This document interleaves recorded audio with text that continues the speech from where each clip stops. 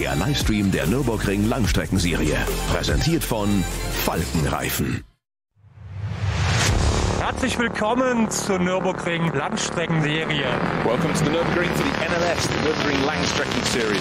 Und jetzt ist das Rennen freigegeben. The red lights are out now. Viele Zuschauer unterwegs.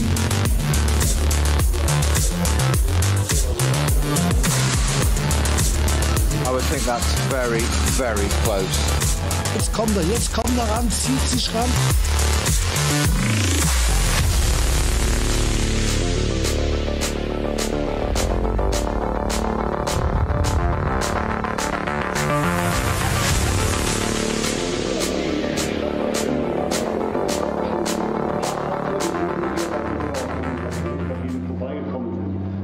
Good morning, everybody, and welcome along to our continuing coverage of the 2025 Nürburgring Langstrecken-Series from the Nürburgring in the beautiful Eifel Mountains, which have sort of been playing ball weather-wise this morning as we head into what is round 7 of the championship. It's a double-header this weekend. If you're new to this, and I suspect there'll be quite a few of you who are, because of one particular driver who is doing his training this weekend to try and get his A license. More on that at the moment. Each of the rounds of the championship are run by a different German auto club. So this is the 65th running of the ADAC Cup 4-hour race. We have a different organising club tomorrow. It all comes under the VLN, and Nürburgring Langstrecke Series just means long distance, Nürburgring long distance series. Running on a slightly different circuit configuration on the Grand Prix track to that which we use when we are here for the ADAC 24 hours. It's a bit shorter, so the times will be a bit quicker.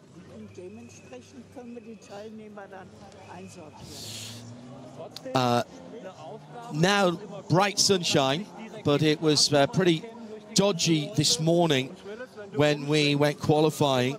A small but perfectly formed field. Again, if you're new to this, then 116 cars probably doesn't sound that small, but that is way down on what we would normally have for the rounds before the 24 hours. We have, let me have a look, 1, 2, 3, 4, 5, 6, 7, 8, 9, 10, 11, 12, 13, 14, 15, 16, about 20 different classes, which we'll keep you in touch with as we go through. Our German colleagues are out on the grid at the moment. My name's John Hindhoff in the Global Broadcast Centre for Radio Show Limited and Nürburgring TV. We have had a partnership for many years now that brings you all of these races live. You shouldn't be paying for this.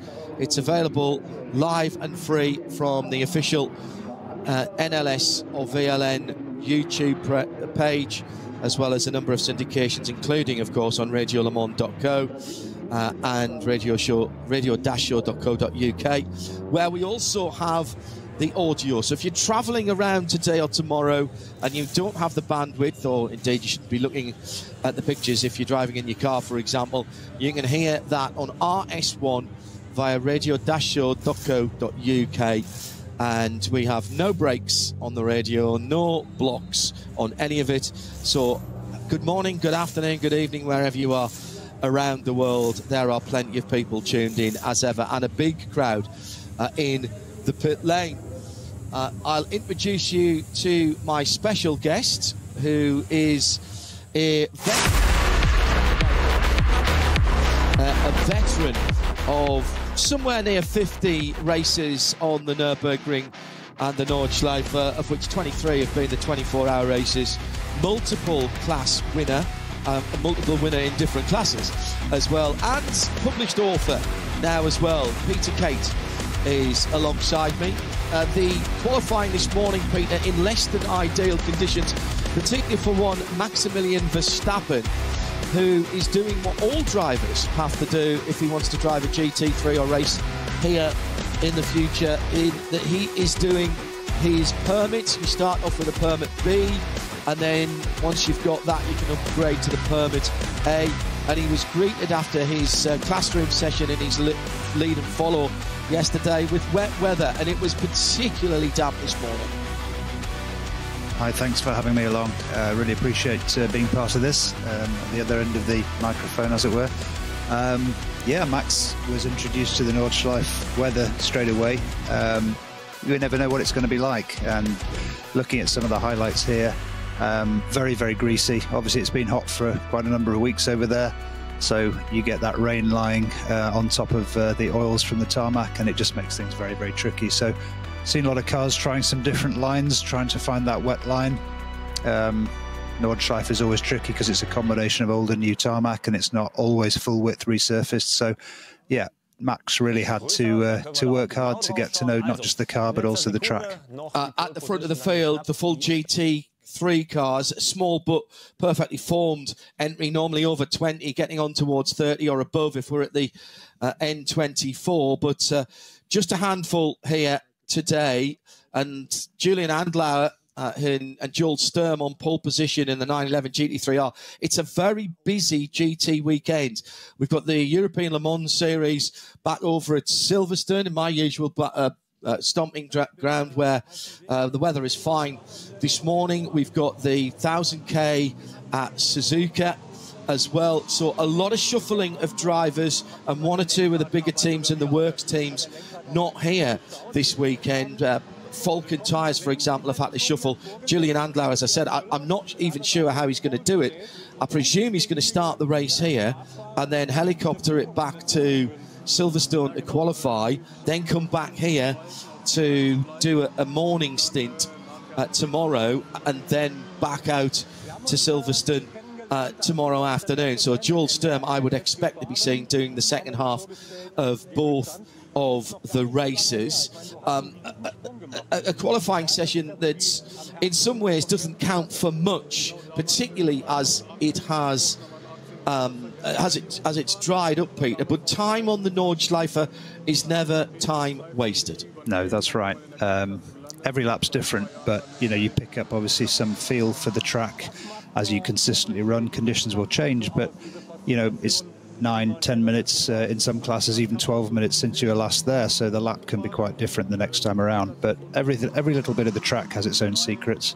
There are tiny little undulations, little bumps, big bumps, jumps, high curbs, low curbs. So it's all about just time spent behind the wheel, and obviously bearing in mind that you never really have a clear lap with all this multi-class racing. You know, you never can pick your own perfect line. Yeah, we have the advantage at the N24, which isn't a part of this championship, but runs under the same regulations and the same class structure of having what's called top qualifying, where you do shoot the cars off one at a time. And that is absolute joy for those drivers who qualify. Now, at the moment, it is wet enough to have the drivers looking, and in fact fitted, wet tyres. The tyre rules here are, in the top class, are open. So there is a tyre war in the top class, which is effectively a global GT3. We have a global GT4 as well. They all have slightly different names here because of the class structure, but some of the categories, as you go down through the cup classes for Porsches, for BMWs, even for TCRs, they have dedicated tyre suppliers in there, Peter. But at the sharp end of the field, unusually nowadays, I think this must be one of the biggest championships, and certainly in the N24, probably one of the biggest races in the world with an open tyre formula. Yeah, and it makes for some great racing. You've got a situation where you're trying to manage tyres over a long period of time, over a stint that your fuel load goes down, in balance with your fuel load going down, your tyres are wearing out, so you've got to manage the balance of the car over, you know, 2 hours, for example, of stint length, depending on your fuel tank capability. So the guys are working hard to set the cars up for these kinds of endurance situations. I've just been reminded by our executive producer, Tim Gray, he's over in London, that Julian Adenauer should really be at the ALMS autograph session on Sunday morning, so he might not be able to do any of the races. I suspect that they will they'll take the fine on that one. If you want to get in touch with us and join the conversation here, many of you will. Then I know many of you watching on the variety of YouTube links. Support the official YouTube, which is via NLS or VLN on YouTube channel. That's where we link to from radio-show.co.uk. We don't have the ability to see your comments on there, so if you want to get in touch with us, use X, formerly Twitter, at @RSL_studio. If you've got any questions that you want answering, again, because Max Verstappen is here, there will be a lot of you who are brand new to this. This type of racing here on the Nürburgring Nordschleife is unlike any other circuit racing in the world, and it has its own particular rules. For example, I'll guarantee you one thing today: we'll not see a safety car. You may see some safety vehicles on the track, but you won't see a safety car. They are not utilised here at all. Instead, it's a really heavily policed system of yellow flags, double yellow flags, purple flags, and speed-controlled zones out on the Nürburgring. Remember, this is not a normal racetrack. Recalibrate your mind if you are watching here for the first time. This version of the track is more than 20 kilometres around. As I said, it's a little bit shorter than the full version that we use for the Grand Prix circuit and the whole of the Nordschleife. But this is racing like no other, Peter. You have had a background for many years in circuit racing. You've become, in the last few years, a decade or so, a Nürburgring specialist. There is nothing like this track. There's nothing like the regulations for this track, and for good reason. Yeah, that's right. I mean, first of all, it's a very a racetrack that was built in 1927. It's a very, very challenging environment. It's narrow, curbs are high. Nobody gets pinged for track limits here, because if you exceed track limits, you're basically in the wall. Self-policing, I think we call it. Indeed. So that, combined with the multi-class format, we've got many, many classes here, many different capabilities of cars and indeed drivers. And I think when you're looking at the top down to the bottom in terms of lap times, there's up to like a 4-minute lap time difference, something in that region, from the fastest car to the slowest class car. And that means there's a lot of passing. But unlike most racing, yes, there are blue flags, but it's a different kind of rule for the cars that are being lapped. They're not obliged to get out of the way. No. And I think Max is going to be in an interesting situation, because he's going to be passing cars, but he's also going to be being passed by GT3 cars. And he doesn't need to jump out of the way. No. So it's going to be interesting to see how the field deals with that, and how Max indeed deals with that. Hello to Steve Hamill at RSL_studio. He says, can you give the F1 fans a rundown of how NLS multi-class works? Yes, to put it into Formula 1 terms, imagine on a Formula 1 weekend, during the race, you had F1 Academy, F3, F2, F1, and a touring car race all going on the track at the same time. That's basically what you've got here. And you may think that sounds extreme in terms of differential in lap times, but actually there's a bigger differential here because of the length of the track in lap time than there would be if you had that variety of single-seaters and touring cars going around the tracks. Fulton Tyres, by the way, have just told us, now this is big news, Adenauer will be staying at the Nürburgring and will not start the Silverstone race. Very interesting. So for those of you perhaps in the UK who are heading across to Silverstone, just £25 for the Silverstone race entry tomorrow, 40 quid for the whole weekend. I thought was a bit of a motorsport bargain. Then Julian Adenauer will be coming later to the ELMS. Dan Vitali says, do they have intermediate tyres in the Nürburgring race as part of the open tyre rules? Is the choice simply wet or dry?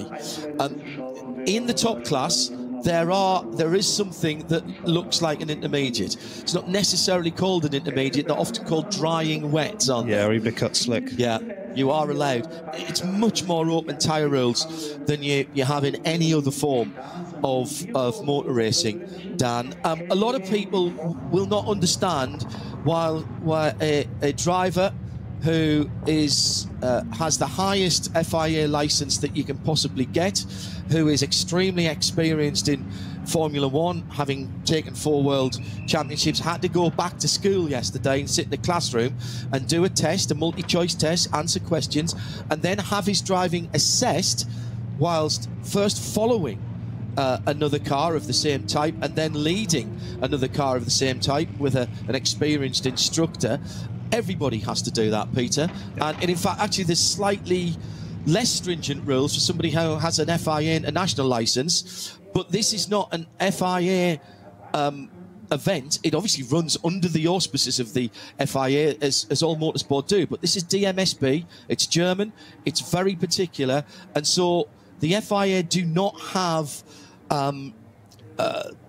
a legacy of being involved in this event. In fact, they pretty much ignore this event in terms of driver rankings. That's correct, These actually. events. Yeah, that's correct. I'm a good example. I've raced here for more than 20 years, but I'm still FIA bronze. Yeah. Because regardless of your results and experience here, it doesn't count towards... How many class wins here? 6. 6 class wins in. How many different classes now? Oh, that's a good question. I'd have to count that 4, up. I think. It's 4 or 5, yeah. One of the classes was combined, so it's confusion as to what that class would be called. But I think, the short answer to why Max, just like any other driver, has to do this, it's nothing to do with his capability. It's nothing to do with the car he's in or the cars he's driven over his career. It's to do with the track. And an easy answer to the question is, anybody who's in any doubt as to why you need some kind of training before you go there is just go there and have a look, and you'll realize very quickly this is unlike any other racetrack. You could argue there are elements of other racetracks similar to the Nordschleife, but it's such a narrow, challenging, tricky track. Here's a little statistic for you: 300 meters of elevation change in one lap. Weather changes that are extreme because you're passing from one valley into the next. You talked about tyres, cut slicks, whatever they are. You could start the lap on the appropriate tyre, but halfway around the lap, and you've still got 12, 13, 14 kilometres to go, you're on the wrong tyre because it's snowing. Yeah. So this is why... And Peter, dear listener and viewer, Peter is not exaggerating. We once had a 24-hour race stop for hailstones the size of ping-pong balls. I'm not exaggerating. And the cars at the start of the lap were on slick tyres, and halfway around the lap, they could not get up even the slightest of incline. Quite extraordinary weather changes we get. It started wet and raining this morning. It's dried up, and it dries up very quickly, particularly on the Grand Prix circuit, which makes up only a tiny part of this track. But the clouds in the background would tell me that the weather is likely to be threatening all day. In fairness, the weather normally comes from the Grand Prix end of the track and spreads across the North Loop. Nordschleife just means North Loop in German, and it normally comes from that area. So we'll see how that goes, because as Peter says, it can be treacherous, and in some ways, Peter, more akin to old school racing. Nowadays, particularly, and if we go back to the Formula One analogy, Formula One now is about making the car consistent over an hour and a half. As it burns off its fuel, as you change the tyre compounds, it's about making it consistent. David Coulthard, 13 times a Grand Prix winner, once told me, and this is David talking, Formula One's easy. All you've got to do is do the same things at the same time every lap. And if you do the same thing and you've got your car set up correctly, and I'm not saying I agree with David about it being easy, but I know what he means. If you do the same thing, you brake, you turn in, your shift points are all the same. The car, if it's set up right, should do the same thing every lap, because the conditions won't change on even Spa, which is the longest circuit, which is 4 miles around. You can't say that here. No. This is much more akin to tarmac rallying in some respects, because you don't know when you come to that. It's 10 minutes since you were last at that corner. Exactly that. And with the combinations of car classes, the cars you're coming up behind don't have the same capability as your car. They may be significantly, underpowered, They may have far less cornering capability. Equally, the cars coming up behind you have the inverse. If they're lapping you, if you're in a lower class car, they've got way more downforce, they're way lighter. And then you get a mix of things. You know, I've run an SP8, SP8T class, which is, you know, a lot of power, but very little downforce relative to GT3. You're going to be passing GT3 cars along the straights, but then at the end of the straight, 3 of them will come piling past you into the braking area. So it's a real mix. It's hugely entertaining for the people who are there watching. It's a fabulous format of racing, in my opinion. I think the multi-class really makes it. I think the track's challenging like no other. And the ability to maintain a good pace, not only when you're passing people, but when you're being passed, is critical. I had the great good fortune many years ago to present Top Gear Live shows at various places around the UK. And one of my cohorts there was the lovely and much missed Sabina Schmitz. And I asked her this question, and I won't tell her. She grew up round here. She was driving round here when she was a teenager, along with her sister, who was also a very good driver as well, in a heavily modified BMW road car. There's a good story about that as well. I'll ask you the same question. Is there a perfect lap round the Nordschleife?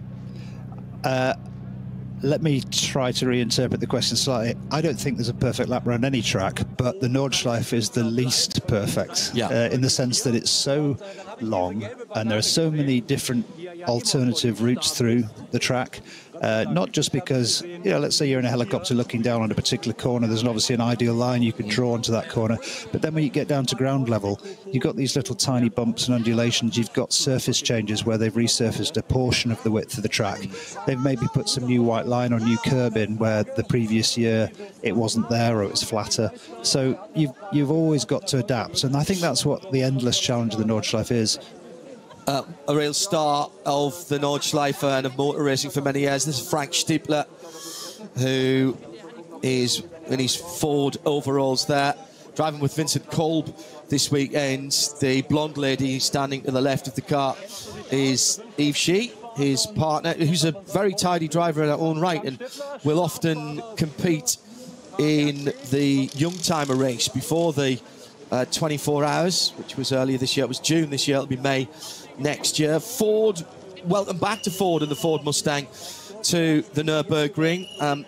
Haupt Racing has taken that. That was a big story when HRT went to Ford and basically accepted the challenge of helping Ford develop that GT3 Mustang into a Nürburgring Nordschleife car, because again, these cars aren't set up like you would set up a car for a traditional track.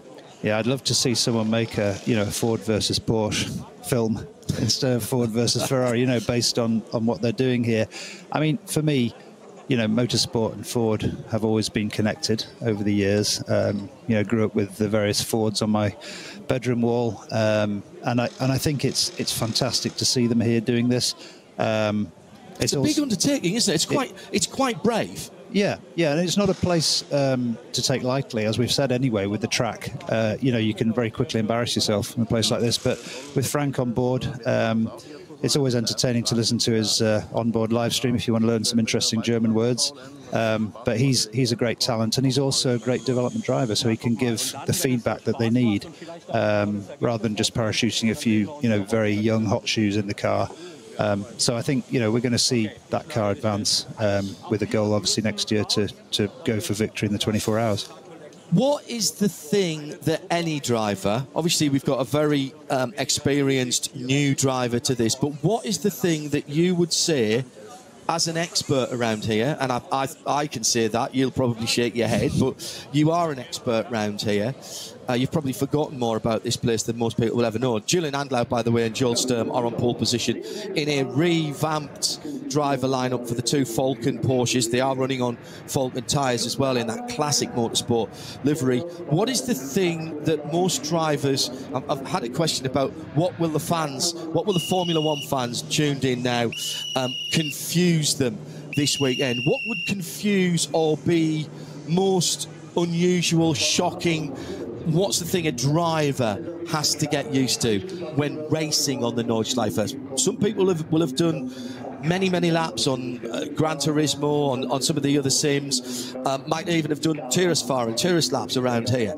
But racing, what's that biggest culture shock, if you will? Yeah, I think we've kind of touched on a few of them already. The multi-class format means that sometimes you have to kind of rein it in at a certain point in the track, knowing that you'll benefit if you're just a little bit patient. So it doesn't mean particularly losing speed on the lap time, but for example, you might want to let a GT3 pass you if you're in Max's position into a corner, just lift off coast a little bit into that corner, let the guy pass, because then you'll get a huge tow up the hill afterwards for the next 2 miles or something. So it's a different way of thinking about lap time and generating lap time. It's not just out and out corner speed. It's a little bit more than that. And then some of the things you mentioned, John, things like the speed limit zones. When there's an accident, we've got the double waved yellows to 120 km/h max. We've got the code 60s, obviously by name, 60 km/h max. Might even see people repairing Armcore out there with cones around them, as you would in your street driving. And cars are driving past, and as we've seen, even pro drivers somehow fail to see those flags that precede those slow zones, and they get penalised. So it's about keeping your eyes open. Blue flags we talked about, a lot of people will be standing up and screaming when they see blue flags, but cars not moving out of the way here, because as I said, they're not obliged to by regulation. It's up to the faster car to find a way past safely without contact. So that doesn't always happen, as I found to my cost this year, but nevertheless it's going to be something which will confuse, if you like, the fans who are used to seeing a blue flag leading to the lap car jumping offline and getting well out of the way. So we will see some differences there. 1 minute to go. Start your engines. The other thing is reset your minds on lap times. The opening lap is going to start in a moment. It'll take about 20 minutes to do a formation lap. The grid, just over 100 cars down on the approximately 150, 170 that we would get for the Nürburgring 24, but this is a decent entry here, particularly in the sub-classes, all of whom are battling for a championship, let's not forget, and we're getting into the business end of that. The rumour is that Max Verstappen, should he complete his laps here today to the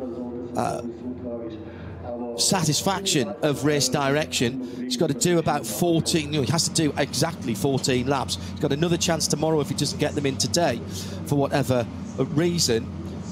Then the rumour is that on the 27th of September he'll be back in a GT3 car, the Emil Frey 296 Ferrari, which you've probably seen him doing some untimed practice in recent times, which started off this whole thing. Max has got a bit of GT3 experience. He's done a few track days with his mates, hired out Portimao, I want to say, a little while ago, maybe a couple of winters ago, and had a test, back-to-back tested a number of GT3 cars, including the Ferrari, a Porsche, Aston Martin.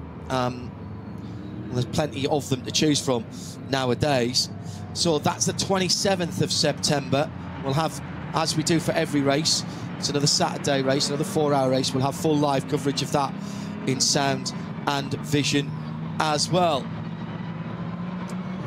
So the cars in the first group roll off. We'll split the grid up into round about 50 cars for each starting group. Obviously, it's going to be there or thereabouts with just over 100 cars, 116, I think I said, set a time in qualifying.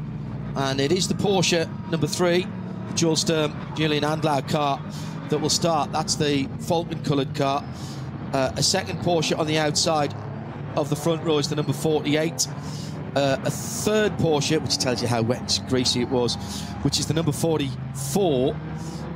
Which is another one of the Falcon cars that will be in third position. The first Ford Mustang is the Vincent Kolb and Frank Stibler. Frank starting, former Audi driver, former everything driver, and an absolute hero of mine around here. And indeed, anyway, he's been doing quite a lot of classic racing in our coverage of our live coverage of the classic series by Peter Auto. Had a good chat with them at Imola last month. Then making up the top 6, it's the Ben Luchter started, another Porsche 911. That's the number 4 car, and that's that's the other Falcon car. Then the Also listed in that in the 6th car in an Audi is Frank Stippler, but obviously he can't be driving that, so it's one of the other drivers. Andrei Veremenko, I think, will be starting that. Christian Krones amongst the drivers in the number 34 Aston Martin, which will go off 7th position. Then the Müller and Nagelstich and Rivas Porsche. Now, that's a Cup car. That's the first of the Cup car. So that is basically a Carrera Cup car, and they're running their own category here. There's also a class for Cayman Cup cars, effectively, the GT4 cars. And in fact, the Cup 3 category is the category that Max Verstappen is in. Now, he has to have a car by regulation that has a specific power to weight ratio, being a rookie, effectively, to go from his C to his B to his A permit. And therefore, there's a little bit of an extra weight in that car and a little bit less power. To be honest, in the qualifying this morning, he wouldn't have felt that too much, to be honest. In fact, it actually might have been a bit of an advantage to him in the 980 GT4. Yeah, so the relationship of weight to power of 4.2 kilos per horsepower is what he's having to battle here until he gets his permit. So this Cayman is a little more than 100 horsepower down and about 150 kilos heavier. So in case anybody's under any illusions about that, it makes a bigger difference in the dry weather, as you said, John. It also, on some of the big climbs, that's when you really notice it. That's when you notice the power difference. So to get his A permit, Max has got to get 14 laps and 2 race results. Now, he can do that in this race by being in 2 cars, and he is listed in one of the SP7 Caymans from the same team. Lion Speed, very good team, actually. Patrick Colbrun's a pretty good team. He was entrusted by Porsche to run one of their brand new cars when the next version of the particular car came out. So it's a good team. He's a good driver in his own right. And Max Verstappen is also entered in one of their SP7 cars. Now, the only thing I don't know about that is whether he can actually drive that, because I haven't delved quite deep enough, and I apologise for this, into the power to weight ratio. But there is another race tomorrow. Yeah. So he could go. So to get the upgrade, he needs 2 race results as well as the 14 laps. It's interesting how the officials are dealing with this. So his car that we can see on the screen right now is a detuned version of the Cup 3 car, but it is running in the Cup 3 class. Yeah. So similarly, there might be an opportunity for them to detune the SP7 Cayman to run in that class as a guest car. The third group leaving now are more of the touring cars. Lots of BMWs, lots of BMW specific classes here as well, and not just for the latest and greatest, although BMW announcing and the NLS announcing this week through the VLN organisation that there will be a new class for the new BMW M2 Club Sport for competition sport next year, which is the new quote-unquote entry level. And the that, as I say, starting. BMW have been very active down through the years. The 235 class, Cup 235 originally, and then upgraded to the 240 class. That was a car that was built specifically for this championship and for the Nürburgring 24. And it has given us brilliant racing down through the years.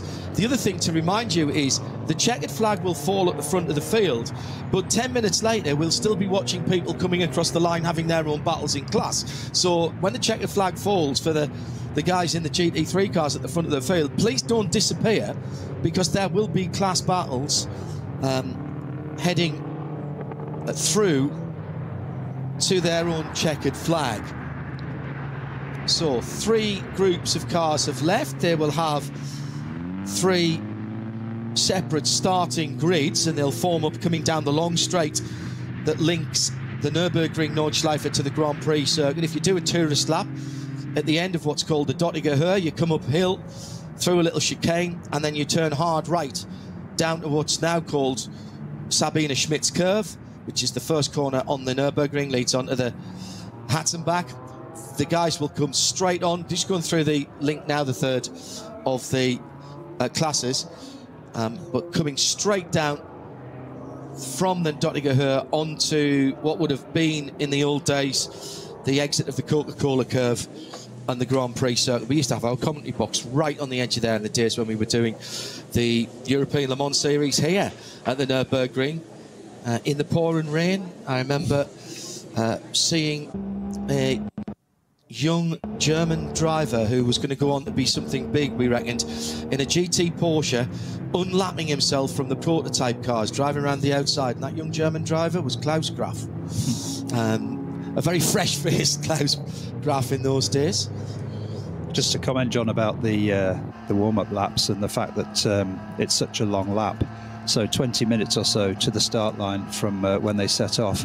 And the big challenge, as you can see, these cars are weaving, touching the brakes off and on, trying to keep heating the tyres. We've got an ambient temperature around 15 degrees, quite a stiff breeze going on. So, you know, tyre warmers, you know, before they were out there on the grid, that temperature's long departed. So they are having to work pretty hard all the way around this lap to keep tyre temperature to the line. The first pace car. Traum vieler Rennfans. The first pace car, a new Porsche 992.2. I noticed as it was sitting on the grid, a car that Peter here is very, very familiar with his work at the original Porsche Experience Centre over at Silverstone in the UK. Now 9, 10, 11, I think there's now 11 worldwide. I've been to a couple in the States and had some fun yet to experience some of the ones further afield. So the Grand Prix circuit, and then on to the Hatzenbach, downhill into the left-hander, big curb on the outside there. The Hatzenbach I love because that's very much a rhythm part, and the foxhole, man, that's an awesome part of the track, flat out in a GT car. Indeed. I mean, it's funny, people come off the Nordschleife, you know, back to the Grand Prix, and you kind of breathe a sigh of relief that you made it through, because there's such a difference in the characters of the Grand Prix part of the whole Nürburgring loops and the Nordschleife itself. You know, there are some absolutely iconic corners, Carousel, Hatzenbach, you know, Flugplatz. There are jumps, cars are off the ground with all four tyres on a regular basis. And Hatzenbach is interesting because it's an immediate kind of introduction to the difference. You don't get any sort of gentle build-up into the Nordschleife. No. You're right there straight away through Sabine Schmitz down into Hatzenbach. You're suddenly in this valley, trees all around, very big gradients, very big change of direction, and a very narrow track. And very, very quick down the Dottinger Höhe, slipstreaming opportunity there, slipstreaming, no pass flaps like you have in Formula One, but you do get a real advantage sitting behind, particularly a GT3 car. They make a big hole in the air.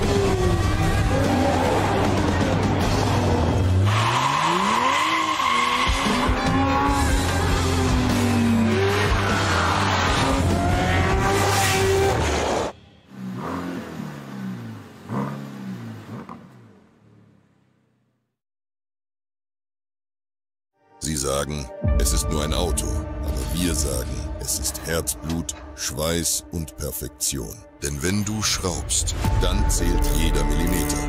Dann bist du in deinem Element. Du willst mehr als nur fahren. Du willst es fühlen. Die volle Kontrolle. Eine optimale Straßenlage. Wir wissen genau, was dich antreibt. Denn wir teilen die gleiche Leidenschaft. Egal ob auf der Straße oder auf der Rennstrecke. Wir sind immer an deiner Seite. Wir sind H und R.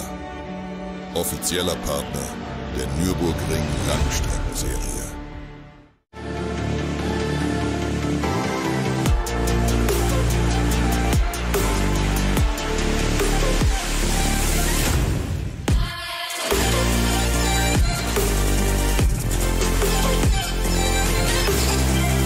Falkenreifen.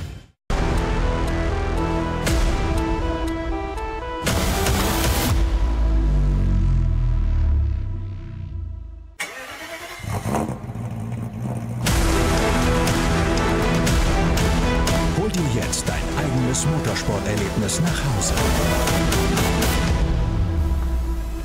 Dein Online-Shop für Simracing-Hardware und Zubehör. www.simraceshop.de.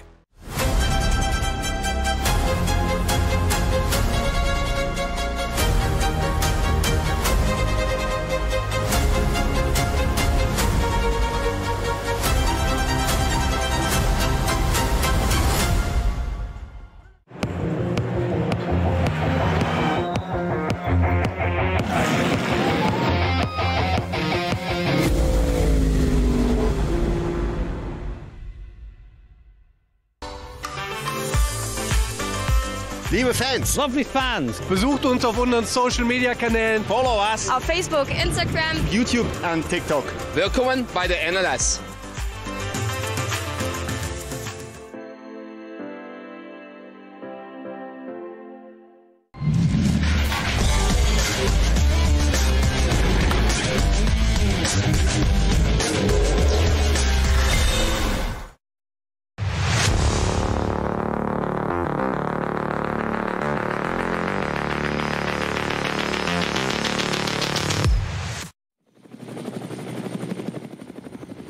A 4-hour contest winding through the hills, the countryside, the villages and the towns of the Eifel region. This track opened in 1927, started to be built some 2 or 3 years before that, ostensibly for 2 reasons, actually for 3 reasons.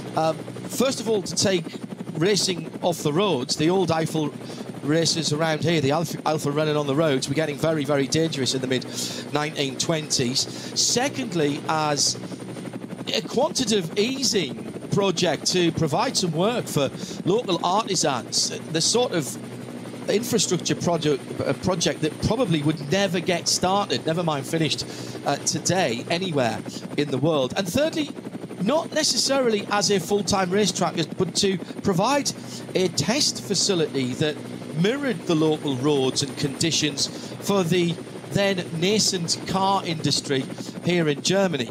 And in fact, just to the left of where the cars are on the Dottinger Höhe now, not the immediate road to the left, but the next one across is Gottlieb-Daimler-Straße, named after one of the early pioneers of global motoring and automotive. And Gottlieb-Daimler-Straße has a whole bunch of fairly anonymous-looking buildings on there, which are test centres for Aston Martin, for tyre companies, for major manufacturers all around the world who get access to the Nürburgring Nordschleife and what are called industry days to test their cars, to test their products, whether it's Bilstein shock absorbers or various tyre manufacturers. They're all here because this is considered the biggest test for any part of the car. And since 1927, it has been challenging the cars, drivers, technicians, engineers and part suppliers in its own very specific way. It is unique. It is a challenge like no other. And in 2 minutes' time or thereabouts, minute and a half, we'll get the first group of the faster cars off. 3 different groups starting at 3-minute intervals. We'll reset the clock when everybody gets started so those 3-minute time gaps disappear. But what it does mean is that the guys at the front will get a lap without any traffic. And from then on, traffic will be a key point of what is going on. So the Porsche, number 3, leading them out as they are coming round one of the Falcon cars. Then the red and gold car will line up alongside. They'll come into 2x2 formation now. It's the number 48. Now we're seeing them start to pull together. Ford Mustang in there. It's the white car with the blue stripes. Driver's right, the pit wall side is the pole position because the first corner is a right-hander. We turn hard right through what is affectionately called that Haug hook, which is the Mercedes-Benz arena properly. We have a slightly different version of the track, and then halfway down the hill to a tight right-handed hairpin, so we're only doing about a third of the Grand Prix circuit. Welcome to the Nürburgring Nordschleife for round 7 of the Nürburgring long distance series, a double header weekend, 4 hours on the clock, and we're racing. And it's a nice clean start at the front of the field, but already the Mustang using the big V8 engine to pull up alongside a pair of Porsches, nips into second place, dives to the inside. That's a smashing maneuver. That's the white car with the blue stripes. The pole sitter looks like he got a decent run in the second of the faulted cars coming through as well there. That's the number 4 car, the Ben Löchter machine, comes through into third. So a horrible start from the outside of the front row from the number 48 Porsche. That car's dropped out to 4th position. Now, let's just remind ourselves, this is an endurance, not a sprint. It will be run as a sprint in terms of the pace, but you have to remember, as they go around the shortened part of the Grand Prix circuit for the first time, and then straight into the S's at the top of the hill, you have to remember that this is a 4-hour race, 6 or 7 laps on a tank of fuel for these cars at the front of the field, but you might see some people coming in after 3 or 4 because there's a somewhat complicated algorithm about how long you must stop in the pit lane depending on how many laps you've done. We'll try and ignore that until it gets to the end, when it will balance it out. The stagger will unwind. If you're just joining us, welcome along. If this is your first experience of the Nürburgring, prepare to be entertained. I'm John Hindhoff. Alongside me is Peter Kate.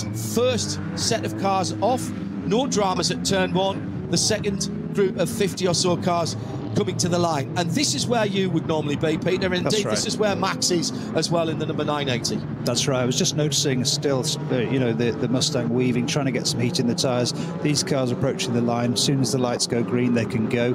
They're going to have some trouble slowing down for turn 1. They're going to have some trouble to maintain temperature. It's like half a lap around the Nordschleife before they're really up to speed. And look how congested it is. You're going to have 3, 4, 5 cars abreast sometimes in the midfield here. It's so critical. You can see Max there on power, just looking like he's dropping back. That's simply because he's in that car with the restricted power for this permit application that he's gone for. But as it gets into the twisty parts, I'm sure he's going to pick up some places back again. Steers down to the inside, out of the way. Very smart indeed. This is not about a result. This is not about a podium. It's not about setting a lap time. It is about completing laps to the satisfaction of the race director. He's got to do 14 laps and get 2 race results. It's number 980, the stylised Red Bull car, ahead of that BMW M3 GT4 in the blue and black, into the hairpin. Again, Max staying off the racing line there, as he knows that this is not his race.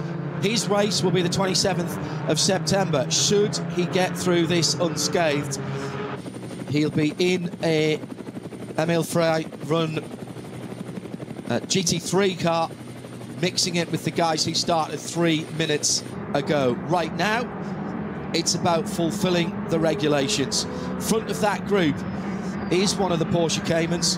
It's the number 718 that has got away and actually pulled a decent gap to the rest of the field. Still one more group to go.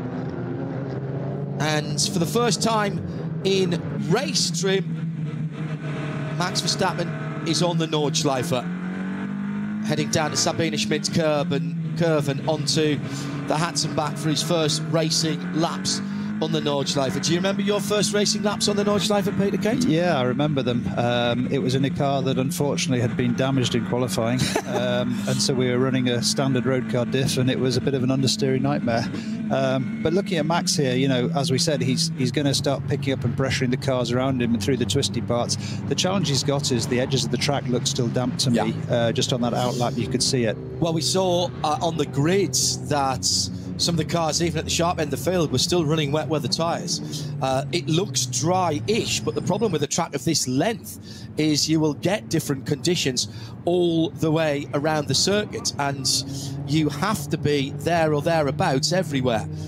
It can be very, very dangerous indeed. Touring cars coming to the line for the third and final group now, headed by the Audi, and already, now this is interesting, seeing a BMW here coming into the pit lane, I reckon they're going to change. I bet they were on wet weather tyres, 60k in the pit lane, and there's a number of cars out of Group 3. They're 6 minutes later than the first group of cars, Peter. The sun's out, and they've made the decision now that it is dry enough on the far reaches of the Nürburgring Nordschleife that slick tyres could be the order of the day. Yeah, you've got a long stint here.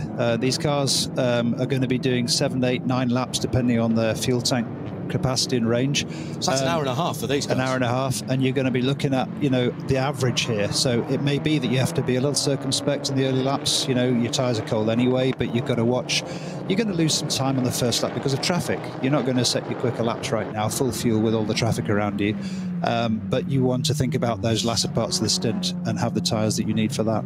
Hyundai Elantra coming through, front-wheel drive cars and rear-wheel drive cars in there. See one of the Toyota Supra GT4s in there.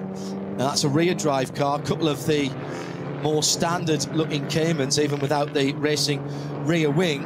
Obviously the front wheel drive 300 plus horsepower touring cars have an advantage in getting their front tyres up to temperature. We have had World Touring Car races around here supporting the 24 hours with, I think I'm right in saying, a 3-lap race.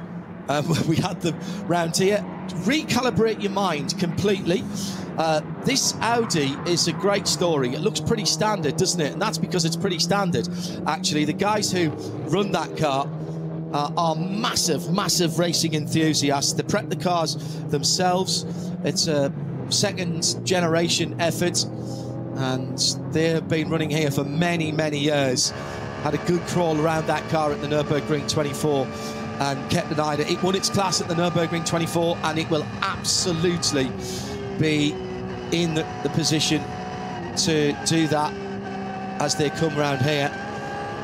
So the Cup 3 class, a couple of drivers that you have been partnered with before, Peter, the Harley Houghton and Heiko Eichenberg in the number 959. I bet they wish it was a 959 with all-wheel drive, if you know your Porsches. They're leading the Cup 3 class. That is the Verstappen class. The 962, that's the Stegman, Reimer, Berdansky car. And in third, it's the Silver, Fubrick and Sandberg. Good to see Sandberg back in racing here. Another stalwart of this, as the leading cars are already. So there we've seen, Peter, 3 classes. The third class just going on to the Nordschleife, and here comes the starting group number 1. Yep, so they're going to be into half around the next lap. They're going to be into the back of that that last group. The Mustang's made its way through into second, through the final chicane. Just that little sting in the tail, down the hill and up the other side before you're starting to brake after you've gone under the Bilstein Bridge, which the Bilstein Bridge is a left kink. You try not to turn the wheel, is what I was told all those years ago by Chris Porritt. Just look at the inside of the corner and your eyes will take you around. You want as little lock on there as possible. You don't want to scrub off any speed. Yeah, indeed. I think we're going to see a change for the lead pretty soon. I think through the Nordschleife, the Mustang was definitely with the upper hand. The Porsche is pulling away on the GP loop, but just give it another lap on the Nordschleife. I think the Mustang's going to be right there. Yeah, the Ford Mustang. I think it is one of a very few, perhaps even the only one of the GT cars where you could start with your road car, doing track days, go up through the Ford Experience days, through Ford's Mustang Challenge, Ford Mustang Cup, Ford Mustang Challenge, GT4, GT3, and basically the centre section of the car is identical, all turned out at the Flat Rock assembly plant in North America. Mustang Challenge in the US coming to its finale in a start of next month on Charlotte Motor Speedway's Roval with the NASCARs. This is a GT3 version of the Mustang, and it is Frank Stippler that we decided was in that car, didn't we? We saw him getting in at the start.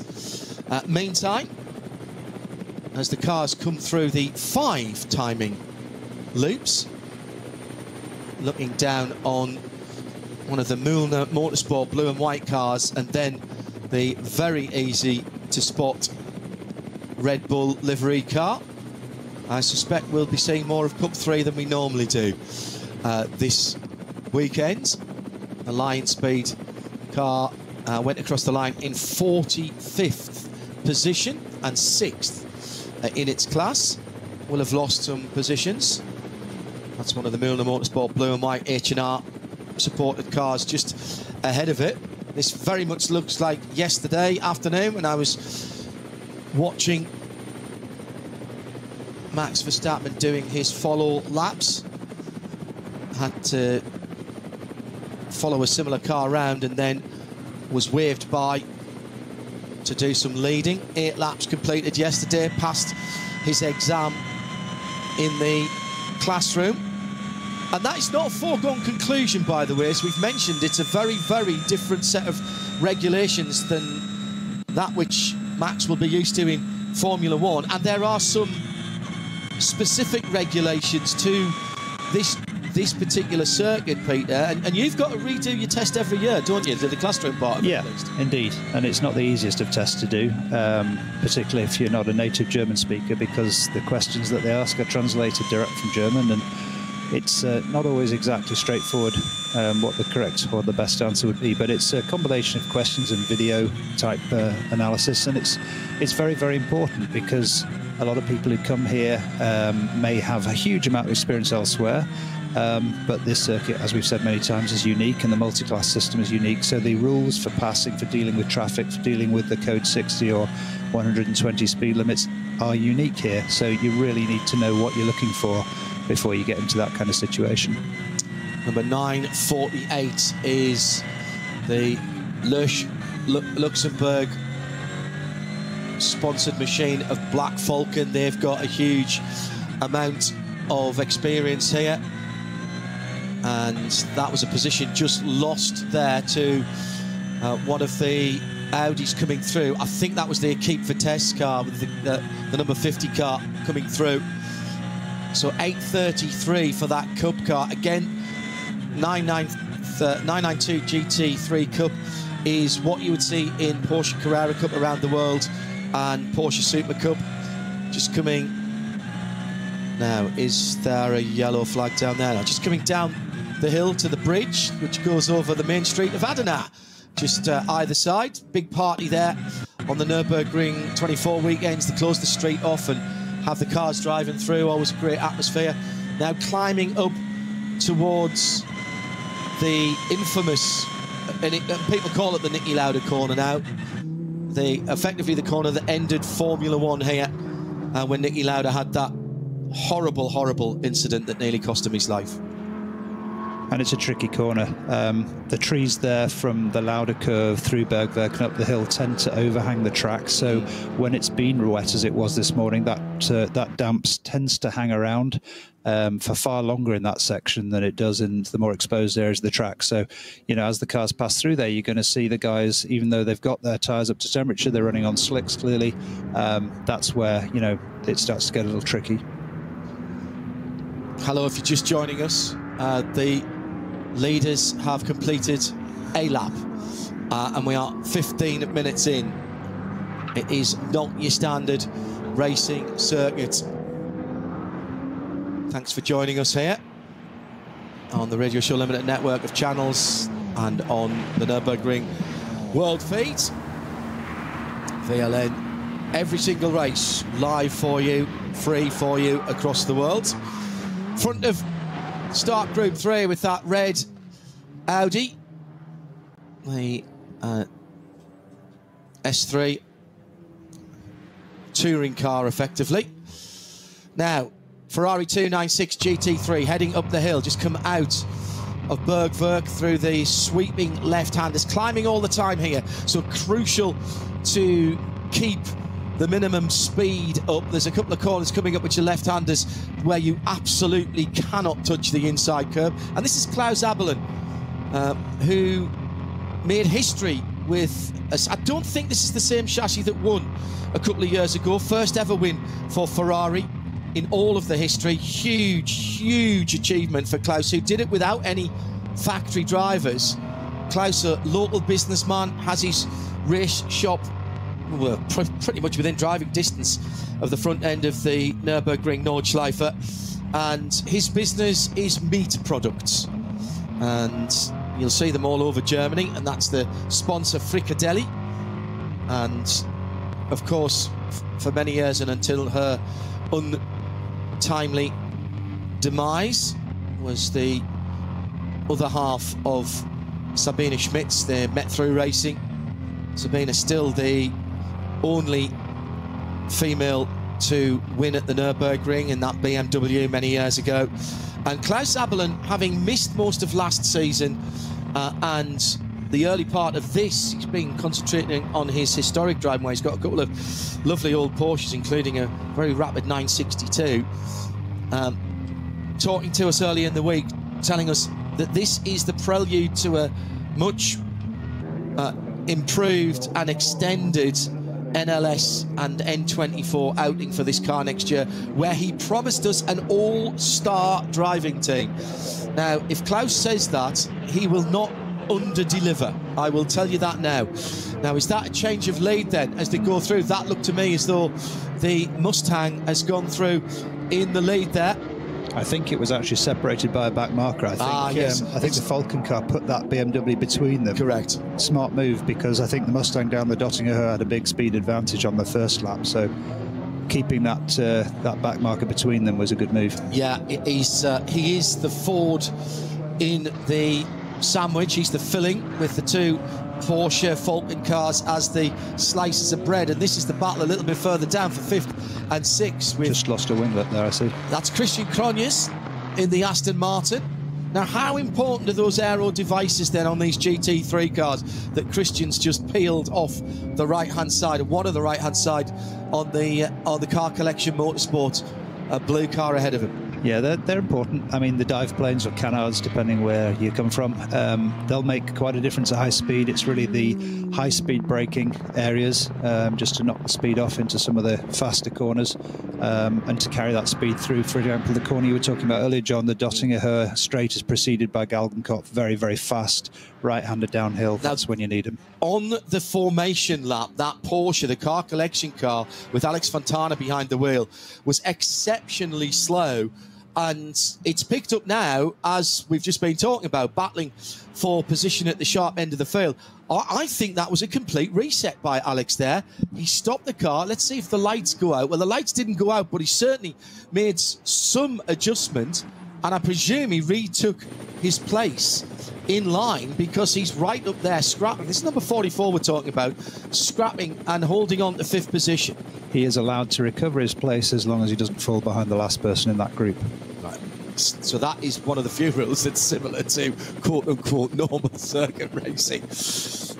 This track, such a variety of corners, of even of surfaces here.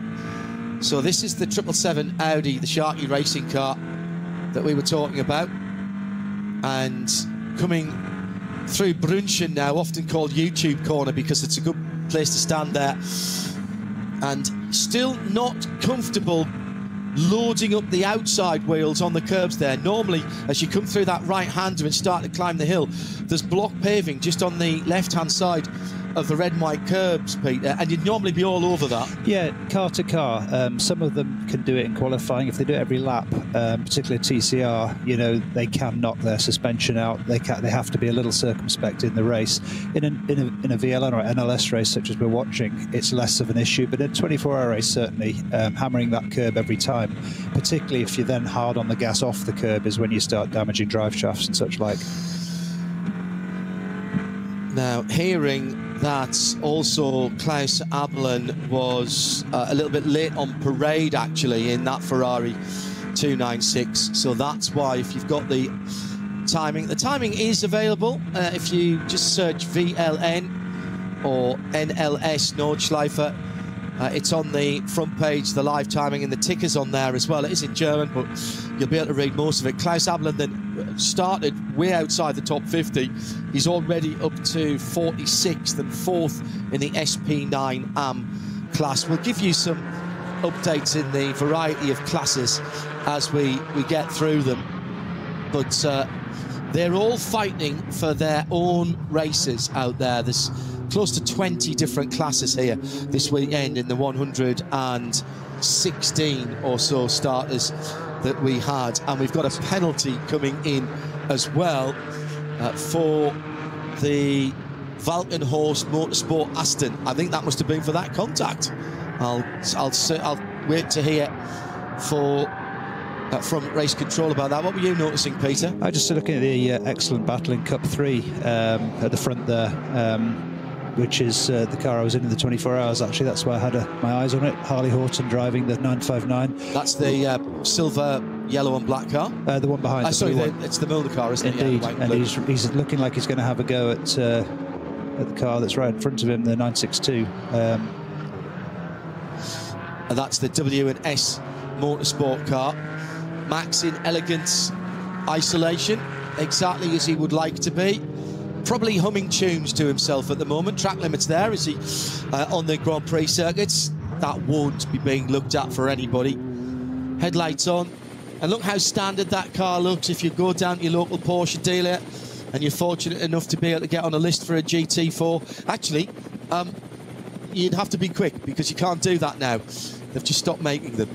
Here comes the leaders through the Caracciolo carousel, the large carousel, heading out to the furthest part away from the pit lane. And Julian Andler has got Frank Stippler large in his mirrors. Stippler having to ride a curb that you would not normally use there and lost a bit of time. Andler made the best of the traffic there, Peter, and traffic management for these GT cars with no mandatory move over after 3 blue flag rule. In fact, quite the reverse. The race director would tell us the slower cars, don't move over, stay on your line, be predictable. Absolutely that. And it's, you know, obviously frustrating for the GT3 drivers. They've got their competitor big in their mirrors. They think every last 10th counts. And they want to move forward. So you're going to see incredible frustration, as you're seeing right now with Frank getting balked halfway through there. But it'll play back the other way. I'm sure the Falcon car will be held up in a minute as well. At RSL_studio, if you want to get in touch on X, formerly Twitter. Peter Kate speaking with me, John Hindorf, in the Global Broadcast Centre for live free coverage. 112 cars, I reckon, started. We had nearly 120 on the entry list, but not everybody who practices on the Friday or indeed even qualified this morning always come to race. So the leaders now coming out of the second, the small carousel, the kleiner carousel, and heading towards this tricky 3 pressure corner, 3 apex corner, the Gallows Hill, the Galbenkopf Hill corner, onto the long Dottiger Hohe. Now look at your instruments, stretch your fingers, shuffle around in your seat, make sure that you're very happy. The second of the Falcon cars still in the hunt there, but the top 3 have pulled away a little bit. 3 seconds back to the number 48 Black Falcon Porsche in third, which is the first of the SP9, the GT3, if you will, AM-class cars. Just see that in the background. That's the gold and red cars. Then the first of the Pro-Am cars is that car collection number 44, the Alex Fontana car. That was the one that got a little ding from the Valkenhorst Aston Martin, and that is the battle for SP9 Pro-Am. The cars, broadly speaking, in SP9 running to the same performance potential. The different categories are all down to the makeup of the driving team. As we come side by side down in the first corner on the Grand Prix circuit, he's got the overlap. The BMW on the outside might just cause a problem. He might get the cut back. Does he do it? Nice bit of defensive driving by Julian Adenauer there. Made sure that he gave room on the outside, but got to the apex first. And now they'll be cutting through the traffic here into the hairpin, going downhill, tricky downhill braking into the hairpin, coming up the next left-hander as they go all the way off onto the other part of the circuit, now down through the gears. Still looking a bit greasy on the inside there, the Mustang in particular not looking great. Here's the penalty from race control. Now this is something that you will know if you watch MotoGP. That is basically a penalty loop rather than a drive-through, and it was for contact at the second corner on the Grand Prix circuit. Just clipped the back of the number 44 car collection Porsche, and diving down the inside where there was no gap. And it wasn't heinous, but they've clamped down on that. They're not going to completely ruin his race. They've given him a long lap penalty. It's cost him a little bit of real estate, and he'll be feeling slightly chastened by that. Yeah, and it's tricky also because the edge of the track is still a little bit damp. That penalty lane is not part of the racing line, so it will have been a little greasy, hence he looked very slow coming out of that. Just going back to the battle for the lead, it's interesting to me the two Falcon cars have come together closer and closer as we've been going through here, and it looks to me like the lead car was held up a little bit, and that's what gave the Mustang the opportunity. But now we've got the Falcon car trying to muscle his way. Yeah, it's Tim Heinemann in the second of the Falcon cars trying to get second position as Frank Stippler came across a wall of other traffic. This is Nürburgring Nordschleife racing. This is why it's different to anywhere else in the world. Those cars all having their own battle do not have to give way to what's going on. Tim Heinemann's actually got eine schwarze Flag mit oranger Scheibe, which is the black and orange disc, which means the Americans call that the meatball. It means that he's got an issue on the car, and it is no GPS signal. All of these cars have a GPS locator, so there can be no complaints or appeal for anybody who is caught speeding in a slow zone or a code 60 or a code 120. And those regulations for track issues are and those penalties are mandated and are taken very seriously. Indeed, we have seen people thrown out in the middle of a race. They have had basically been told to come back to the pits and hand the car over to their teammates. They have had their permit to drive on the Nordschleife revoked in the middle of the race. When that happens, you have to go back through the school again. That's how important these regulations are. You can get points on your license, the DMSB license as well. It doesn't necessarily affect any FIA license that you've got, but this, again, we have to keep saying this is a special circuit, and specific regulations are required to make these races run the way they do, Peter. Yeah, absolutely. I mean, it's there for everyone's safety, of course, and to keep the race flowing.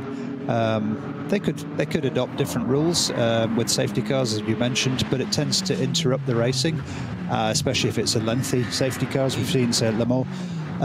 What we've got here is racing continues, and you may have a section of barrier repair, but it keeps the flow going. Well, you've got a 25-kilometre Nürburgring Nordschleife. Forget what the version of the Grand Prix track we use. What would be the point of neutralising the whole circuit if you've only got 800 metres of the track that you need to go slowly on? And that's the thinking here, Peter, isn't it? Indeed. And that's why there's a big concern about some of these cars, like the Heinemann car, GPS not working, because they can't be tracked through the speed limited sections. Yeah. And it's all done and judged by GPS. Being asked to have the 777 team manager to the stewards room. Now, that was the Audi that we saw in the pits. That wasn't the car that started on pole position, but they had some problems. It is the TCR Goodyear class, of which there are 3 cars entered. The Goroyan IRT by Shaky Racing Machine. So that's Artur Goroyan, Oleg Kvitka and Danny Brink. That is never a good sign when the team manager's being asked to turn up to the office. The other thing about the Nürburgring Nordschleife and racing here that is very different is the fueling. Now, we haven't had that yet. Obviously, with 4 hours, there'll be 3 pit stops minimum for the cars at the front of the field. There is a calculation of how many laps to how long your mandatory pit stop time is. So you will not see people rushing around at the pit stops. The reason for that, and if you're new to this, and I accept many of you are, hello, welcome to the most incredible racing in the world on the most difficult racetrack. The reason is that not every pit box has its own fill, or not every car rather has its own fuel filler. There are normal trigger pumps like you would get in your normal fuel station on the street, and they are positioned in between each of the boxes.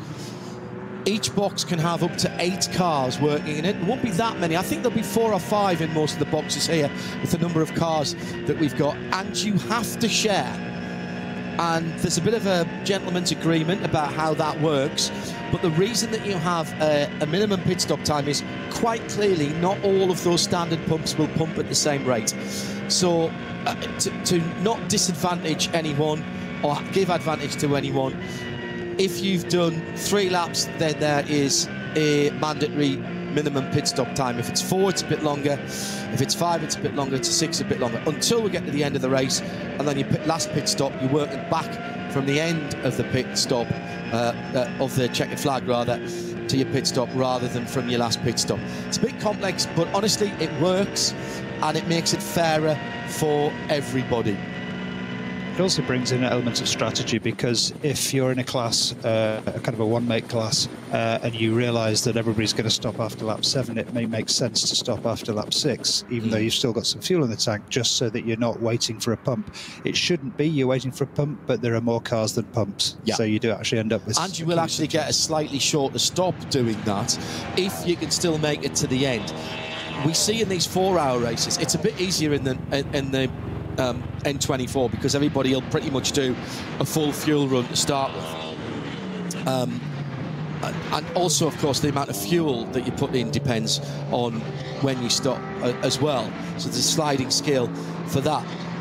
At the front of the field, we have seen these 4-hour races, rather than being split into the hour mark. You might actually see somebody come in after 4 or 5 laps rather than 6 or 7 laps. With it, we're still not... Oh, actually, we've got some sub-8-minute laps there just come in for the first time, Peter. So it is getting dry out there. It's definitely a line. And there's... It's 7 minutes 56 for Julian Andler, the awesome Porsche driver, works driver. At 7:56, we're getting down to business in terms of the lap time. Now, I was about to say, if we're not doing fast laps, then you're not burning as much fuel. But getting an extra lap here at the Nürburgring Nordschleife is nigh on impossible.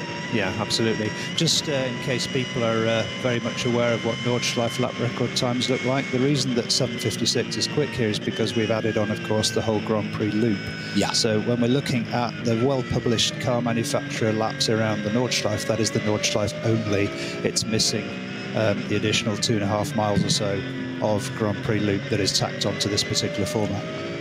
When you consider that the fastest competition lap ever by the great Stefan Beloff in what was then effectively it was a Le Mans top class prototype, and these GT3 cars are spending probably only 15 or 20 seconds longer than that now on the Nürburgring. That the old just over 6 minutes was Beloff's lap in the race, and Oh, I mean, that to me now, I accept it's been resurfaced, we've got different tyre technology, but these are cars that are built on street cars. Absolutely incredible what we are seeing here. And the sunshine in the background down the Dottinger Höhe as the battles at the front of the TCR field come through, interspersed with the Cup class cars as well, the Porsche GT3 Cup class cars, the 992.1s. There is a brand new 992, what's called an Evo actually, that is being released. We'll see that next year. And here's the battle for second through traffic, and Stippler has got Tim Heinemann right up his tailpipes. Stippy cutting his way through traffic at the moment and trying to work out where these cars are going to go. Remember, the slower cars, they are not being told to pull over. There will be blue flags waving as they're just going down through into the foxhole now.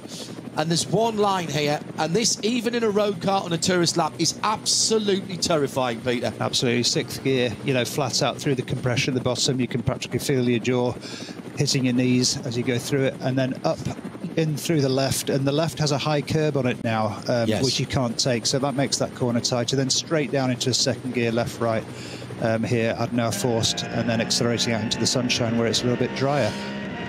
This part of the circuit, so out of Adenauer forced, through the little kink, this left-hander, you don't take the first part, you cut into the apex of the second, then you're climbing uphill. So this helps you with your slowing down. Over the top of the rise, you plunge down into one of my favourite parts of the circuit here. Really late apex, in fact, didn't get to the apex there, Stippy. Short shift here normally, particularly when it's a bit dodgy. This bit here, Peter, crucial part of the lap. Absolutely. So that little spiel curve there, and then into what we call miss, hit, miss. After the apexes, missed the first, hit the middle, missed the last, and then down into Westfalenfahrt. Very, very slow corner, very steep downhill, hard to get the front end turned in. But what you're really looking for is early on the power all the way down to Adenauer Bridge.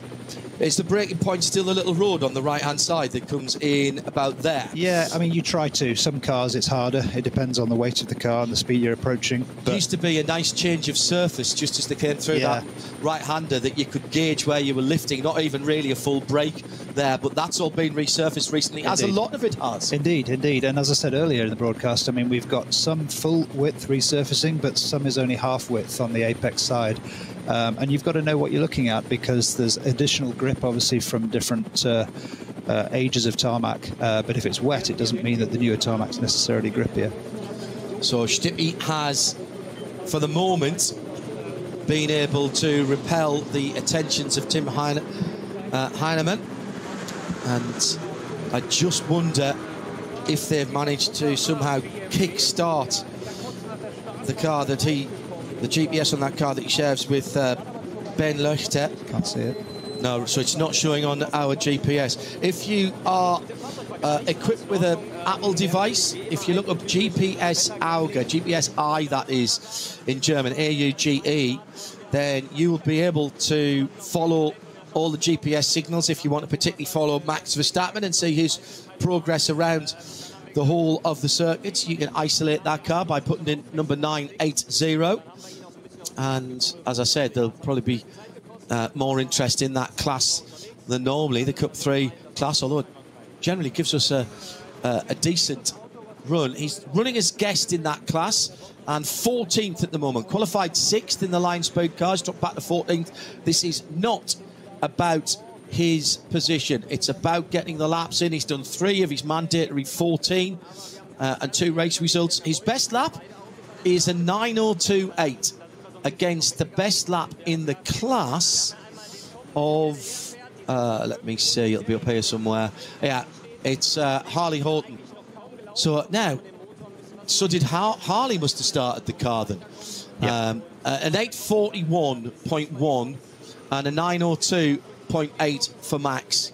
But remember, Max running a slightly detuned car as the regulations dictate, so that he can upgrade. He didn't have to drive one of these cars. He could have driven one of the touring cars and run at full power with a 300 horsepower TCR. He could have run at full power. I think this is a sensible choice, Peter. A lot of people did it in the Aston Martin days, down-tuned one of the V8 Vantages, because it's more relevant experience for them. Rear-wheel drive, mid-engine, nice, safe, secure, good balanced platform. I think there were some well-publicised comments on what Max thinks of front-wheel drive a few weeks ago. That might have influenced his decision slightly. But I also think that, you know, the Cayman is a very well-balanced car. And it's a known entity. It's a known entity. It's very, very reliable, he said, touching wood. But we've got a situation where, you know, he wants something that's going to get him to his 14 laps that he needs to get his permit.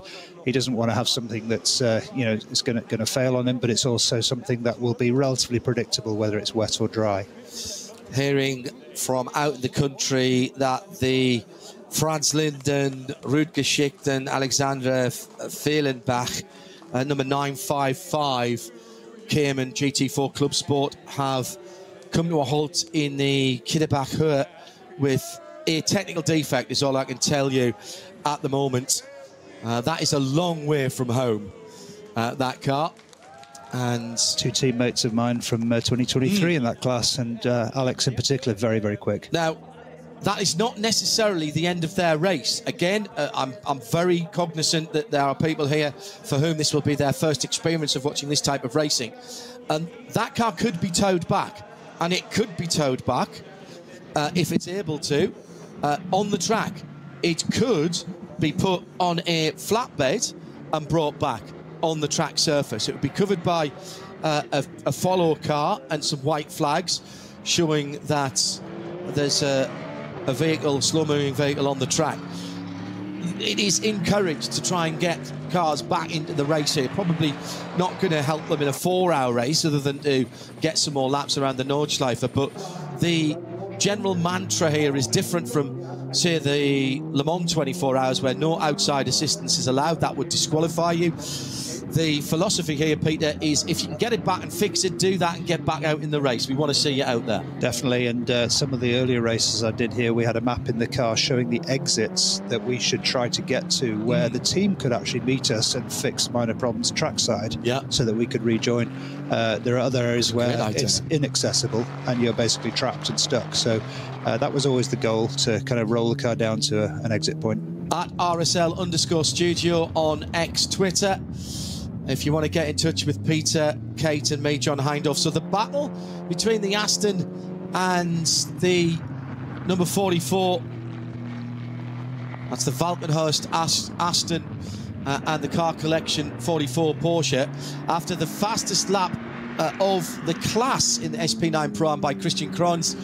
Despite him doing his penalty loop, he's now up into 5th position. That was for 5th and 6th, if you remember. And the lead in SP9 Pro Am, Alex Fontana, though, in that blue and red Porsche GT3, is holding on to the shades of green Aston.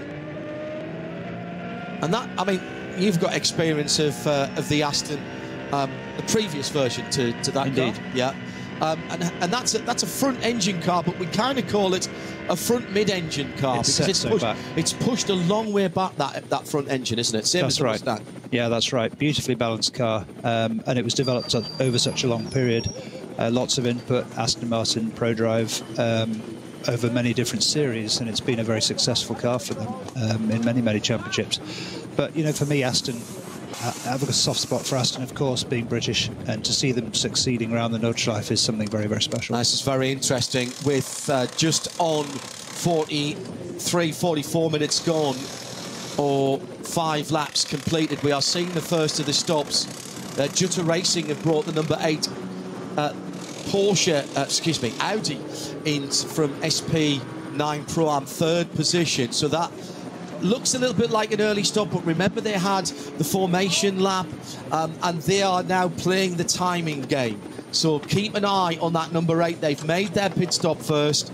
They'll put a brand new set of tyres on, that slick tyres from their chosen manufacturer that is going on there. They are Michelin tyres going on there. Also the Cup 2 Pro, so that is your 911 Carrera Cup cars. The top 4 have all come in after 5 laps. So that's the 2 Mulder cars, Oh no, check that actually. The 904 stayed out. So the Müllner car that was leading, the 948, the 48 Losch Motorsport car, and the K. Kramer at number 929, they've come in. So 3 out of the top 4 have come in. The second place car, which was the Müllner number 904, will have taken the lead of that class, and they are on a different strategy. Meantime, second, third and fourth out of the was that the Kleiner Carousel? Westfalenfahrt. Westfalenfahrt, excuse me. Oh yes, coming down to the bridge now. Decent crowd here in the sunshine, as there tends to be. Very good value weekend this, with 2 races. Great place to watch there as well. Yeah, you see the cars working. You're not sitting behind a big chicken wire fence miles from the track. You can see everything. You can see the whites of their eyes down there. Grandstand access, paddock access, and the grid walk all included in the. And I think it was €30 per day for this weekend. We may see a change here for third place. And this is the Black Falcon car. This the gold and red car. A little bit of bump drafting on the back of Tim Heinemann's car. He's held off. This is an extremely fast and dangerous part of the track. There's 0 runoff here, almost like a street circuit. If you hit that grass, you're going to hit the 3-layer metal barrier through the left-hander at mid-curve. Still climbing here. Right-hander coming. And Stippy's going to make a dive down the inside. The next right-hander coming up is the bottom of a very... He had to defend there. And look to the left there. That is the old test hill that rejoins on the other side of the track at the exit of the Caracciolo Carousel. Boact, yeah. Still concrete on the inside and very, very bumpy around there. So the top of that hill climb you mentioned, Stahlstrecke, it's worth having a stand and having a look down the steepness. It wasn't how quickly you could get up it was whether you could get up it. Correct. Back in the 1920s and 1930s, it was the test hill, if you will. Now, this middle section out in the country, this is the one that takes the time to learn, I reckon, because there's so much here, Peter, that looks the same. Yeah, and a lot of camber change. Some of the curbs over the years have become usable, some less so. But just look at this, over the top of the brow here, trying to keep the car to the right because you've got immediate double apex left. You're trying to bring the car in, definitely hit that second apex right here, and then dropping down into that right-hander. The car wants to understeer or oversteer, depending what you're driving, and then straight away back up again. He's got held up here, but you've got a lot of runoff on the left that you can use straight into the ice curve. So cold because in the winter races, it's under the trees, and that's the last place to thaw. And honestly, it is incredible to see these guys going through here, through the fog, through the rain, and still with a little bit of frost or ice on the circuit. It's also the place you get the sun in your eyes as the dawn 24-hour sun comes up. Yeah. So this threesome battling for second, third and fourth down through Flansgaard, super quick through here. And what you can't see from some of our TV, and certainly not from the heli shot, is the road has a big camber in the middle because it has to drain. And there's times going through Flansgaard and then through Stefan Belofes where you are crossing from one side to the other of the crown of the road, effectively. Absolutely. I was watching on the previous lap Tobias Müller coming in the car that's currently running fourth across those cambers. The car's just jumping across the track. There's a big jump anyway at Flansgaard, but in order to get the car positioned for the next curve through the Belofesses, it's literally crossing that camber and hopping sideways. You've got to know that's coming before it happens. Setting the car up here, obviously it's a race car, so you want it stiff.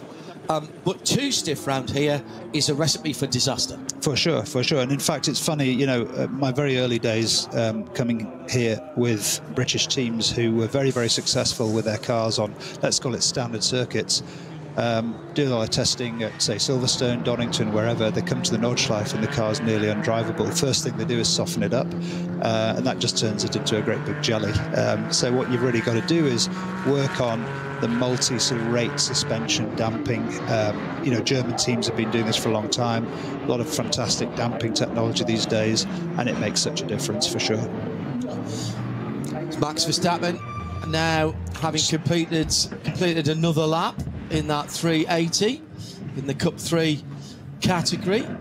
got a double waved yellow I'm seeing at Sabine Schmidt's curve, just on the top of Hatzenbach, and they're just approaching that. Now, here is the first of the leading cars making a pit stop. From third, Tim Heinemann. Now, remember, that was the car with the problem with the GPS, and there's a battle for second, and it looks like the number 48, Tobias Müller, and the Black Falcon Porsche has got the inside for the hairpin. They don't go straight on there as they do in the 24 hours, and that is a change for second place. But what is significant to me is that Falcon Motorsports, Peter Kate, have split their strategy. One car coming in at the end of 5 laps. Indeed, indeed. And I wonder if the double yellow was influencing that, because they're just approaching that double yellow. And the GPS issue, possibly. Possibly that too. So they're just approaching at the end of the GP loop. We're going to turn left onto the top of the Nordschleife, and that's where the code 120 double waved yellow is. That's going to slow them down, which means, in effect, the pit stop that's being taken at this point is not such a penalty of time as it would be in a free running lap. So here they come to the double yellow. This is now 120 kilometre speed limit. So there's no 120 flag. It is double yellow. That signifies 120 kilometres. And there's one of the touring. Oh, now is that one of the Müller cars? Was that the 955 then that we were talking about earlier on? I thought that had stopped further round. So that is being recovered right there at the moment. It is the 949, so it is one of the Cup cars. That, I'm afraid to say, the 949 is one of the Team Sorg Rennsport cars, isn't it? Yes, it is. Max Eisberg, Kasparanas Vingelis, and Stefan Bayer in the 949, one of the AM-class cars from SRS Team Sorg Rennsport. This battle for second position has been going on for quite a while, and it has just changed to Tobias Müller having gone through. It was for third, but with the pit stop, it's now for second position. And there goes the Heinemann car, but I presume he's got out of that now, and Ben Löchner has got into it with Tim Heinemann. So if that early stop was any attempt to avoid the code 120, it's backfired a little bit, because it's now a code 60 on the top of Hatzenbach. That's the danger, though, isn't it? And there's one at Her Act as well, further round the circuit, which his competition haven't come to yet. Also in is that the Christian Cronjes car? I think it was the number 34. Aston Martin Valkenhorst. That came in out of the lead, actually. They'd grabbed the lead, hadn't they? But in a second. Now, that hasn't shown up as a pit stopper yet, but I'm pretty certain that was 34 in the pit lane. So I'll keep an eye on that. So new second position then is the Black Falcon of Tobias Müller, second overall, leading in SP9 AM. But for the moment, we'll worry about his overall position. Still tracking that number 980 in the Cup 3 class, as Max Verstappen has just hit his fastest lap of the race, a 9:01.410. Still hasn't quite cracked the 9 minutes. That'll be a good target for him. Going to be lapped by the leaders again here. And in fact, no, this is only the first time he's been lapped, because he hasn't pitted yet. So drops off the overall lead lap, but stays in his Cup 3 leading group, where he's still on the lead lap, but down in, what did I say he was before? 14th position. It's really good to see the clips we're seeing of Max. He's maximising the track. He's looking and mirrors. He's dealing with the traffic really well. He could have held it out through that last corner before he moved over, but he thought, you know, let them by and slipstream them, and then he passes another back marker himself. Yep, absolutely. Battle for current second position, and the Mustang gets the drag and then goes round the right-hand side, climbing up the hill. Oh, on the grass, just a little bit there for Stippy. His tyres scrambling for grip. So he went through the exit of the Mudka That is such a commitment part of the track, though, Peter, because you're going uphill, actually very steeply there, so you don't want to lift. No, and I can't say this on air, but the drivers have another name for that corner. I'm sure. And it's what you need if you're going to get through there at competitive speed. It's a blind corner. Super quick. It leads into an immediate, then sharp, or not sharp right, but a difficult right, because it's over a crest, and you do feel the car wandering again through that right. So it's a brave part of the track for sure. Christian Kroijne is out of the Aston Martin, so that was a pit stop for the number 34, and his teammate is in. That is Matteo Villagomez. So Anders Burkhardt, the Norwegian driver, yet to give that car a go. So Mustang back into second place. Let's not forget Julian Andlauer for Falcon in the number 3 car. His teammate's already stopped, and Ben Löchter has got in to the number 4 car. It's fascinating to see these two cars battle. The quicker parts, strengths and weaknesses. exactly that. The quicker parts of the track, the Mustang seems to have got the legs. The Porsche is its agility is showing through the twisty bits. So coming up to 5 minutes before the first hour is completed, and we will get a better idea in a 4-hour race. But remember, 4 hours on the clock. You still have to complete the lap that you're on, so that could be 4:05, maybe as much as 4:08 for the leaders. That could be a bit more. So you cannot be miserly with your fuel. You've got to have enough fuel to do 1 lap extra, however long one lap extra is in time for you. Best lap now, Julian Andlauer at 7:56.2. Actually, Tobias Müller in the AM car, proving what I said in that the performance is there for the AM cars in that gold and red car. 7:56.0, and that is the fastest lap of anybody around here. And in mixed conditions and through traffic, that's a pretty stout lap, Peter, in an SP9 AM car. Absolutely. Some of the track is bone dry, but as you've seen from the helicopter shots under the trees, there's definitely some wet on the edges, still damp patches here and there. And the problem is these leading cars are forced onto those damp patches because they're making their way through the slower car traffic. Entirely so. Let's see if the leader comes in this time around. Andlauer is about 9 seconds ahead of these guys, so he'll be coming past the pits any second now, and we'll see if he dives in. This would be the completion of lap number 7. In comes the battle for second, and the leaders in as well.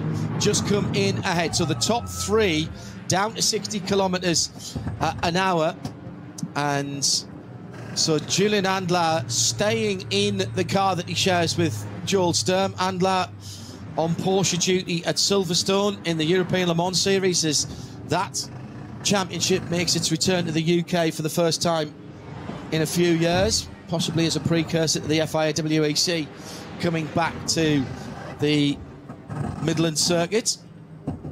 So top 3 are in the lane. That means now, what we've got to watch now, watch out for Ben Löchter in the number 4 SP9 Pro car. That's the other of the Falcon cars. He made the earlier stop, which would have been a quicker stop, as on the table of how long you have to stop. So we'll wait to see him coming onto the front straight. But these are long stops. These are not rapid stops. They are designed to be safe and to even out any differences in the fuel pumps. Verstappen has gone through to complete another lap. How many laps would you do in a standard Cup car? He's now complete. He's just starting 6th there, Peter. Yeah, in the dry, 7, maybe 8. You can extend that 8, 9 in the wet. But here, with his 300 horsepower detuned version, I'm actually not sure exactly how far he'd go, but I would estimate, at least a lap further, if not a couple. Yeah. And let's see if last time around he got under the magic 9-minute barrier, which I'm sure he is aiming for. No, 9:19. So we had the code 60s. We had code 60s. So 20 seconds lost there in the code 60 and the code 120s. So that's the difference that they can make. So, and we've now got at the exit of Bergwerk a yellow flag there. Now, if there's been somebody off the track there, that will not be a small incident, because that is again a commitment corner. The 777 Audi team manager asked to go and have a chat with the stewards in office number 5. Don't ask about office number 5. He's back out onto the track and circulating again.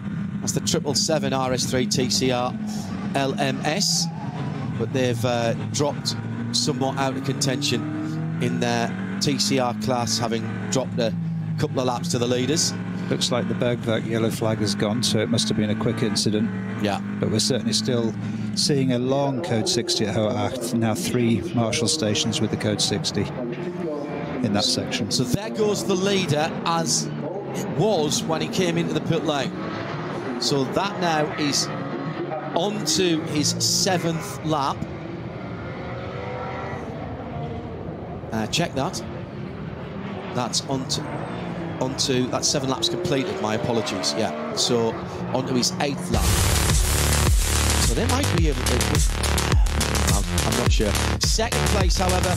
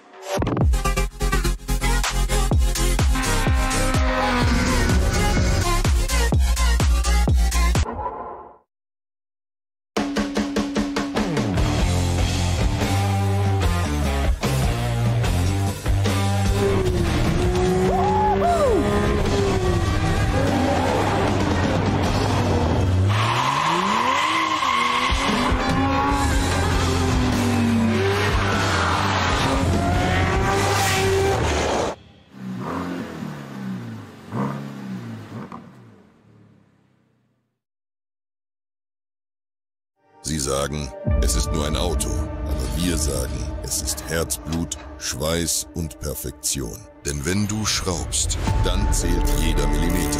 Dann bist du in deinem Element. Du willst mehr als nur fahren. Du willst es fühlen. Die volle Kontrolle. Eine optimale Straßenlage. Wir wissen genau, was dich antreibt. Denn wir teilen die gleiche Leidenschaft. Egal ob auf der Straße oder auf der Rennstrecke. Wir sind immer an deiner Seite. Wir sind H&R. Offizieller Partner der Nürburgring Langstrecken-Serie.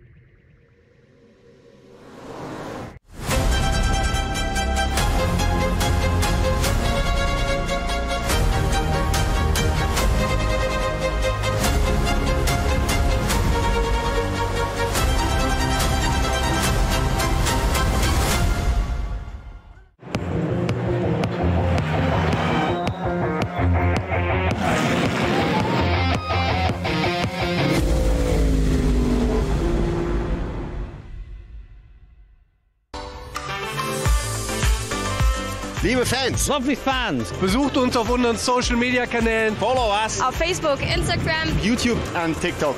Willkommen bei der NLS.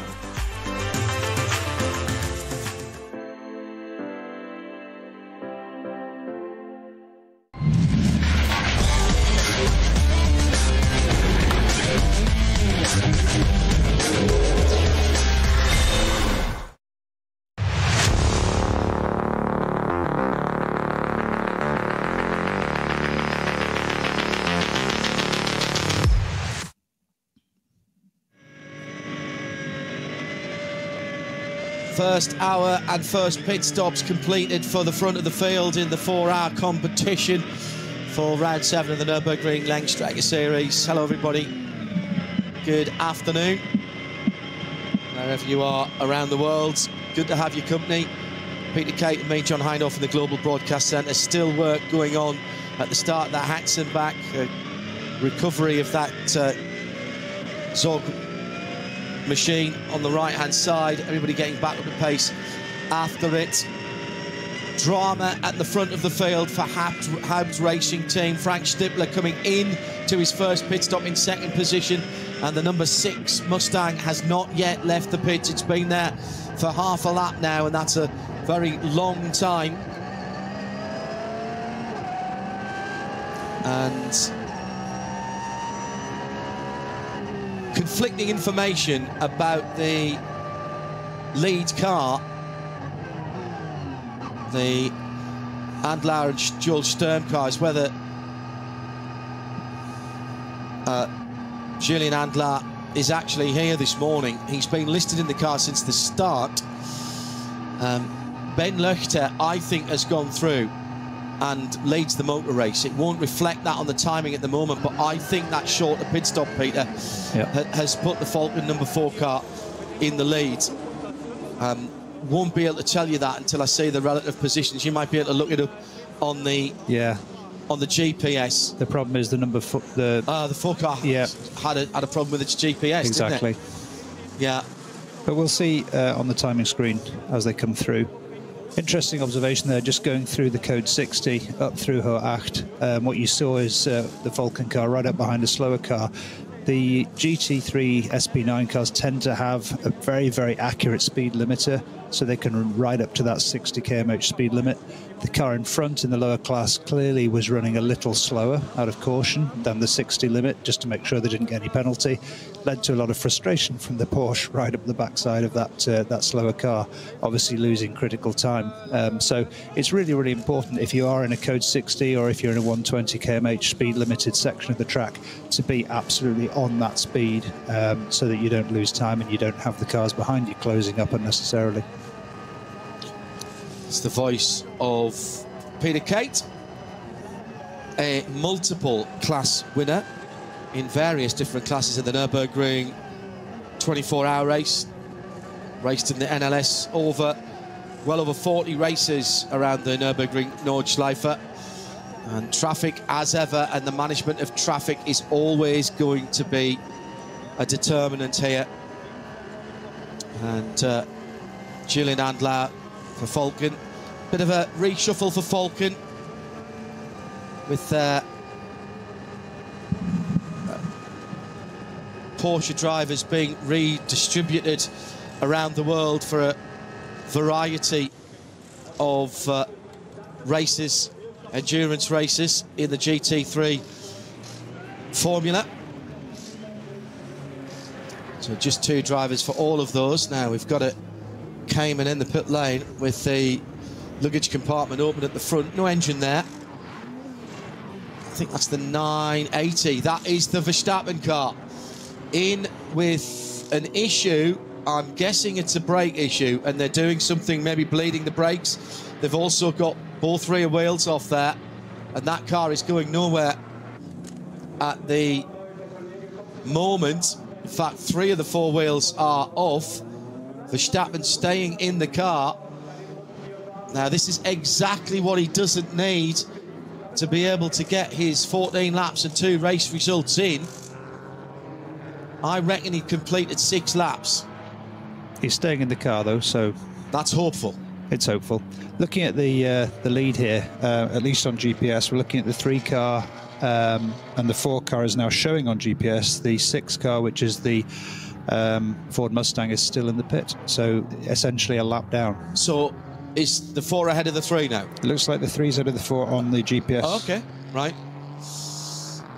I thought he might have just nipped through with that very quick stop. Yeah, both on the Grand Prix track at the moment. See if we can get a view of the number 4 car diving down the hill through this absolutely flat-out right-hander, then starting to climb before the chicane. And it's a smoother chicane than the F1. You can see the F1 chicane on the left there. This is a more open chicane for the endurance, since the braking is, let's say, not quite as sophisticated as an F1 car. Quite a transition there as you come off the Grand Prix circuit onto the link to the top of the Nordschleife, and there's quite a big bump, and everybody going through there, even the dry, getting lots of understeer on initial turning. Yeah, indeed, and it transmits that understeer into then oversteer as you start to apply power, as you kind of land again over the other side of the lump. Max leaving the pit then, good news. With the engine mounted right in the middle as well. It helps with weight transfer in the car. A very new for road and for race. There are those amongst the Porsche fraternity, whisper it, who will say, why have a 911 when you can have a Cayman or a Boxster? And to be honest, it's sometimes seen as heresy to say that, because the venerable 911, well over 60 years old now, that model is the Halo model right at the top. The new Turbo S just been released last week, actually, at the top of the tree, the top of the food chain for Porsche 911.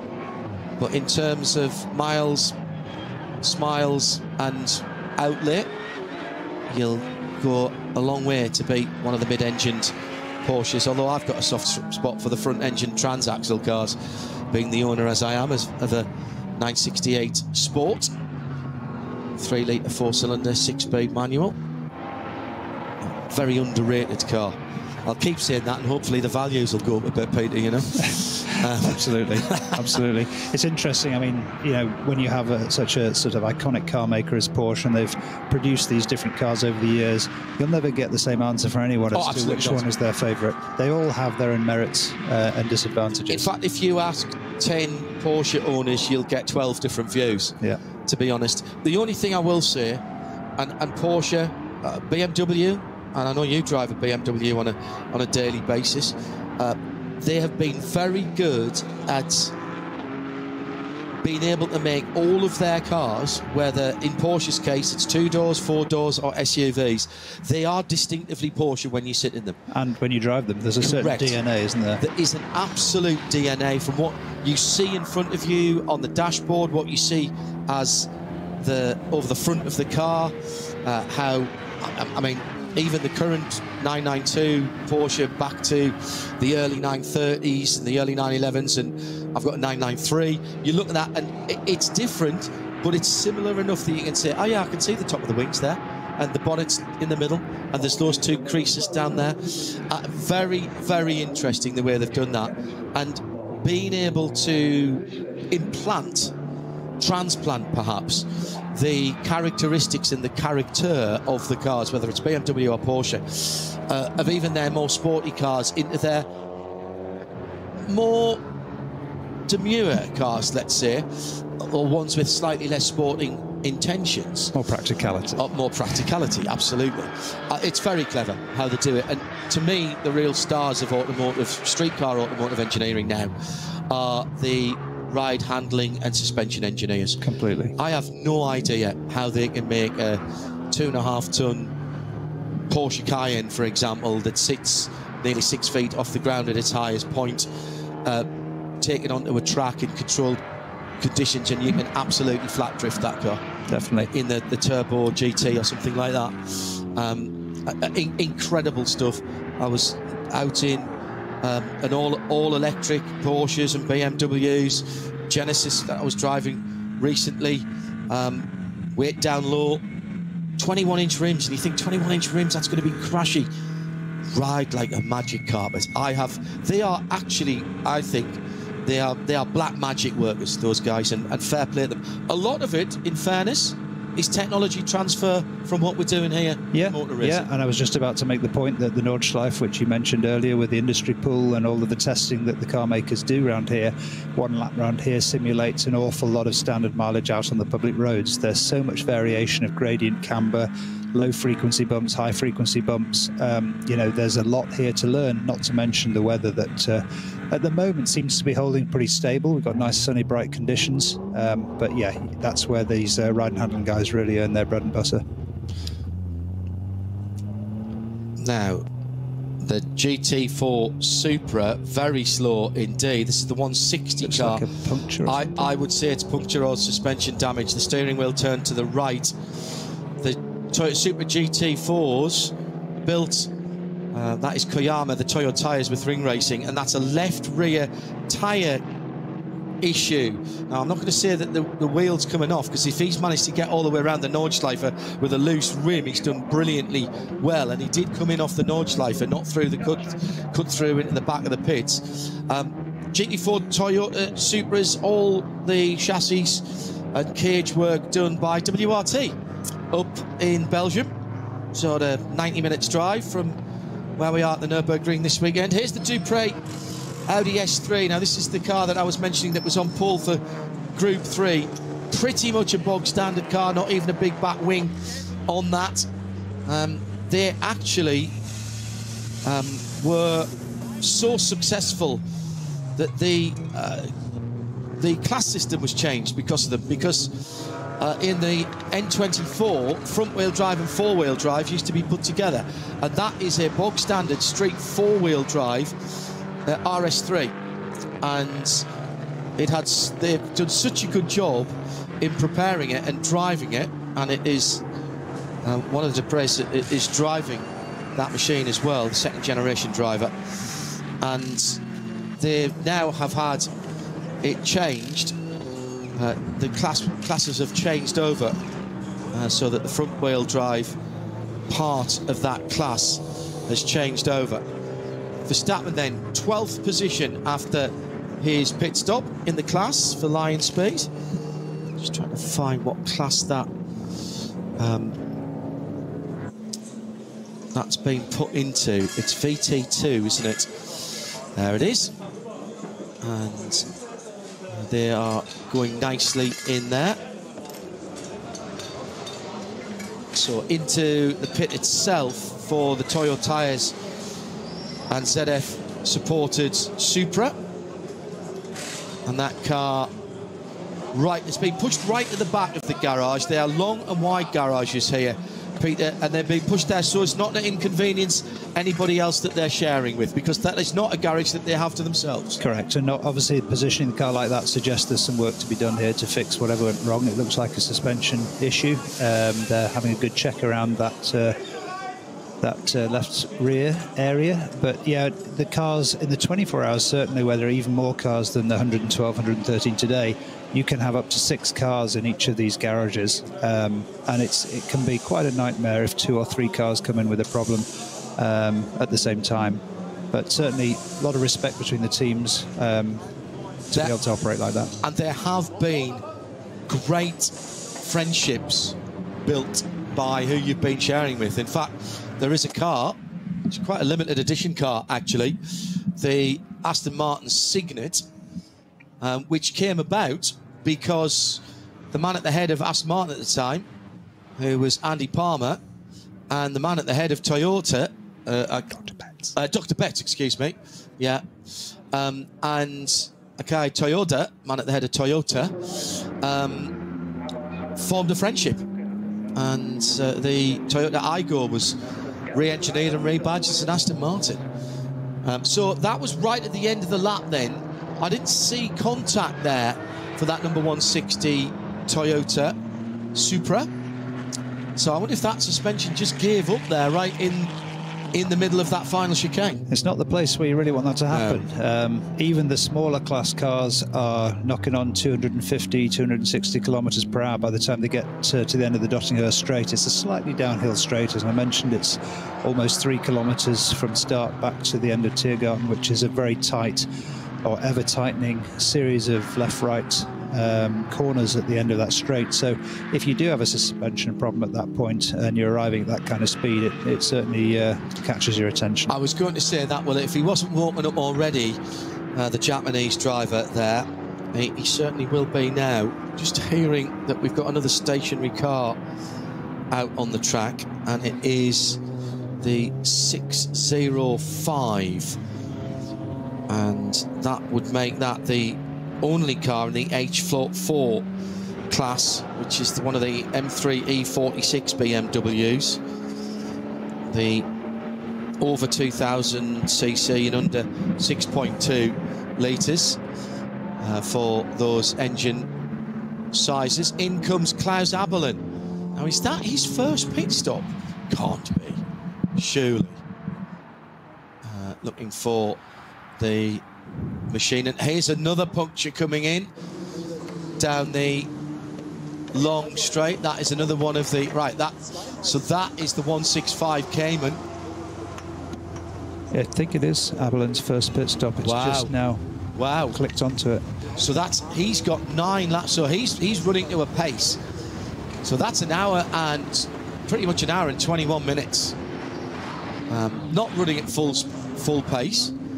Now, Klaus is getting out of the car. Now, I didn't see another name, so maybe he's had enough. I think he just wanted to, there's a bit of a high five there. Just wanted to give the car a run. It's entered again tomorrow. This shakedown of the Frickadelli 296. Is that the team saying, no, you've got to get back in? He's just going to try another garage then, isn't he? Yeah. No, I'm going to go and sit here out of the way. That's the team and the man behind the team that brought Ferrari its one and only win at the Nürburgring 24 Hours. History made a couple of years ago.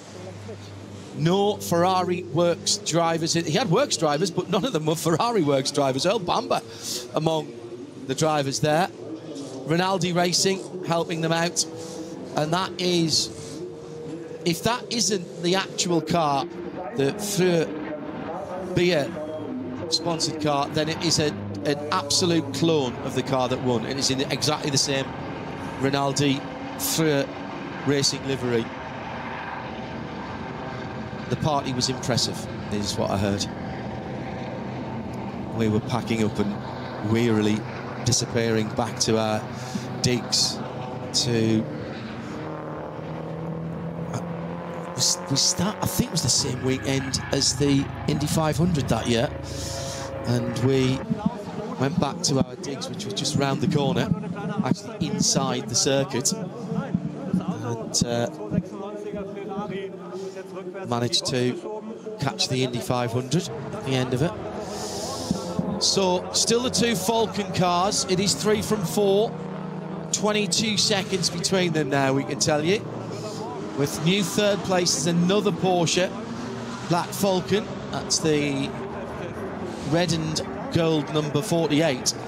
With the Car Collection Motorsport number 44 next up.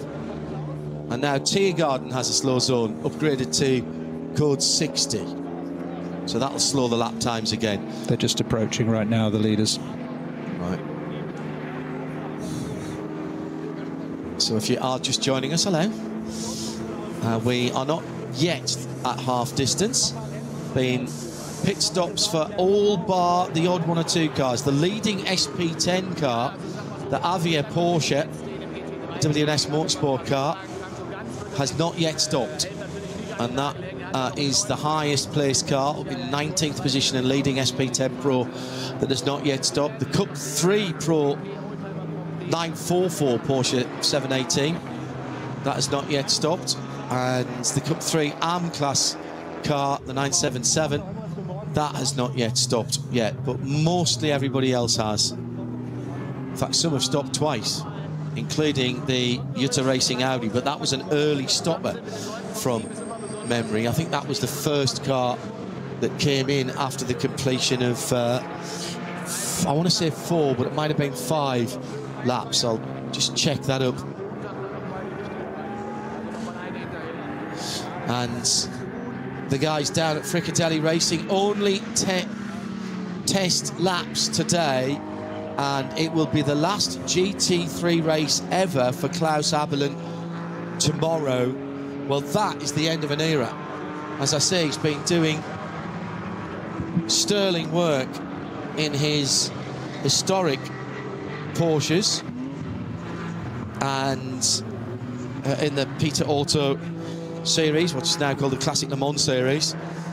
Next race for that is the final race of the year at the end, I think it's end of September, beginning of October, and that is at Estoril, and we'll have live coverage of that for you as well.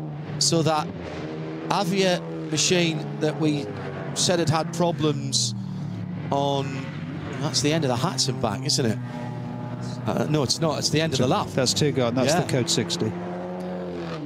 So was that the car that had the puncture that was coming in slowly, the 165? The 165 car. Yes, it is. So here we go. Yeah, it's the Avia W. So that's the car that hadn't made its pit stop, hence why it now we know why. Well, actually, it's got air in all the tyres, so have they been a bit too greedy on the fuel? Because that's getting a flat toe from one of our vehicles. Absolutely standard operating procedure, by the way, what you're seeing. That'll be covered with flags, double yellows, white flag, and it is the driver's responsibility to be aware of that. Now, if you watch other form of motor racing, you may have your head in your hands and say, that's dangerous. It's only dangerous if the drivers don't heed the flags. And that's why the penalties are so draconian for those who did not heed the safety measures. Had a very long chat many years ago with an extremely experienced former Le Mans winner, actually, who is now an FIA steward. And talk about poacher term gamekeeper. He said to me, we wouldn't have to have slow zones and code 60s and all of the things that we do at Le Mans. He was talking about Le Mans in particular. If the drivers would just respect the yellow flags, but nobody does, they cheat on them. And I said to him, called him by his name, which I won't say, I cannot believe you're doing that, because if you'd been behind the wheel, you'd have been stealing a little bit of time here, stealing a little bit of time there, put the hand up out of the open cockpit to try and tell, yeah, I've seen it, I'm slowing down. But from karting onwards, you learn to drive with one hand and not slow down very much. Now, here's another problem for an Audi RS3 TCR coming back into the pit lane. Now, the opportunity here, Peter, he hasn't gone out onto the Nordschleife and caused a problem out there. There is a back entry lane, a cut through, if you will, to get back in the pits. He won't get credited that lap, but that means he's not going to cause a problem out on the Nordschleife. Indeed. So basically, he's driven an additional lap of the Grand Prix, assuming he gets going again, an additional lap of the Grand Prix course. So a couple of minutes lost, but much better than losing an entire 10 minutes or whatever your lap time is, depending on your car, all the way around the entire Nordschleife lap. So that back door is a kind of unusual situation, but it gives you an opportunity to if you've got a mechanical issue, to get back in and get the team to have a look before you depart onto the Nordschleife again. And indeed, teams that have tried to fix a car will often, particularly on the longer version of the Grand Prix circuit that we use in the 24-hour, you'll often send a car out to go and do a lap and bring it straight back in, just as an installation lap, if you will. Yeah, and indeed, those of you who watch qualifying, there is in fact also a short lap around the Grand Prix you can do before you start your full qualification lap, so you don't have to do an entire lap of the Nordschleife before you then set your quali time. Yeah, you can do a little bit of tyre warm-up. Still the slow zone where that's barrier work that's going on there. And then the green flag, you're back up to full. So again, take your hands up from over your eyes, those of you who don't watch this type of racing.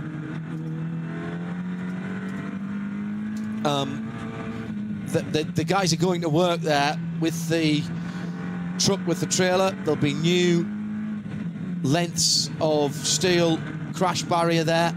There's a big grab arm as well in case they have to replace a post. They've got welding gear. They've got all the stuff that they need. It's covered by a track services vehicle, and flags and the drivers have to adhere to the 60 kilometres. And if you don't, you will be penalised with you'll be penalised with points on your licence, or potentially have that permit taken away, as we were mentioning earlier on. It is an absolute sanction. Mostly the drivers understand it, understand why it has to be like that, and they are respectful of the workers on the track and their other drivers. This is a place like no other.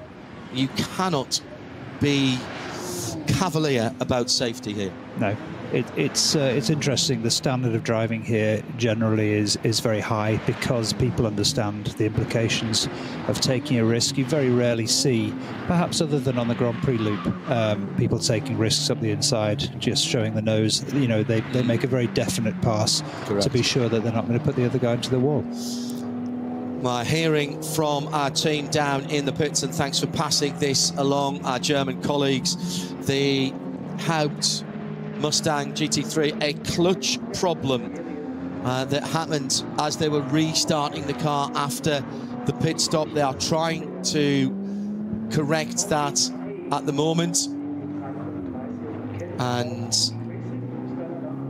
we're also hearing that Julian Andlau will stay at the Nürburgring for tomorrow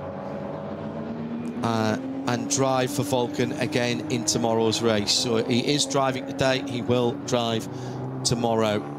So some confusion about his driving duties because he is listed for Porsche at ELMS. Whether that means no driving at ELMS or whether he can somehow jump in for the second part of the race, not entirely certain. I'll check the information there. Fortunately, we have Paul Truswell there doing the PA commentary, and so I'll drop a line to Paul to find out what's going on at Silverstone. Right, 2.5 hours still to go, Peter. First drivers, some of them have got out and will be contemplating potentially getting back in if it's only a two-car team later on in the race. Some of them will be doing doubles. How tough is a double stint here at the Nürburgring? In NLS, it's maybe a little different than the 24 hours because usually in the 24 hours the double stints come at night because it's a sensible thing to have a driver in the car for a longer period of time who's used to the conditions rather than constantly switching. In the daytime, obviously, conditions tend not to change too much. I say that with caution. We're at the Nordschleife after all. Well, middle of the Eifel Mountains, it tends to have its own weather, and whatever weather app you use tends to be less than accurate in these regions. But, you know, the thing I always remember about getting into a car after another driver is that it's never quite as you remember, because as that driver's been driving, you know, things may have slightly changed in terms of the car's been maybe hitting a curb here and there, or other things have happened over that first stint. So you get in the car and you're kind of trying to adapt for the first few miles or kilometres. You're trying to learn what's slightly different about the car. The brakes slightly different, tyres obviously are new on the car, they should be, but there's always some subtle differences that you've just got to get back used to when you jump in after another driver's been in the first stint. I'm indebted to Jesse Young, who, like us, was perusing the various versions of the entry list, which tends to be a movable feast until we actually get cars across the start-finish line here. And he's noticed that KCMG have the current king of Japanese motorsport, Sho Tsubi. Showtime, as he's known. He's leading both Super GT and Super Formula at the moment. And in GT 500 in Super GT, he's on the verge of clinching a record equaling 4th title. So keep an eye open for those KCMG SP8 cars. He's listed in both of them. Current standings then, let's give you a quick rundown. Falken from Falken, 35 seconds between them as they cross the line. It's 2 SP9 Pros. Car collection number 44 makes it 3 Porsches in the top 3 and their lead Pro-Am. SP9 Am, that's Black Falcon Porsche number 48. Other leaders, Cup 2 Pro, Müller Motorsport with the 921. 12 and a bit seconds ahead of Loesch Motorsport in the 948. That's tight. 12 and a half seconds here is nothing. AT2 Mantai, the number 718 Cayman, leading that one in 14th position overall. SP8T is Plusline Motorsports BMW M4 GT4, the number 155 car. Black Falcon leads SP7 class with the number 7 in 20th position. That's another 718 Cayman. In AT3, which is the front-wheel drive class, the 333 Max Kreuzer Racing in the pits at the moment, but leading in their Audi RS3. Battle down at turn 1 for position in the top class, and that is for 3rd and 4th. Check that 4th and 5th. And the Aston Villa Gomez trying to go round the outside, and he used the Golf on the inside as a bit of a screen there, or a pick as the Americans would say, and that's a change of position for that Valkenhorst Motorsport Aston Martin Vantage. And that is a overall position, but stays in SP9 Pro-Am 2nd position. Right, where did I get down in the lead? Is Black Falcon SP7 in 20th position. AT3, we've mentioned that. TCR, Müller Motorsport, another Audi, number 801 is 33rd. Overall, it is the Adrenaline Motorsport BMW 240i Racing Cup in their class. That's the number 1 car. They were last year's champions overall in the Nürburgring Langstrecken-Series. The Adrenaline Motorsport BMW 330 is in VT2 lead. That's the number 500 car in 51st. VT2 rear-wheel drive, I should say there, the myriad of classes that we have. A couple more class leaders in position 68 and 69 with the Audi RS3, the Goroyan RT by Sharkey machine that we saw with problems earlier on. That's in the pits, but still leading its class. The number 321 in 68th and 69th is the Adrenaline Motorsport Cayman S in V6. The number 369 leads its class, and still we go on. V5, good little battle there actually, only a second between 2 Porsche Caymans. The number 440 just ahead of the 444 from Adrenaline Motorsport there in 85th and 86th position. VT3 Kievan Sports BMW 335i, one of the older cars. Number 460 leads its class in 95th position. The Hofer Racing by Bonk BMW M2 CS, that'll be that's a new class, the BMW CS class. They lead their category and they are in 101st position. And then a raft of class leaders from 104th down over. BMW 325ci SP4 leader, that's the 254 car. 318 Ti Cup, the Cheney Racing Run Series, the 275 leads SP3. The 318i 529 leads V3, and the Hofer Racing M3E46 leads H4, the 605 in 107th position. I reckon there are somewhere in the region of 110, 111 cars still running, and there's 2 hours and 22 minutes remaining with Falcon Motorsports 1st and 2nd. Peter Kate alongside me, John Hindhoff, as the racing continues. By no means a clean track at the moment. Laps around about 8:15 to 8:20 for the leaders at the moment. Yeah, we've still got code 60 now at Arenberg. That's just after the very fast left and Schroedenkreuz, then heavy braking down to a 3rd gear right hand downhill hairpin at Arenberg. So I'm not sure what's happened there. Such a long circuit. We must say thank you, as we always do, to our colleagues at Nürburgring TV. Such a huge amount of investment that has gone into this circuit, and indeed the whole facility. It's more than just a circuit, it is a destination. There's a couple of hotels here, a casino, a concert venue, an ice rink, various eateries. There used to be an indoor karting as well. I think there still is on one of the lower levels of the car park, what used to be the car park of one of the hotels. This, as I say, is a destination. The ill-fated roller coaster is finally being dismantled.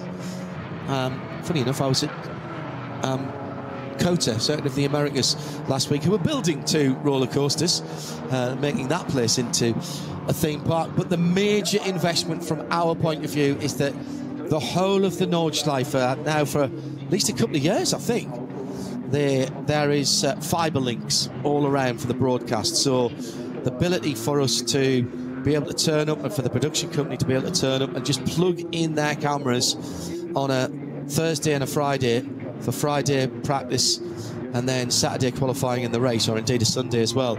It cuts down the setup time and therefore the cost of televising these races massively. We've been covering races here for TV and radio since 2007, and it's been a massive upgrade. We get the helicopter up for more races as well, and not just for the Nürburgring 24. So fair play to the VLN, to NLS and to the Nürburgring, and especially our broadcast colleagues here at the circuit who do all the hard work and the heavy lifting. Even for our radio coverage, we simply can't do the commentary without being able to see the far sides of the circuit. And we should say that onboard camera technology has changed massively as well. And this was one of the places that pioneered 5G onboard technology in the NLS, using basically mobile phone technology to transmit directly from the cars. So even if you didn't have a helicopter or an aircraft up, you didn't have to have ground-based repeaters all the way around this, what, 15-odd mile circuit. It's worth mentioning as well, if anyone is interested to go and watch racing live at this place, it's a fabulous viewing experience. You can walk around most of it, and wherever you're standing, you're going to see action. More action, I would say, in one day than you'll see in a season of traditional racing. Yeah. Not just because of the multi-class format, but also because the circuit is so challenging. It really does sort out the good from the average, and you're going to be able to see that action very, very close up, looking down upon some really quite spectacular landscape in that part of the world. And if you are a keen photographer, there's banksides and places that you can get some absolutely stunning shots. Not always exactly the same as the pros will get, because they've got more trackside access where it's safe so to do. I suggest that you look up Jochen Frozen Speed, who is based around here. Now, incident on the circuit and damage on the front end of the number 919. Now, we've called that car's name. That's 7th in the Cup 2 category. So that is a 992 Carrera Cup car in the Porsche Turbo body, with the, as all the Cup cars are, with the air intakes ahead of the front wheels and the vent on the ducktail spoiler. He's had frontal contact because he's lost the little piece of rubber that's underneath the front splitter, and I think he might have cracked a radiator as well. Strange, the location on the right-hand side out of turn 1. I don't want to make the assumption that he was tagged by someone, but it's a very strange place to end up, unless he was on cold tyres, which again shouldn't have been the case. It's one of the Click for Siphon sponsored cars, and I expect to see that car come directly into the pit lane. Yeah, he's got tyre rubbing on the body. Yeah. Right hand side, and that's that little piece. I've done enough Carrera Cup in the last 20 or 30 years all around the world, and whatever else has changed in Carrera Cup for the last quite a long time, the 4-litre flat 6 normally aspirated engine, 507 PS, that hasn't changed. The body styles have changed, as reflecting whatever the newest version of the Porsche 911 street car is. But they've always had this little bit of rubber that goes on, and it's basically just an interference fit on the front, the very bottom, the sticky out bit of the front splitter, and it drops down maybe an inch and a half. Yeah, he's definitely losing fluid on that car as well. And the difference that makes to a Cup car, even in a sprint race, never mind around here, to the front aero, it's the difference between getting through a 45-minute race or completely goosing your front tyres in a 45-minute race on a normal circuit. And every team have several of them. Yeah, everything's so finely balanced. Correct. Aero to mechanical grip, and absolutely, if you're driving on the limit, you've got the car set up to have that in place, and then you lose that. Clearly, you're going to start understeering, you're going to start running those front tyres across the track and destroying them.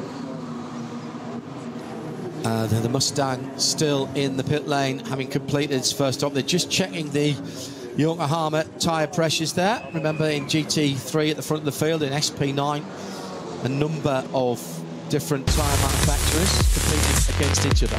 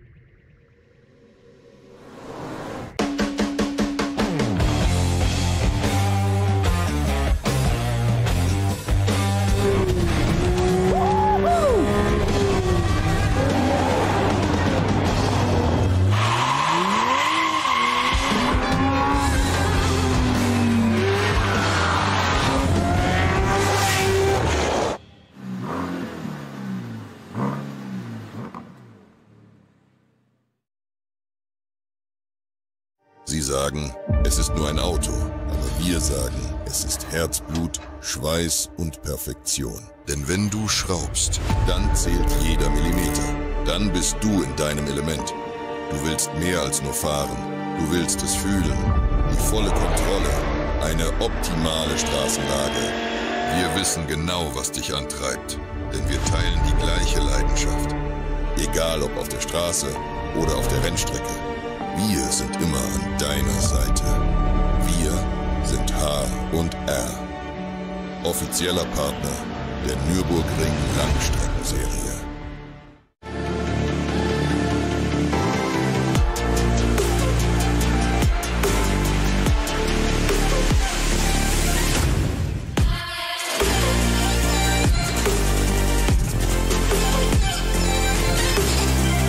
Faltenreifen.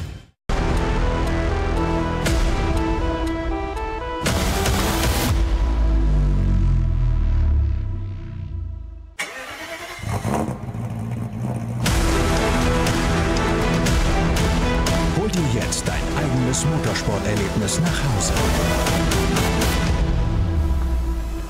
Dein Online-Shop für Simracing-Hardware und Zubehör. www.simraceshop.de.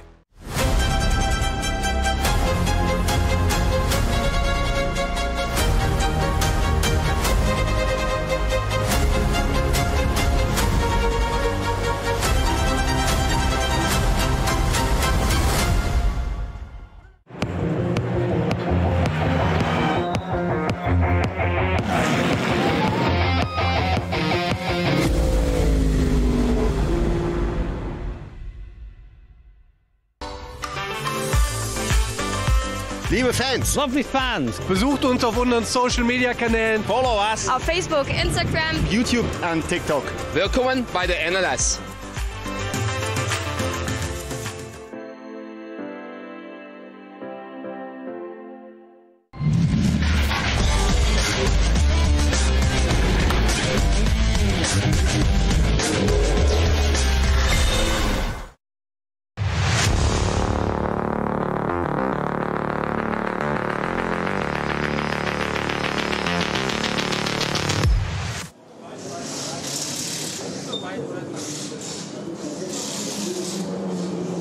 Accident, damage, contact with a barrier, pretty heavy contact on the front end of the Porsche.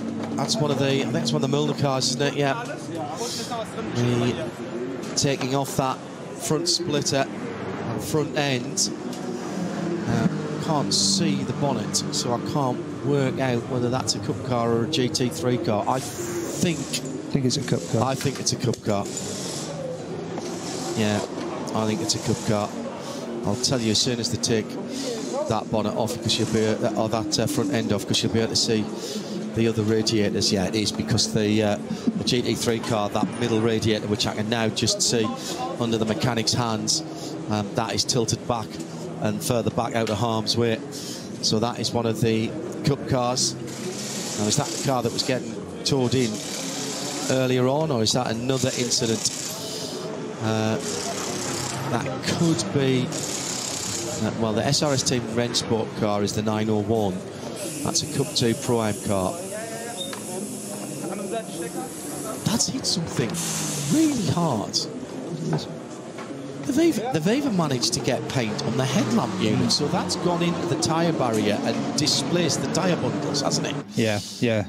Yeah, that's done the radiator on the left-hand side. So the guys have got some work to do there. Meantime, front of the field, Julian Andler gone through, completed another lap. 40 seconds to the good on his teammate.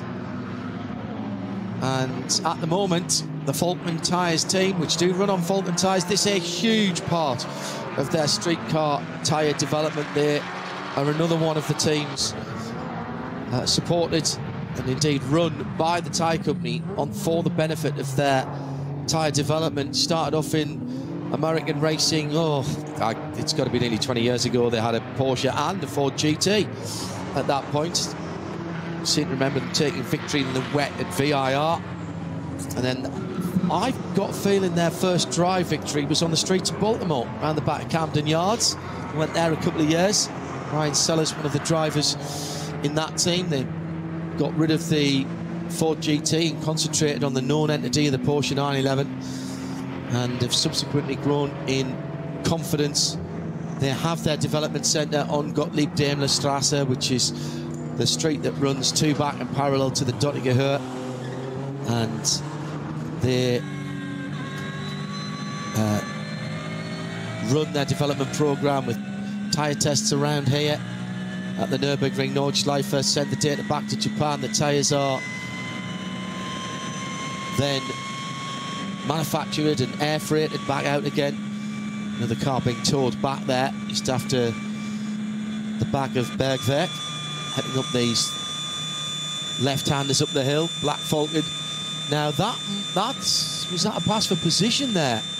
Jutta Racing and Black Falcon. I think it is. They've been having a battle. They were the other way around as they crossed the line, but now the 948 coming back through the field. That's, I think it's Tobias Muller, isn't it, behind the wheel of that car. Here the Porsche engine and the gearbox just easing back out of that. Meantime, at the end of the lap, they're coming through again. So that is the 48. And into the pit lane. Here comes the Jutta Racing car. And that is from 6th position. 3rd in Pro-Am. Alexei Vermenenko. But they were the team that stopped first at the beginning of the race, weren't they? They just did the 4 laps. So that is at the end of a 8-lap stint there. That's interesting. So 48 continues, leading in the AM category. And that is Mustafa Mehmet Kaya. Black Falcon team with strong links to the Middle East. We see them quite often in the Abu Dhabi 6 hours, the 24 hours of Dubai. They've swapped around for next year, so it's Abu Dhabi 6 first and then the Dubai 2024 the weekend after in the middle of January. We'll cover those for you on the Radio Show limited networks of audio and visual channels. Still that car being towed back, so caution flags out, heading through mud curve and up to the bottom of that run up to the Caracciolo carousel. Curbs there absolutely vicious, Peter. Yeah. Both sides. Definitely. I mean, these aren't curbs that you would use. In fact, around the entire Nordschleife lap, there are very few, could count them on one hand, of curbs that you would use frequently. This is obviously intended to be a racetrack where you don't stray beyond track limits. As we said earlier, it'll punish you very severely if you do. Occasionally people have to take avoiding action, and then you really find out how severe those curbs are. But using them on a regular basis is not recommended. Occasionally people use the exit curb just to guide the car back onto the track a little bit, but it's not really a regular practice. Curbs tend to be slippery, they're old concrete, the paint is old in many cases, so really try and avoid them. Into one of the first garages, another one of the red, white and black Porsches. This the number 900, and very famous name in that car is one of the next generation drivers, of which there are legion here down through the car classes, and we've had a number of them down through the years. Actually, no, it's not. It's Peter Ludwig. I thought it was one of the Klaus Ludwig's boy, but that's not one of his boys in there. But we've had a number of father and son combinations down through the years, and father, son, and daughter as well. In the Opels, Volker Strycek bringing his family. Volker, former head of the Opel Performance Centre and one of the characters behind the old Opel Manta that used to run here with the foxtail on the aerial. A bit like Trigger's Broom, that car.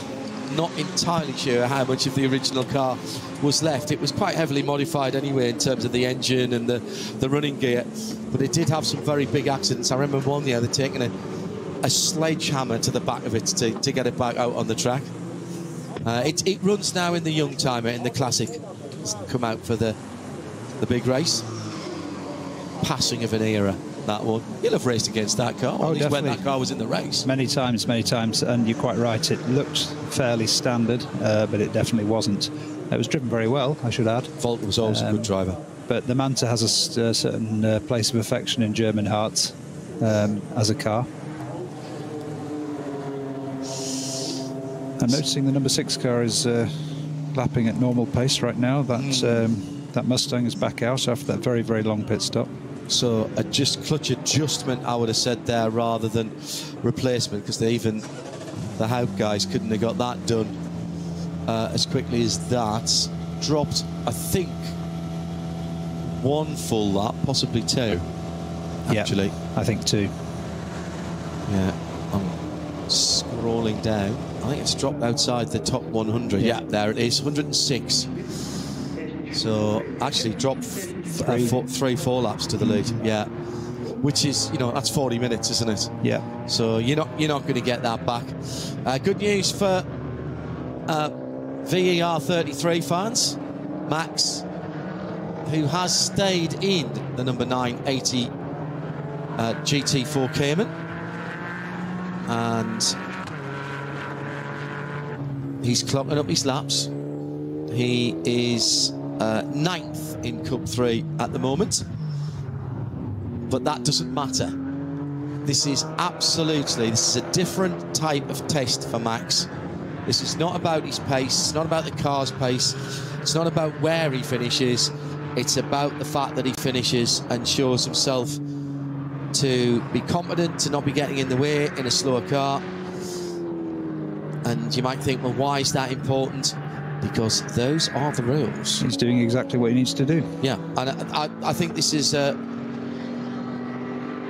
think it's good to say that a driver of Max's standing and fame wants to come and do other forms of racing. We've seen it before, of course, most notably with Nico Hülkenberg, who won Le Mans outright, obviously with 2 teammates, in the gap between Grand Prix, in the summer gap between Grand Prix. And that hasn't been done for a very, very long time, where a current Formula 1 driver has gone to Le Mans. That year it didn't clash.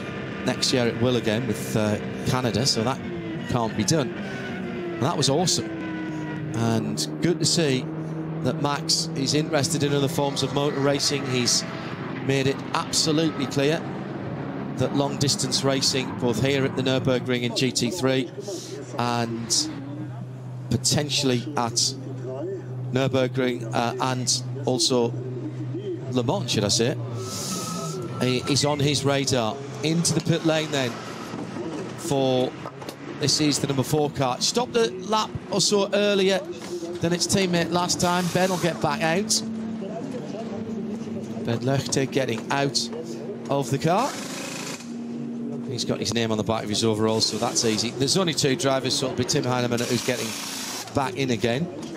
Issue with GPS earlier seemingly sorted. Brand new set of tyres. There's no penalty for changing tyres at every stop, and you can change your tyres whilst you're refuelling.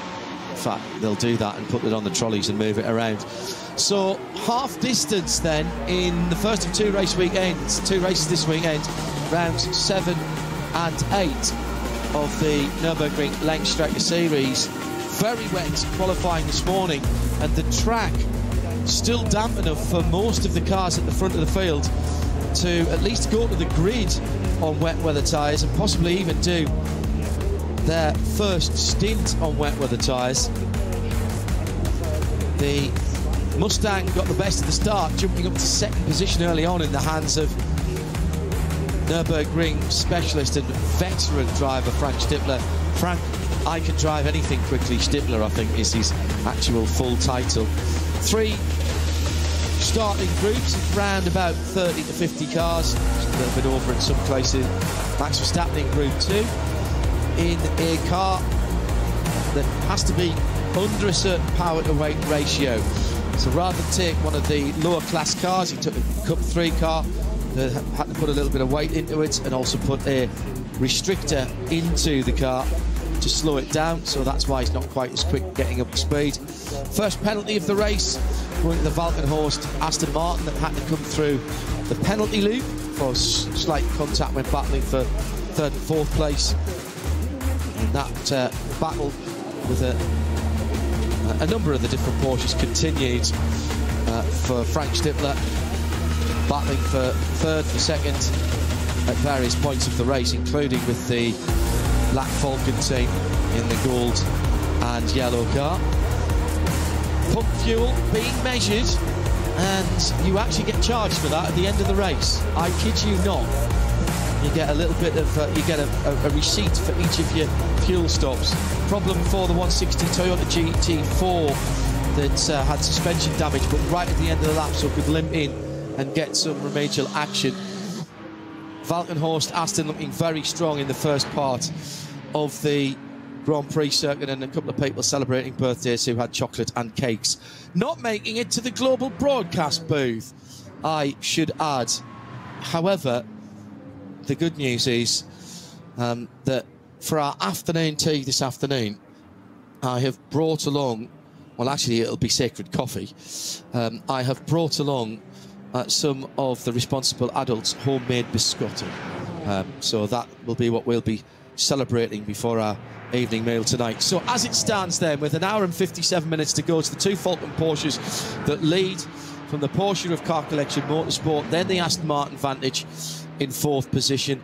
Some of the class leaders you will notice as well, well inside the top 20, including the Manthey AT2 car, the SP7 leader for Black Falcon, as we go through down into the 30s.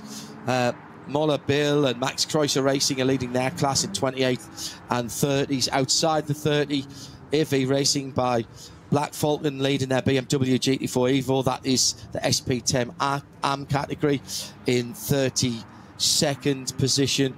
And further down from that, as we're still not even halfway through, getting down towards the top 50, more class leaders there with the number 1 Adrenaline Motorsport BMW, last year's overall winners in the championship from all of the classes. They're in there as well. The 929, which was causing us some problems out on the circuit, rear suspension damage. There's been contact with the barriers there. That car's come back on the flatbed, and the number 48 has had its pit stop for Black Falcon. They've twisted it back into the right place, ready to let it go. The work is complete by the look of it. They're just waiting for the time before they go. I've got wet weather tyres on that car. I didn't see the blue markings that Michelin kindly normally do. So we're into the second set of pit stops now, Peter, at just over 2 hours. So these are the teams who are splitting this up into hour-long stints. Yeah, indeed. And just talking about that interminable wait as a driver, when you've got your fuel in, your belts are ready, you're just waiting to go. There's normally a countdown on your dashboard. Obviously, a Lollipop Man has also the count down to the allotted time for your car to stop, but it just takes forever to tick away. You just want to get on with it. It's all time lost in your mind. Should remind you as well that Fernando Alonso also won the 24 Hours of Le Mans outright. I don't think Fernando... Was Fernando competing in 2018 though? Or was he not an F1 driver? Was he taking his sabbatical? I'd have to look that one up. I know it was still in a gap between two Grand Prix. The leader, answers on a postcard, please, or at least on a tweet, at RSL_studio. Peter Kate and me, John Hindhoff, as the lead car, still with Julian Andler behind the wheel.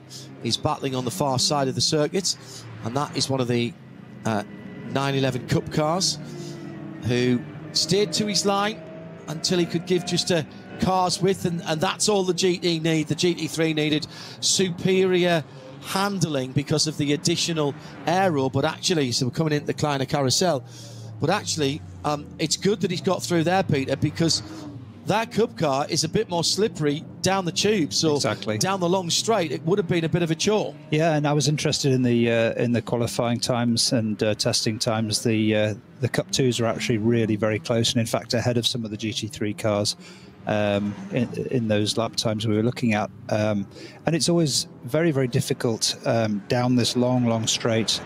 You've got a huge tow from a long way back, so yes, the GT3s will get some advantage if they're following another car, but certainly there are some classes, as I mentioned earlier, who will have a higher top speed than the GT3s, and that does cause some problems at the end of the straight as we tighten up into Tiergarten here, over these little crests and lefts and rights into the ever-tightening sequence before the Grand Prix loop. Just when you think you've got through and you survived the lap and you're coming through down into that compression before Tiergarten and Hohenrhein, as the leader comes into the pit lane, spot on schedule, you've got that last little bit in there, and it is insanely quick because it's quite steep there, so your braking, such as it is actually really late, isn't it? It is, and there's always this debate as a driver. You've got the compression coming up, and you know that if you can force yourself to brake beyond the compression, the uphill will actually increase your braking capability of the car. If you start to brake before and then you're fully compressed on the suspension, it's extremely unstable. So there's a certain leap of faith you take to go beyond what you think is appropriate, get the car onto the uphill beyond the compression, hit the brake, and then easing slightly through the right before you really again hit the brakes for the tighter section of Tiergarten. Thank you to Allard Kalf. Hello, Allard. I haven't seen you for such a long time. Excellent driver and excellent commentator as well, as it's raining on the far side of the circuit. So heading down towards Versailles for the Porsche of Black Falcon, raining enough for the wipers to be needed, and that means it's raining because you lay off the wipers as much as you can. Allard, as well as its Jack Mates, confirms that Fernando was doing his Dakar and Le Mans events, doing Indy as well when he won Le Mans, so he wasn't a active F1 driver, and that, my memory has not failed me. Thank you at RSL_studio. I am getting old now, so I can't always rely on the memory. So this is classic Nordschleife, isn't it? Right now we've got rain, the cars are on slicks, the track, you know, it's debatable now what's going to happen in terms of weather. All the apps were saying, you know, sun and white cloud, but here we are, you know, at some of the higher points of the circuit, clearly wipers on intermediate. Yeah, incredible. Actually, wasn't Alonso still racing with McLaren in 2018? Now going to have to go back and look. I'm not second guessing anybody there because I honestly can't remember. I know he won with Toyota at Le Mans, But Nico Hülkenberg's win, I do remember it. Sebastian Vettel at the first press conference, drivers' press conference back after Le Mans. They went to Sebastian first of all as the senior member there, I suppose, and said, "So what are we doing during the summer break?" And he said, "Don't ask me, ask him. He only went and won Le Mans while we were all lying on the beach or on our yachts or whatever." Massive respect, and I think it's a lovely moment for Hülkenberg. I think it's fabulous when you see drivers who have been incredibly successful at their, you know, let's say primary category Formula One, and then they choose to go and do something different. Well, cross-code now is so difficult to do because everything is so specialised. Back in the days of, I still think probably one of, if not the most versatile drivers would still be somebody like Vic Elford. Go and look him up for those of you who are recently into motorsport and Formula One. Vic would do F1, he would do World Rallying effectively, he would do touring cars, he would do endurance racing, sometimes on the same weekend, jumping between cars. He'd steer it. Yeah, absolutely right. Sarrazin, when he was in the World Endurance Championship, went off and did coefficient, what would now be called European Championship rallies in highly sophisticated four-wheel drive. I think that's what separates the real legends. I agree.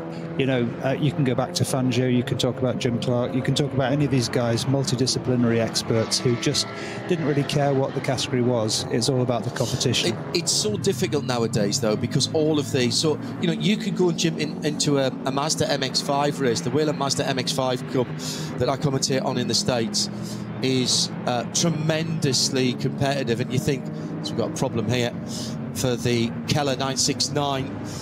This is the red, white and black car, and that again, that is 5th for SRS Team Sorg Rennsport, 5th in its class, and there's damage to the right front there. That car's been off the track. You look at that and you think, you know, how hard can that be to drive? It's a sequential box. It's a little 2-litre engine, 180 horsepower. But the guys who drive that and drive them regularly, it's $250,000, by the way, for the championship win. They are very, very, have gained a huge amount of expertise in those cars. And they sometimes go on to something else, sometimes they stay there and make a career of it. You get people jumping into that who are very experienced racers. Bart Kligerman came and jumped into it, and to get in the top 10, you're doing well. Yeah. And that's just one example. So you know, you go and jump into a touring car race against guys who've been touring cars all the time, and you think, it's a 300 horsepower front-wheel drive car. How hard can it be? Well, it is hard because these guys are doing it every day. So doing this cross-codes stuff, and forget, by the way, about the danger, and ask Robert Kubica about that, and how his Formula One career was ended by an accident in a rally car, and how he's rehabilitated himself and then come back and won Le Mans in the overall is an exceptional story. But for an asset in a Formula One team of the importance, and I'm talking in business terms, in PR terms, in championship points terms, and championship points, every point means money in Formula One, to even countenance allowing Max Verstappen to come and test here, never mind to come and get his licence and race here, and potentially at the next weekend on the 27th of September to race a GT3 here, right at the sharp end of the field. That to me shows, first of all, a degree of persistence, I'm sure, by Max to say, no, I really am going to do this. I want to do it. But also a degree of trust and respect from the team to say, yeah, but honestly, please don't go out and try and win everything, first of all, because we need you for the rest of the Formula One season. Yeah, definitely. And he is an asset to that team. And that's before you get to the human terms. Don't think I'm being cold, dear viewer and listener, when I say that. But we are talking about people at the very, very top. It's basically like letting your star soccer striker turn out for his mate's team in a local league, and I'm not at all denigrating the Nürburgring when I say that. It's a completely, it's the same thing. You kick the ball and put it in the back of the net, but it's at a completely different level of competitiveness against people who do that all the time. Yeah, definitely. And I think, you know, you can boil it down to Max doesn't need to do this. There's no reason for his career to do this, but he wants to do this. He was quoted recently talking about the Nordschleife as being the top of his list of racetracks because it's the most challenging. And it's sitting there, you know, unresolved in his mind. This is something he wants to do because he wants to prove to himself that he can handle this track. And the quickest cars that go around this track are GT3 cars, and his goal this weekend is to be able to get to a point where he can drive that. I'd like to advance a theory, John, that's just occurred to me in the last few minutes. Number of laps that Max has driven now in this car is almost where he needs to be. Yeah. I wonder if he'll go in a detuned car tomorrow. Yeah. And run this car in Cup 3 at the pace that it's intended to run, as opposed to his permit restricted. But he's got to get 2 results. He has to get 2 results. He's got his 14 laps though, hasn't he? Yeah, but that would only be one result. So he still needs to stay in that is my understanding of the regulations. Unless he jumps in the 89 car for the rest of this race. Correct, which is, he is entered in both the cars. In that case, he could get his 2 results. Out of this event. And he's done his 14 laps.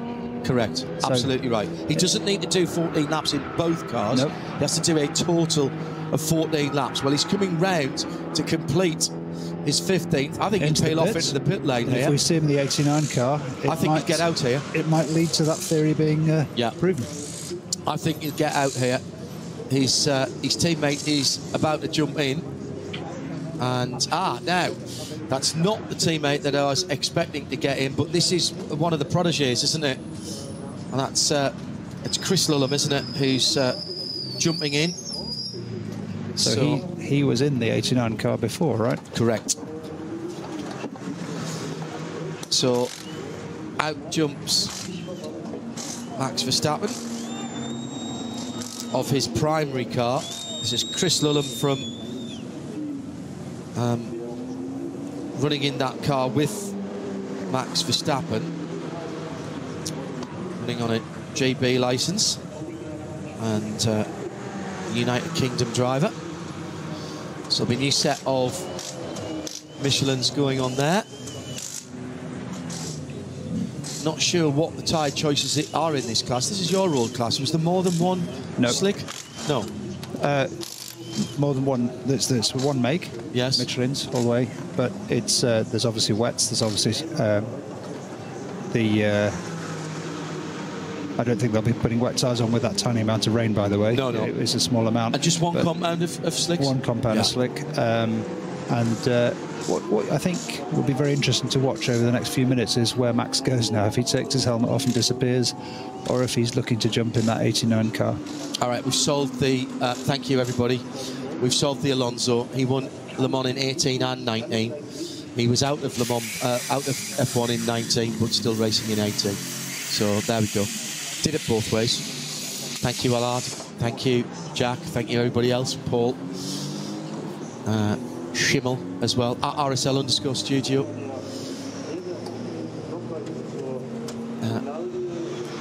Absolutely loved having Fernando in the sports car paddock.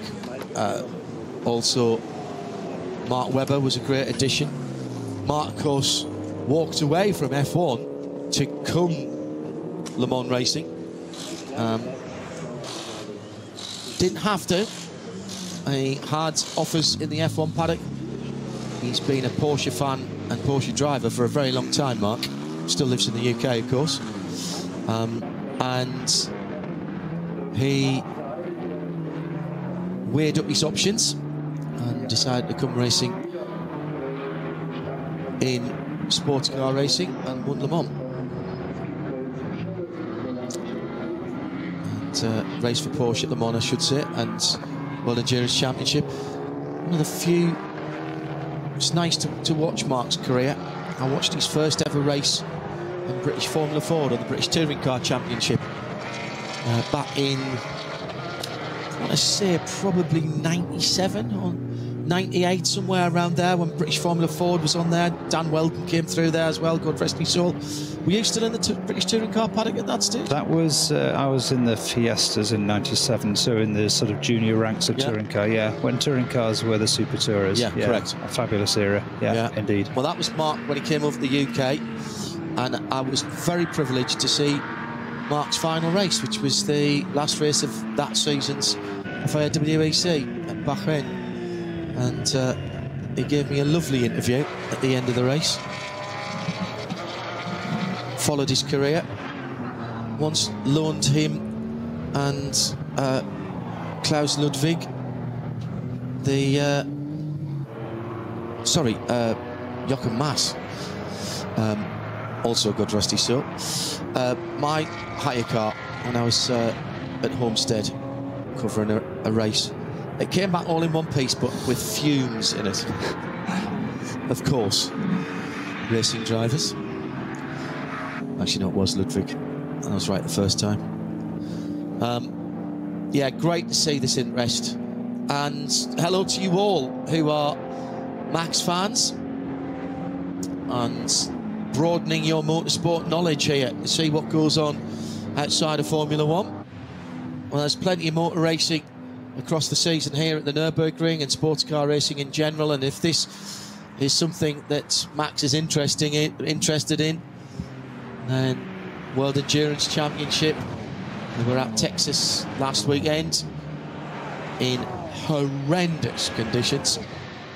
Next round of the IMSA Sports Car Championship, which is the parallel series to the World Championship and uses the same type of cars for the top class that go to Le Mans as well. That is next weekend. That's the 6 hours of Indianapolis on the road course. We'll have that for you in sound and vision as well across the Radio Show Limited network of channels, although our primary portal there will be imsaradio.com rather than radiolemans.co or .com.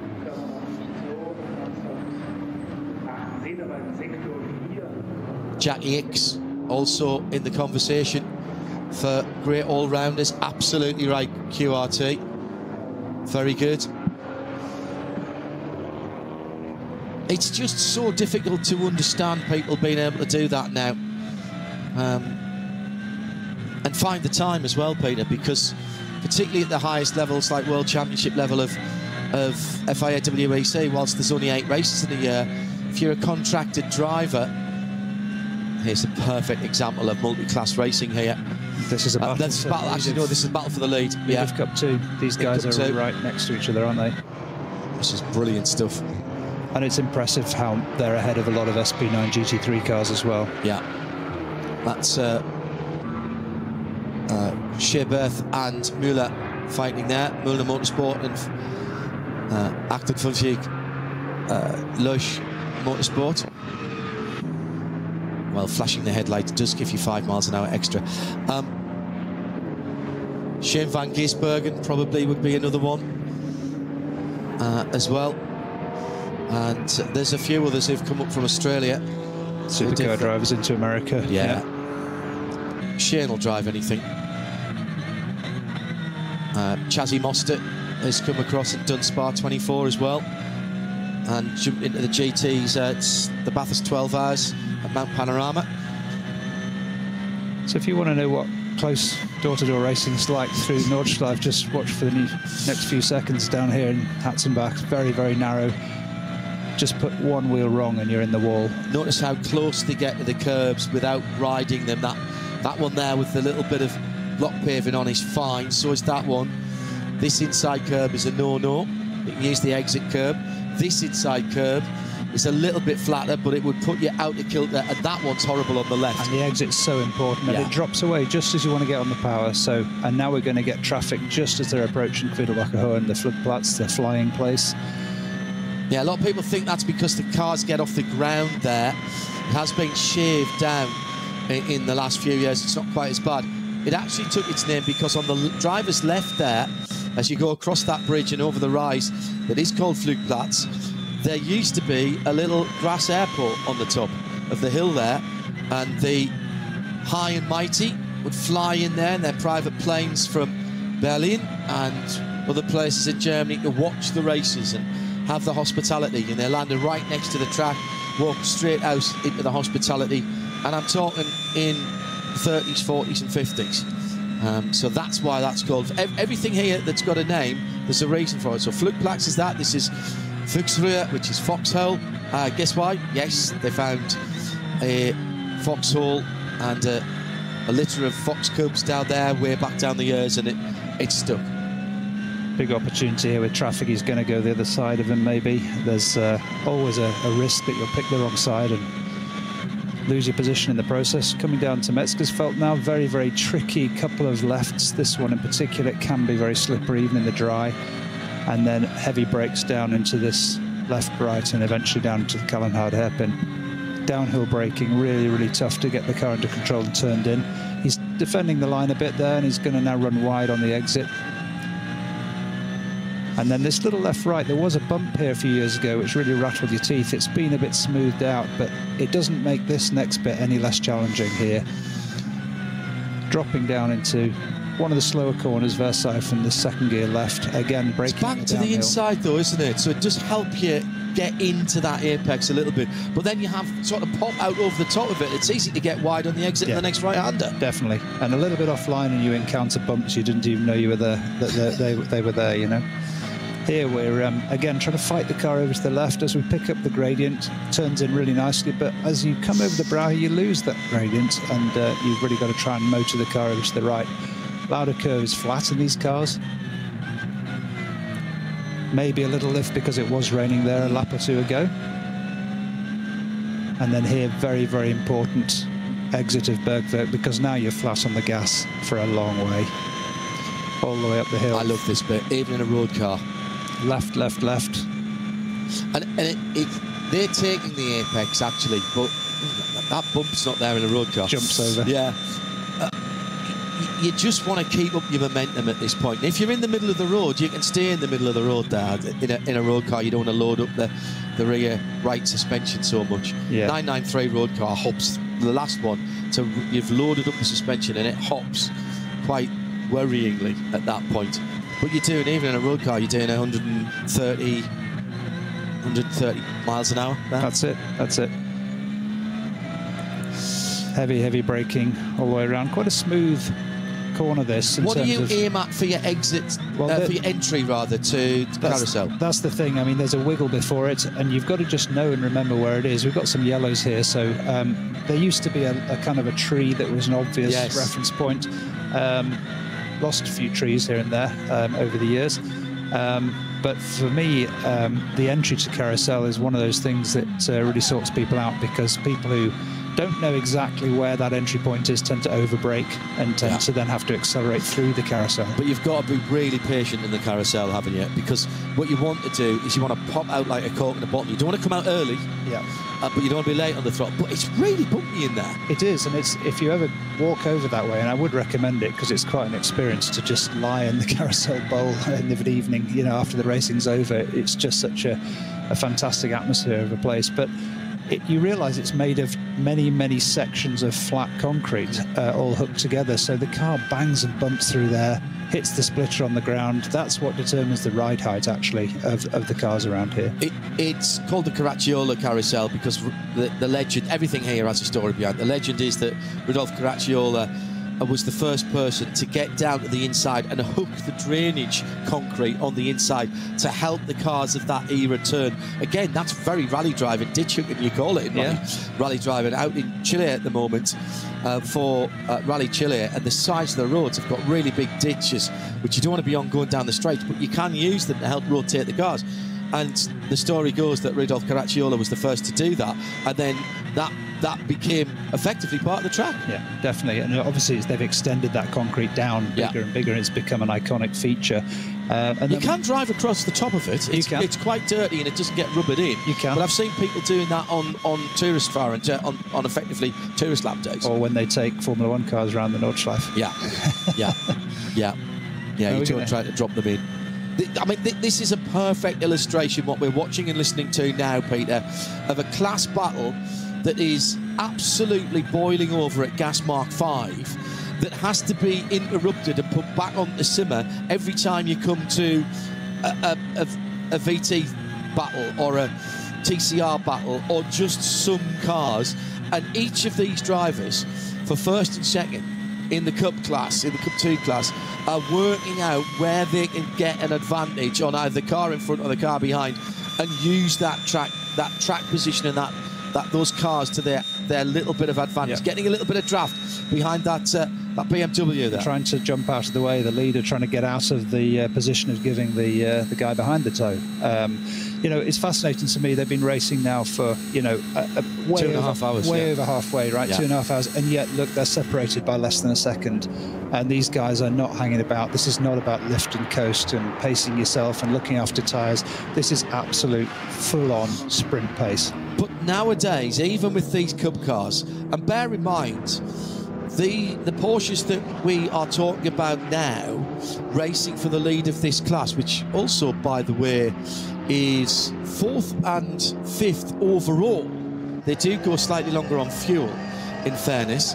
And, you know, again, trying to break the toe down the front. Oh, heavy rain for the leader on the back of the circuit. And we just finish off while we're watching the Joel Sturm now driven car around the back of the circuit, trying to pick his way through.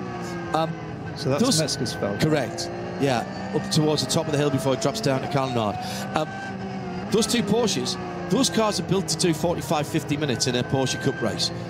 Porsche have, in the last couple or 3 iterations, certainly 997, 991 and 992 Cup cars, whether they were meaning to do it, but they have stumbled across it. Oh, leaders off! And that's what could happen. Just coming out of Kalmar down the hill. Did nothing wrong there, but just lost the front end. Ironic, the driver's name is Sturm, which means storm, right? Yeah, Joel. But Porsche have stumbled across a really cost-effective endurance racing car, right up to hard 24-hour races here in Dubai. We see them as well, and it's extraordinary. I always say that if I drop the big prize on the Euros, I'd buy a Cup car and go endurance racing with it, because it's a really cost-effective way to get super performance and reliable. Super reliable. And at the front of the field, the GT3s, and that's what we're talking about how this race has changed. It's an endurance race at 4 hours. It's 4 one-hour sprints. The 24-hour race is an endurance race 24 hours. That's 24 one-hour sprints. It is as simple as that, isn't it? Absolutely that. And no doubt a radio call's coming through to these guys about the rain that they're about to encounter as they're coming down. How good is radio coverage around the track? It's a lot better than it used to be. There were big gaps in the radio in the old days. And, you know, you were frustrated because you could hear them, they couldn't hear you, that kind of thing. But nowadays it's a lot better. It's a lot better.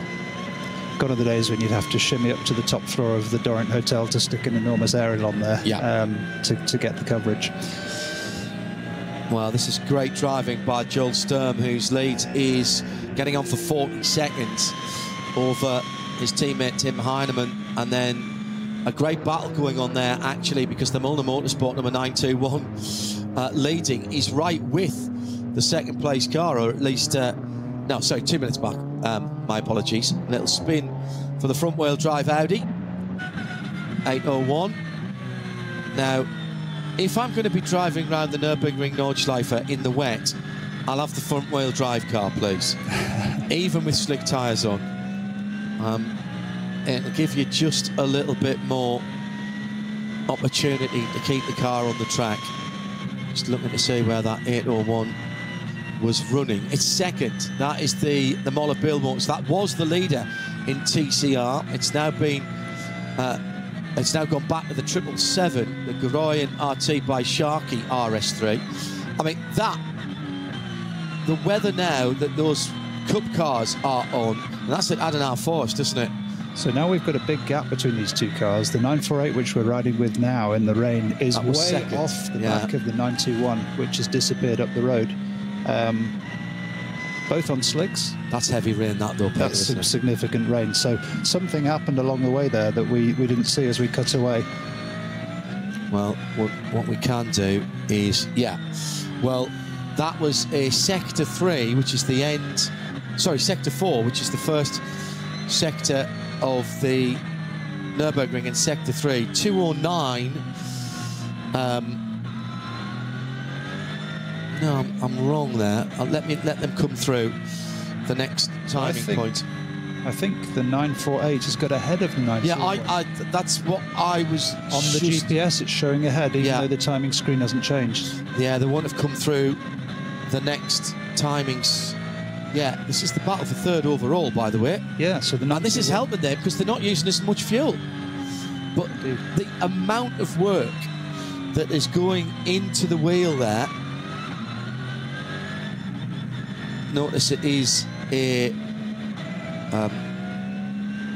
Batmobile style butterfly wheel.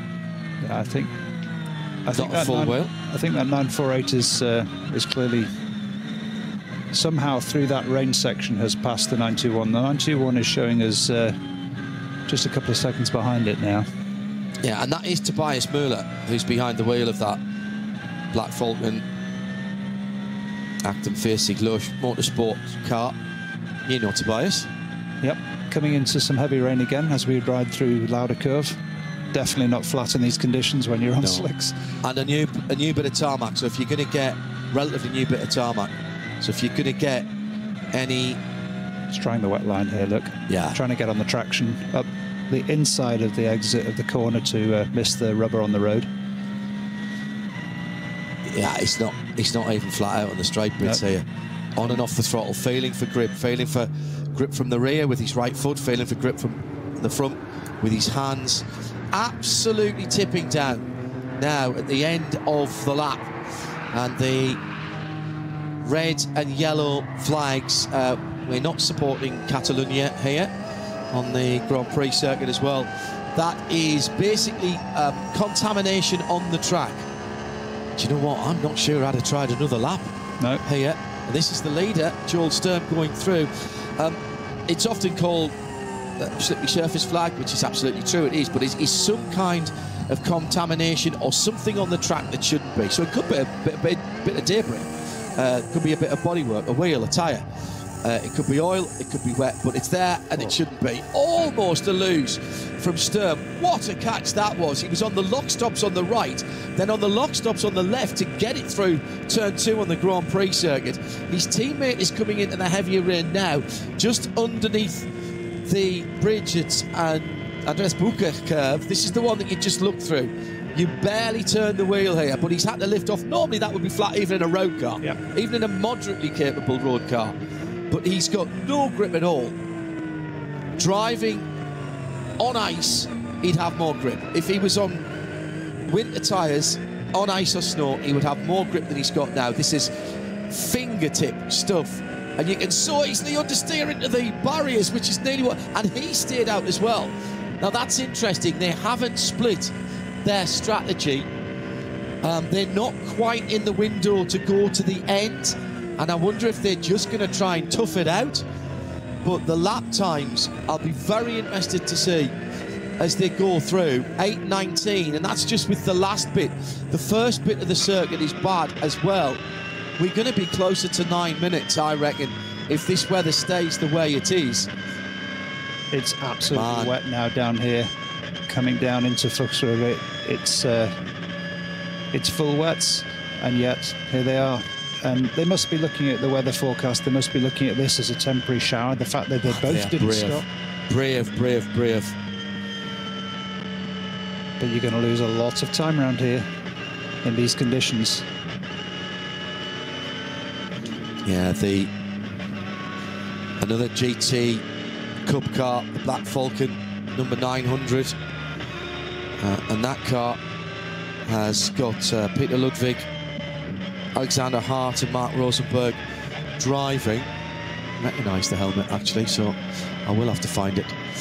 You'd be forgiven for thinking, looking at the speed of the car, that this is not even a racing lap, right? But this is the speed that... And look at how dark it's got as well, Peter. Yeah. And that'll be much darker in real life than our high-def cameras are showing. Still 81 minutes to go, and yet there's only 3 yellow flags around the track and 2 slow zones.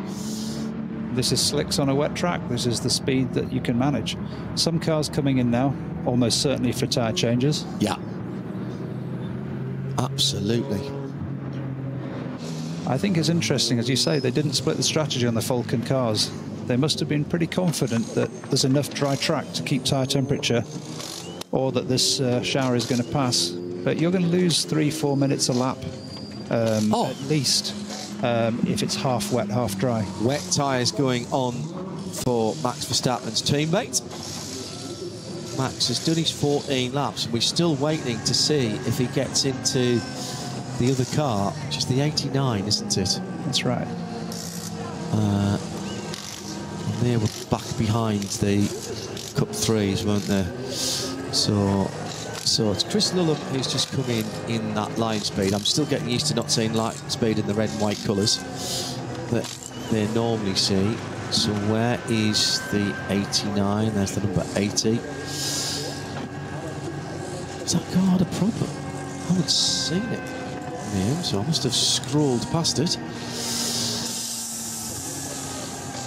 Standby caller. Has it gone further forward?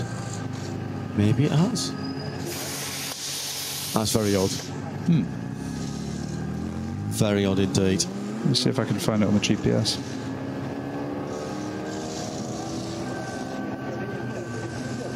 Out goes that car with its wet weather Michelins on. Still, as I say, well over an hour to go.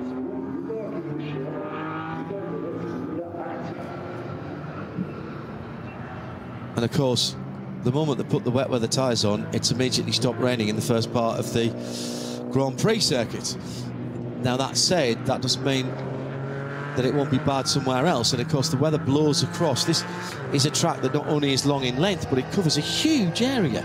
It is literally, there are villages and towns within the boundaries of the track. And you know where the leader is now, I mean, he's looking at anything just to get back. In fact, that is very slow for Joel Sturm. See if he picks up pace. He's going downhill to, is that Kesselshire? That's Kallenhard. Kallenhard, excuse me, yes. And he's looking for the so-called wet line. This is where you're trying to drive off the traditional racing line, because that's where all the rubber is. But look, that Audi there, probably having... That's the Jutta car. Having some wet tyre on there. Well, let's see if he's made a recent stop. Oh, you can just hear the Porsche spinning up. That's Jutta Racing, as I say. And have they made an extra stop? Because the... Oh, that's a huge incident as well for one of the other Audis. So, which is the Jutta car. Yeah, well, they've made 4 stops. If that was the Jutta car, that would be the number 8. No, this is the 8 car with damage. So that was one of the other Audis that went through. At the moment, with the nom du cause of Selv behind the wheel, coming to the end of the race, demolished the left front of that car. So which of the other Audis might we think that was? Was that, it must have been the Equipe Vitesse number 50 car that went through. Now, they have done 3 stops, so they might have been into the pit lane.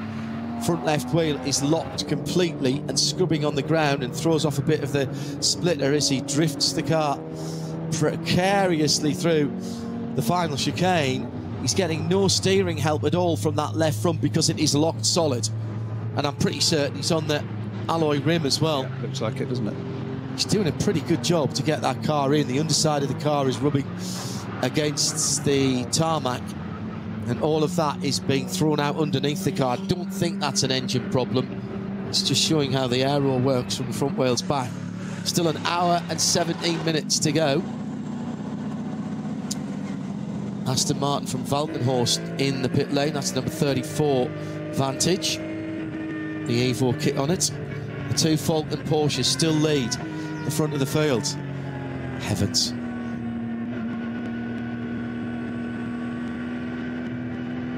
And, oh, there's a Cup Cayman off, a bright green Cayman off just before Bergwerk. Standing water now on the track on that new piece of tarmac. And that is treacherous. I mean, that is just above walking pace there. And this is racing speed on slicks on the rain. If you were in a road car right now, you would drive straight past these guys on standard road tyres. Exactly that. You'd be doing 20 mile an hour quicker. And look what happens if you've got the right tyres. And the amount of spray that's been thrown up from the Audi TCR car that's just gone by Tim Heinemann, I would say that he is on wet weather tyres. And so they had the choice whether to come in. I'd jump into those tyre tracks if I was him. Yeah, it will stay slightly drier. Amazing how much racing wet rubber, how much it clears. And Michelin give us numbers that is equated to, I think it's something like 1.5 baths of water from each tyre every 3 seconds or something. It's absolutely incredible. It gets thrown up as spray, of course, and then it depends whether it dissipates or just falls back onto the track. And heavily wooded areas, it will stay on the track. It's been a significant off for the Jutta Audi, the silver and red car. So where's the keeper Audi then? You try and find me the number 50, Peter. I'm just going to throw the order in complete disarray. Yes, of course it is. Because of all the extra pit stops. There's the 50 in 12th. Yes. Where is he on the track? Can you check him on the... Because I think he's firing up through the field at the moment.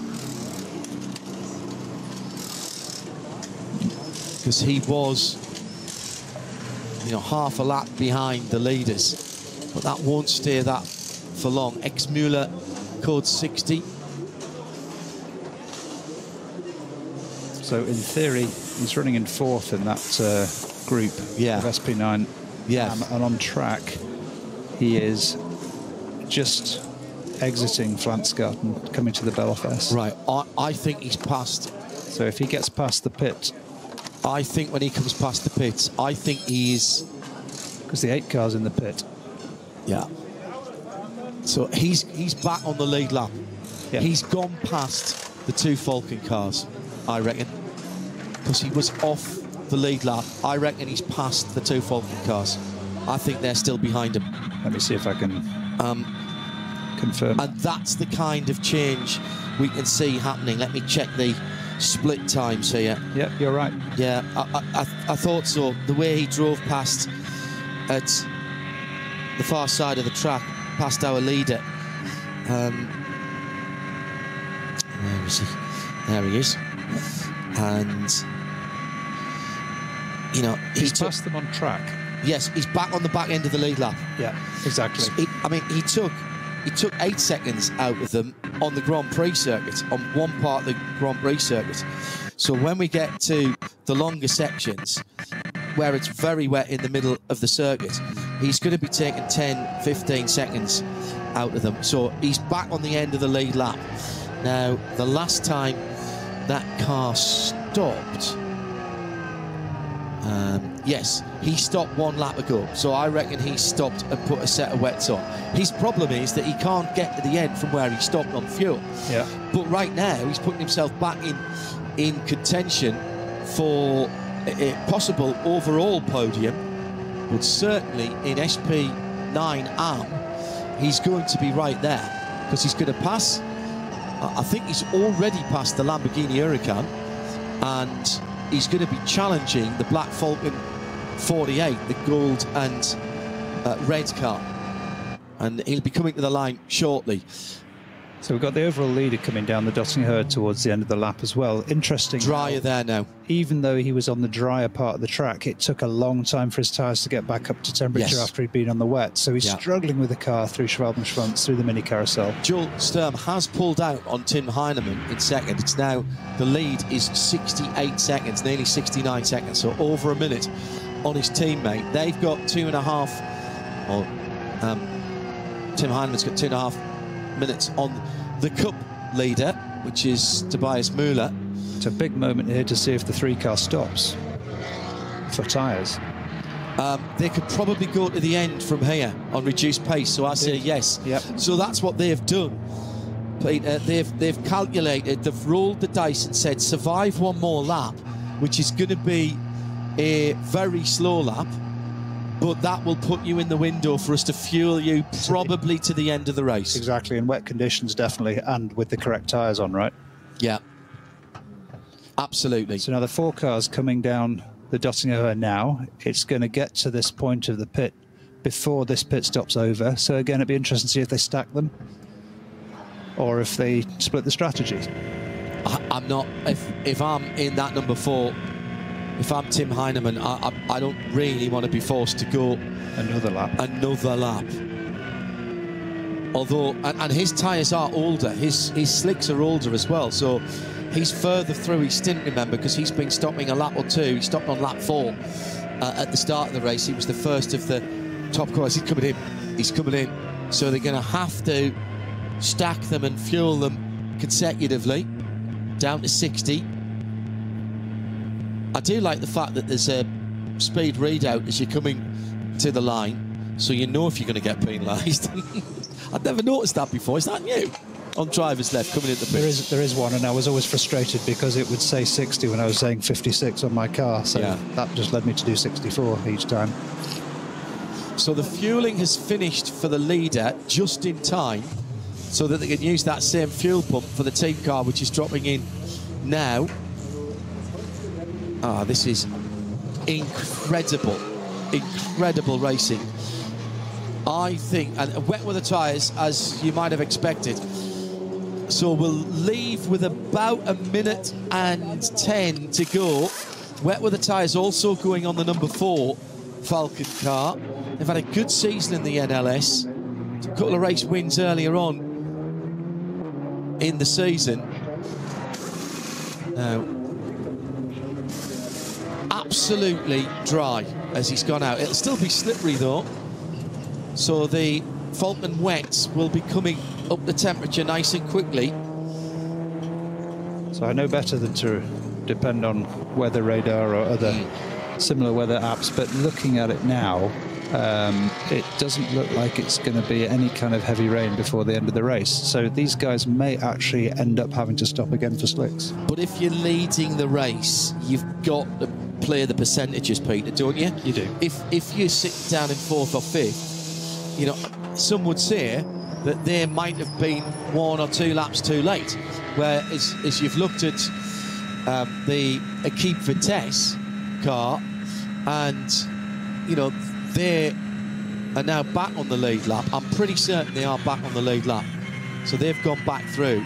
It's only the fact that these guys have started their next lap, so they're looking for class position as well with that number 50 car, currently listed in 12th position. I'm trying to keep across all of the class battles as well, which is nigh on impossible.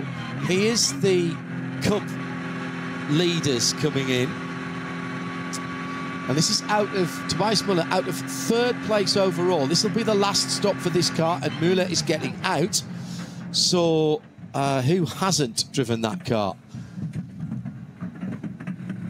I think it was Nagelsdijk who started it. So it's Rivas, isn't it? So it should be Rivas who jumps into that car.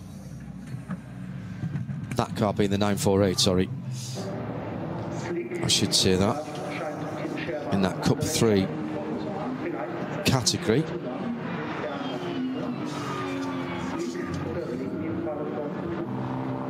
And that sounds like flat out for quite a long time. It's Carlos Rivas, the driver who hasn't been in yet. They've also got Janis Valdau. No, they haven't. I'm looking at the wrong car. So Carlos Rivas, Luxembourger driver.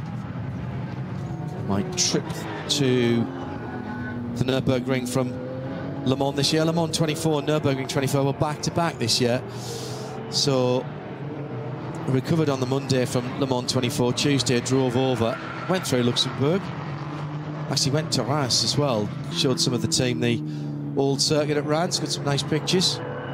Stopped in Luxembourg.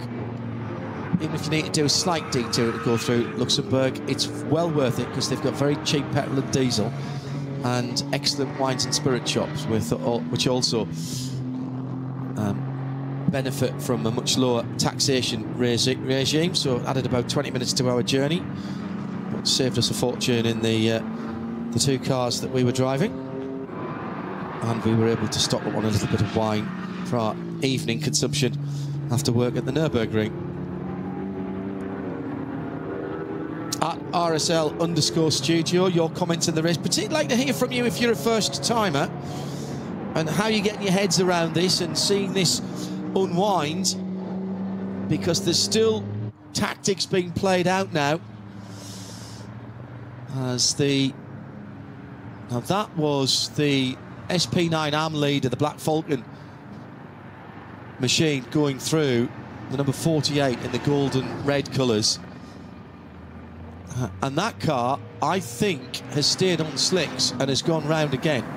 So they are looking, for my money, they are looking at the end of the race here, and whether it dries out enough. Now, we can't see everywhere, so we rely on the cars, on the reports from the marshal's posts.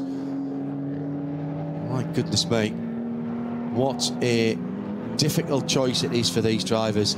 And this is when the drivers, the communication, Peter, between the drivers and those on the pit wall, ultimately only the driver really can make the decision on what he can see, and you can only see the bit of the track you're on at that time, or that you've just driven. Yeah. So it has to be I presume it has to be a compromise between what you've just experienced in the last 10, 12 minutes. Lap times, by the way, have gone out to 12 minutes from 12.5 minutes from just under 8 minutes. So 4.5 minutes, or half as long again in time from a standard fast lap. So it has to be presumably a conversation and a bit of a compromise of, well, it looks like it's going to get better. Yeah, but I'm in the car and it's not getting better at the moment. Or it looks like it's getting worse. Well, how worse? It's tricky because obviously on the Nordschleife you do have a view from various points of the circuit. You can see the weather, but the people on the pit wall have the weather radar. They can see the direction. And potentially they might be looking at onboards from other cars and other parts of the track. And there may be also teammates who are, you know, giving information back to the team that's then relayed to you in your car. It's a tricky one, and it's such a changeable track. That's what makes it such a challenge. You could have an area of the track that, fantastic amounts of water, but still 90% of the rest of the track could be totally dry. So you just got to suck it up and deal with it. Now into the Caracciola carousel with waved flags there. Was that just the debris or the slippery surface flags? So. Yeah, it is. I can see the red on it now. Oh, now that's double yellows. Now it's 120 limit. Well, quite a relief, I guess, for these guys. I love this part of the track as well. You literally aim the car at the sky as you come up over the top of this right-hander. You're normally aiming for the curb exactly where that, just beyond where that track vehicle is, and that's barrier damage there again. That's the barrier truck, code 60. That's been there for a lot of the race. That damage. Yeah. Normally you'd be picking up speed here, just round the right-hander. This is vicious, dropping away to the left, but you can use the curb on the right-hand side when it's dry here. That's a brave move. Oh. Using curb to try and maximise the track, and again, yeah. That's the flat one, and then absolutely haul it over the top of the next rise before you come to the little tricky entry before Brunchen, where it goes off camber for a moment. Easy to find yourself in the Armco on the right there. Yep, indeed. A little bit of dryness appearing just on the line here and there, just where the cars are leaning on the track. It's a balance again on the steering wheel, on the throttle, all of the control inputs, trying to make them smooth. Got confidence to ride the inside curves, but that's not the loaded wheel at that point. You've got to watch what happens on the outside curve, because they'll still be slippery. Through to the latter stages of the lap now, and you're beginning to go, I'm nearly there, I'm nearly there. Coming down to Flansgaard now over the top of this right-hander on the top of the rise. And there's a little bit of block paving on the left-hand side here. that you can run onto if you need to through Stefan Beloff across one of a number of bridges here that you don't really realise until you see the track from above. No runoff on that left-hander there. You go off there, you're in the barrier. Kleiner carousel. So how long has that tarmac been on the inside of the Kleiner carousel? Yeah, it's there, but we tend not to use it too much. What you're really looking for is to keep your right-hand wheels on the banking still and not go so high up the banking you drop off the camber, as it were. The more you use of that tarmac, you know, the less of the banking that's available. So now another lap to be completed, coming down to exactly an hour. Be under that as it comes through. And Joel Sturm then leads the motor race by just on a minute. Hello to Hugh Williams, first timer, loving it. Laid up with a bit of a back injury at the moment. This is passing the time in a most satisfactory way. Keep up the commentary, guys. We will. Peter, Kate and John Hindhoff. Hugh, just relax, man. There's another one tomorrow. Same time, same place, same back time, same back channel, as they used to say. That's very 1960s as well, showing me age there. Thanks, Hugh, at RSL_studio. Let's hear from some more Nürburgring first-timers. Following your favourite Formula 1 driver, maybe.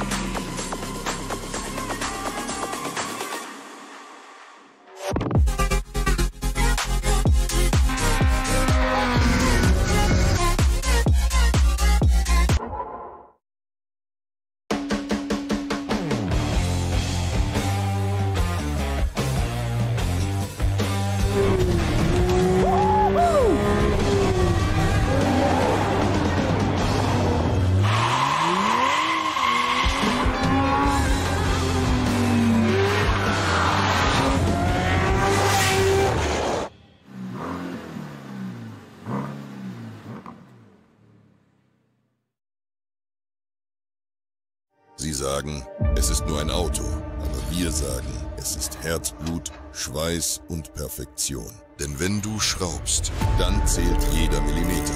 Dann bist du in deinem Element. Du willst mehr als nur fahren. Du willst es fühlen. Die volle Kontrolle. Eine optimale Straßenlage. Wir wissen genau, was dich antreibt. Denn wir teilen die gleiche Leidenschaft. Egal ob auf der Straße oder auf der Rennstrecke. Wir sind immer an deiner Seite. Wir sind H&R.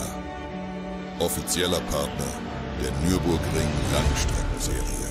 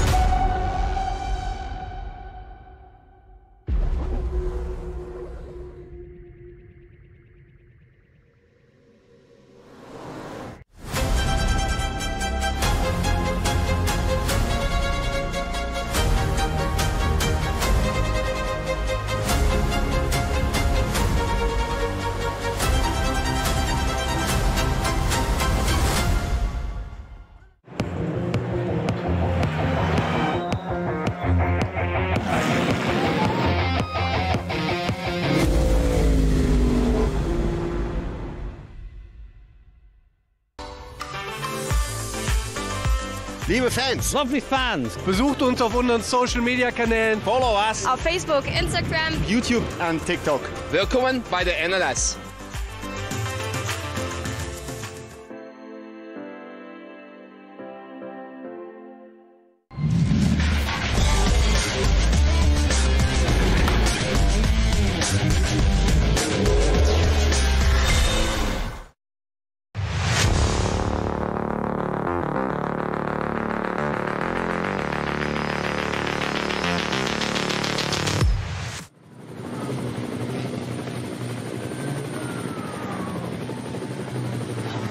the double six, if you like, or you were playing the old Grand Prix Legends and you threw a double six, it was you had to take an incident card out. Well, weather has been the incident, and still we've got a cracking battle at the head of Porsche 911 GT3 Cup between a couple of really well-known teams. Carlos Rivas is in the 48 Lush Motorsport by Black Falcon. That's the leader of the car. Behind him is Tim Shebath in the Müllner Motorsport car. When I say behind him, I mean basically on a short bungee cord. And in fact, he's pulling out to the right-hand side as they come to the end of the Dottinger Höhe. And halfway down the Dottinger Höhe, just underneath the bridge with Andreas Bucher, and down into the compression. Wet and still drizzling, but inconsistent weather around the circuit, I think is the fairest thing to say. These two cars, I think must be on wet. I think they must be on wet. Yeah, I'd agree. Looking at the way they can put the power down out of there. We don't get a tyre readout, but well, I'm trying to have a look at the sidewalls as they go through, but I cannot believe they're doing that.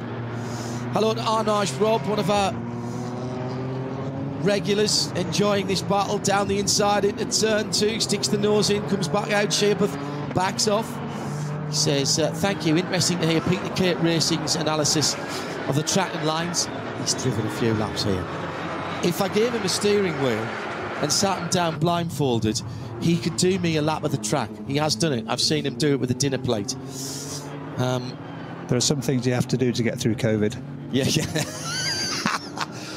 Oh, yes, those long COVID winter nights just flew by, didn't they? Absolutely.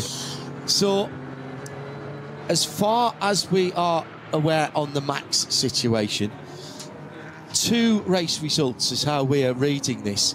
So he can run the same car tomorrow. He has completed 14 laps. So the lap, I reckon that the lap component in a race, so long as the race director is happy with what he saw, is okay. But he needs a second race result. So if the car goes out tomorrow and is classified, it actually doesn't matter how many laps Max has done in it. He could just do a couple of laps and somebody else could finish the race. Or the potential is he could jump into the other Lion Speed car, which is the 81 car, which we don't think has started today. It certainly hasn't been credited a lap. It was on the... Oh, there it is. 89 car. 89 car. Sorry, not 81. Yeah. And the thing is that he needs to complete 20% of the race distance, which expires in about 3 minutes of today's race. Yeah. So if he were to appear in the next 3 minutes in that car, that's an option, but I don't think he would, because that would leave a lot of risk. I think more likely to your idea, he would run it in the car tomorrow. The whole point of this is getting into a GT3 car on the 27th, well, actually, on the 26th and the 27th, Friday and Saturday. We'll have coverage for you here, all live and free, no subscription required. If you're watching somewhere that is asking you for a subscription, then please don't. All of the NLS races are live and free via the YouTube world feed in English. There's a German feed as well. And whilst we don't do the qualifying on the English language feed, our German colleagues, they get up earlier than us. And they do. So you can watch qualifying from, that is, I'm going to say 9:30 Central European time, I think. No, 8:30 Central European time. That's 7:30 in the UK. And this race start again at noon. That's on the 27th. Colleagues from Germany just talking through the track. Yeah, we used to always have one of those maps on the studio wall. Very handy. You can buy them at the shop. There's a couple of really good souvenir shops, and one of the ones to spend a bit of time in is down past the Dottinger Höhe, where the petrol station is, or the Tankstelle as it's called. It's where we go down. There's a hotel there and a car park, and you go down there for your press accreditation. And there's a great cafe where if you catch it at the right time of day, you can have schnitzel in a breakfast bun. And schnitzel for breakfast in a bun with a good coffee is one of the great joys of the Nürburgring. All schnitzel is great.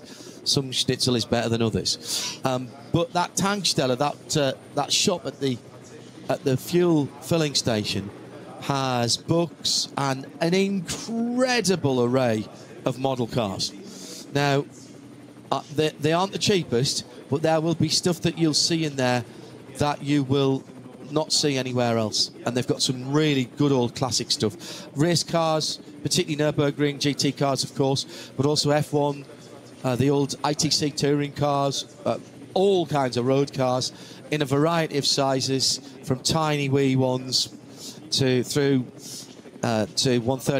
1/18, 1/24, etc. Really, really good. Really, really good place to go there if you go to the Nürburgring for some track laps or you're passing by. And if you are in Europe and you go, hang on, the Nürburgring's only 30 miles out of my way, go along there. Even if you don't want to do a track lap, go along, have a look at the whole complex, drop into the Tankstelle, and then maybe drive down to one of the areas where you can look on the track. There are very few days when nothing's happening. And if you're lucky, it might be one of the industry days, and you'll see some prototypes or some disguised cars driving around. If you sit next to where the entry is, which is halfway down the Dottinger Höhe, you'll see them drive on the public roads in their camouflage. And you'll go, oh, look, that must be the new such and such. Take pictures, sell to Auto Magazine, make €50 if you're lucky, if they haven't seen it before. John, we're just getting to a point now where these cars that change tyres, they're lapping in the 9 minutes. Yeah.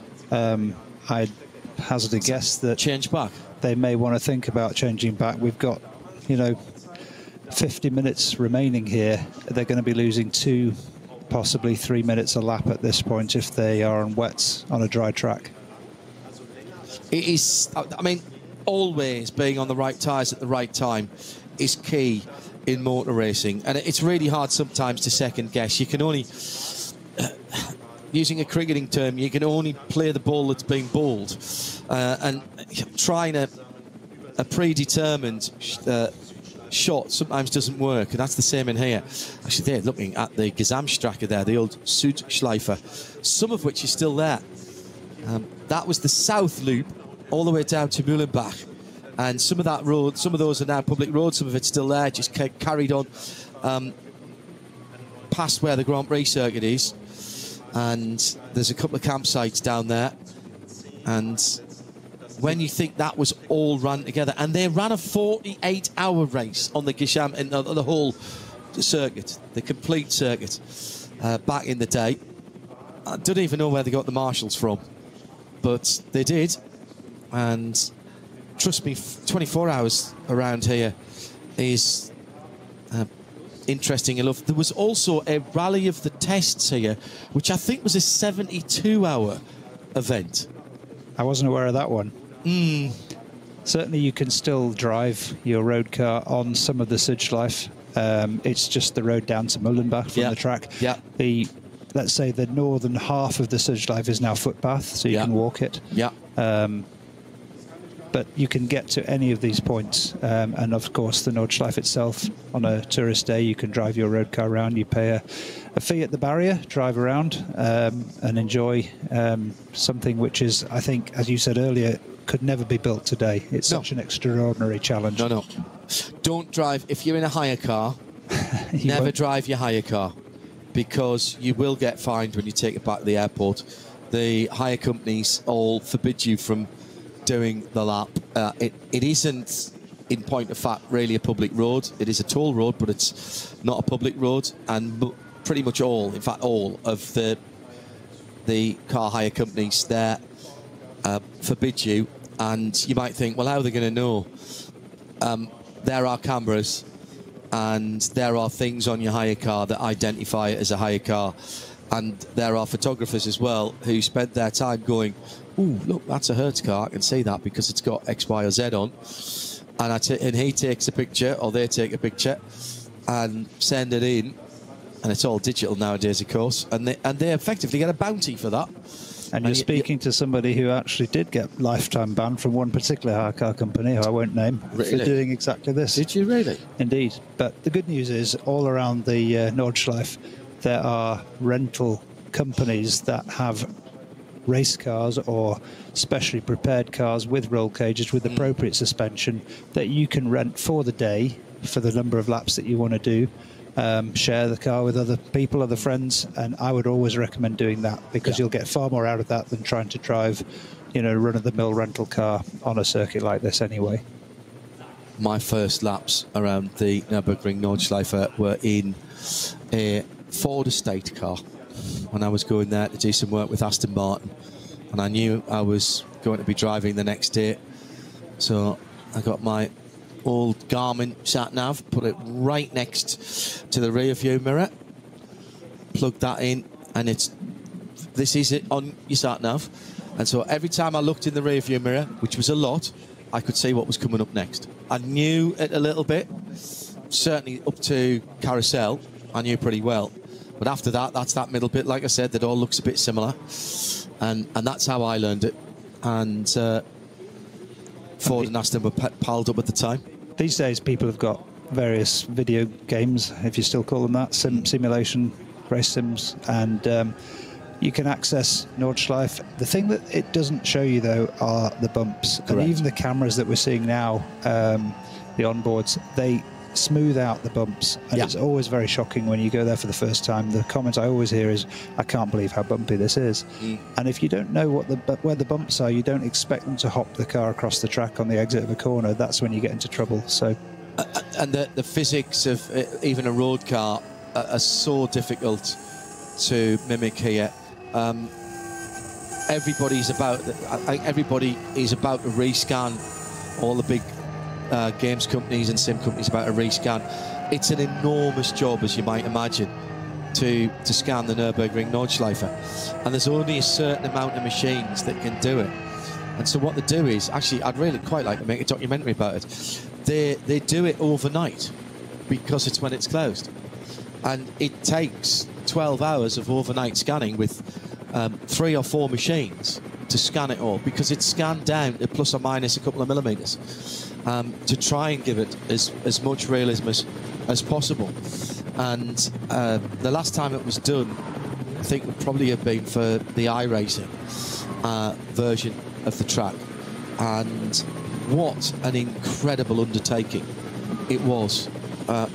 See above, by the way, for resurfacing, because, you know, you've got to get it absolutely right. You've got to run 2 machines pretty much side by side, so that the seams can be looked at straight away, because there's nothing that's wide enough to do it in one go, and there's only a certain amount of machines that can do some of the gradients here, both in scanning and putting the top surface tarmac down. So these things have to be planned meticulously. This is why the Nürburgring is so different and unique, and poses specific challenges, not just for the racers, but for maintenance and the sim companies and everybody else. There's nothing easy, there's nothing straightforward, there's nothing traditional about the Nürburgring Nordschleife. Indeed. And along that theme, I'm just noticing from the helicopter view, there's still spray coming off these cars, running all the way from Flugplatz down through Schwedenkreuz, all the way down Fuchsrunner here. So those guys who may have thought slicks were okay, I would say the time's not right yet. Peter, you threw yourself in, you said it, the things you do in COVID, but one of the things you threw yourself into in COVID was writing a book about your adventures and misadventures sometimes in motorsport. Nürburgring very much a part of the later part of your career, and particularly Nürburgring 24. The book has 24 chapters, one of which is you describing how you get ready for your stint, and then describing the first lap of a stint. What was that like to write, not just about this race and this racetrack, but the looking back on your career? I mean, cathartic? Yeah, cathartic. I mean, the book, as you know, John, you were one of the first to see the draft. I mean, I never really intended it to be published. In fact, it was quite a personal thing, and when you read it and you encouraged me to go down that route, my first thought was, oh, I should censor everything and change everything, and thankfully you encouraged me not to do that. But that last chapter, that lap, that night lap in the middle of a 24-hour race, is all based on reality, and it still sends a shiver down my spine when I read it. Hairs stand up on your neck, because this is one of those life experiences which you struggle to mimic anywhere else.